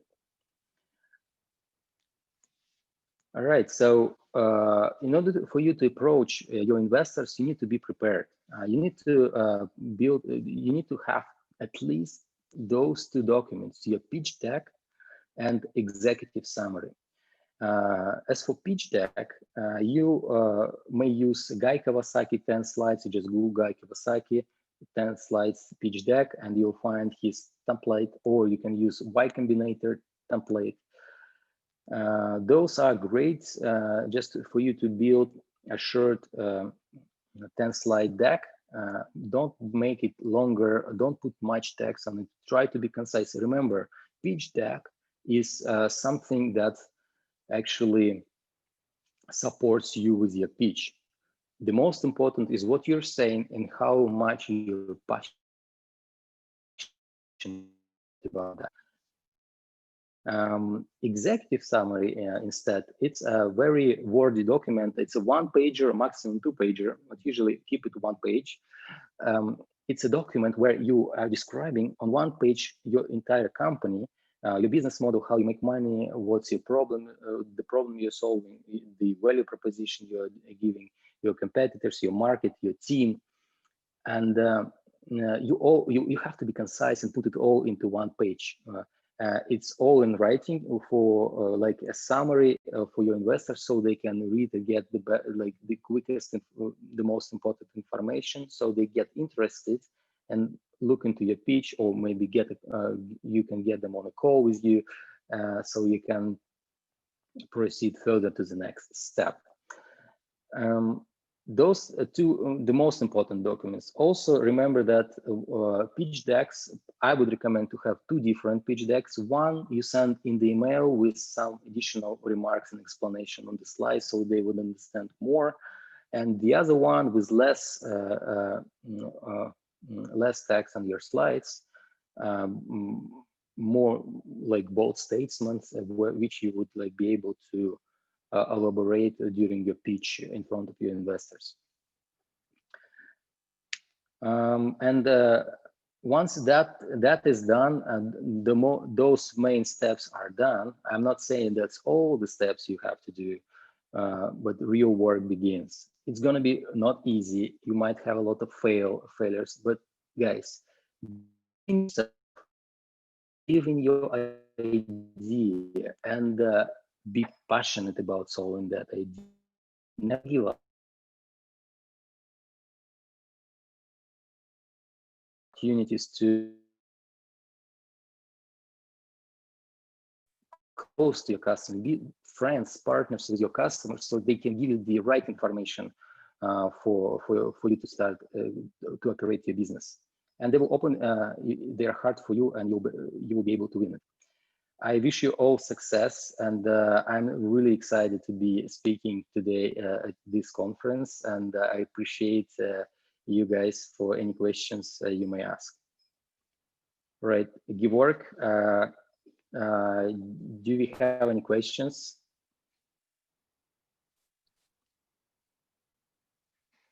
I think the talk was really comprehensive, so our students are silent. But I think when they will listen it again, I think it will be really great to listen for all the talks again, and we will see the questions in our Go Global community. Yeah, sounds like a plan. I think what I wanted to say that my contacts are available, and I'll show you the final slide over here. So if you guys have any questions, you can email me directly, and here you can scan this QR code to join our next events. So tomorrow we will have a great speaker who would talk about how to do negotiations in China and with Chinese. It will be also in English. And I think it's very important to understanding local markets and the local specifics. So you would be able to provide exactly what that market is expecting. So you would have the highest chance to succeed. I wish everyone to build global businesses, and the more you community and our talks, I think the more you gain knowledge and expertise how to build global businesses. Work. I think we can. I would let you close your part, and I also have some final words as well. Yeah, I think we're up to a great start here with this amazing partnership with the Institute of Legal Management and the Go Global World Community.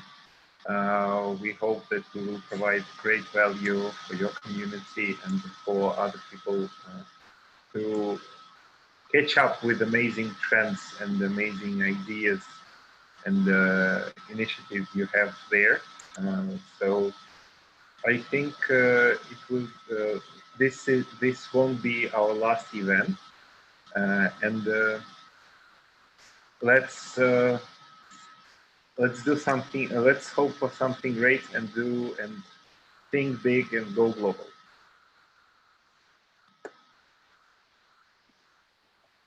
All right, I absolutely agree with you.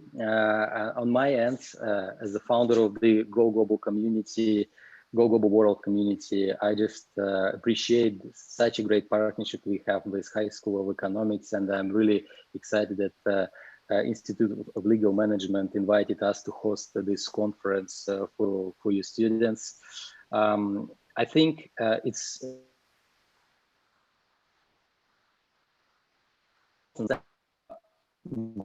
business startup won't exist without expertise in law. And why we created this conference with the work together is to demonstrate how many opportunities for people in law to do in business. Business really needs great experts to build global companies and provide value around the world. They need to protect their rights, IPs. They need to just properly incorporate their companies so they don't fail once they start growing. So many aspects of doing business and protecting the business in the beginning, making it right, is super important. I wish you guys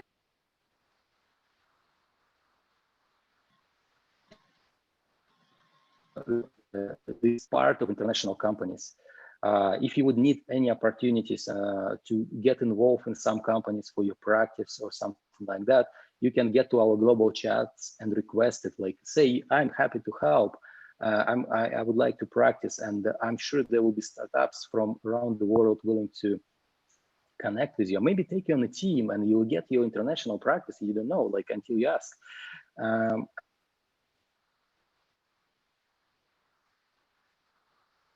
To do. It's a challenge, not easy. Don't expect you become Mark Zuckerberg right away or something, but it doesn't mean you won't. If you do it with your real heart, like with your passion, if you build business solving the real problem of your customers, and you really care about that, you will succeed, really succeed. And what we are doing right now is actually giving you the steps how to succeed faster and not to make mistakes that others did. I wish everyone a great the rest of the day. I'm super excited to be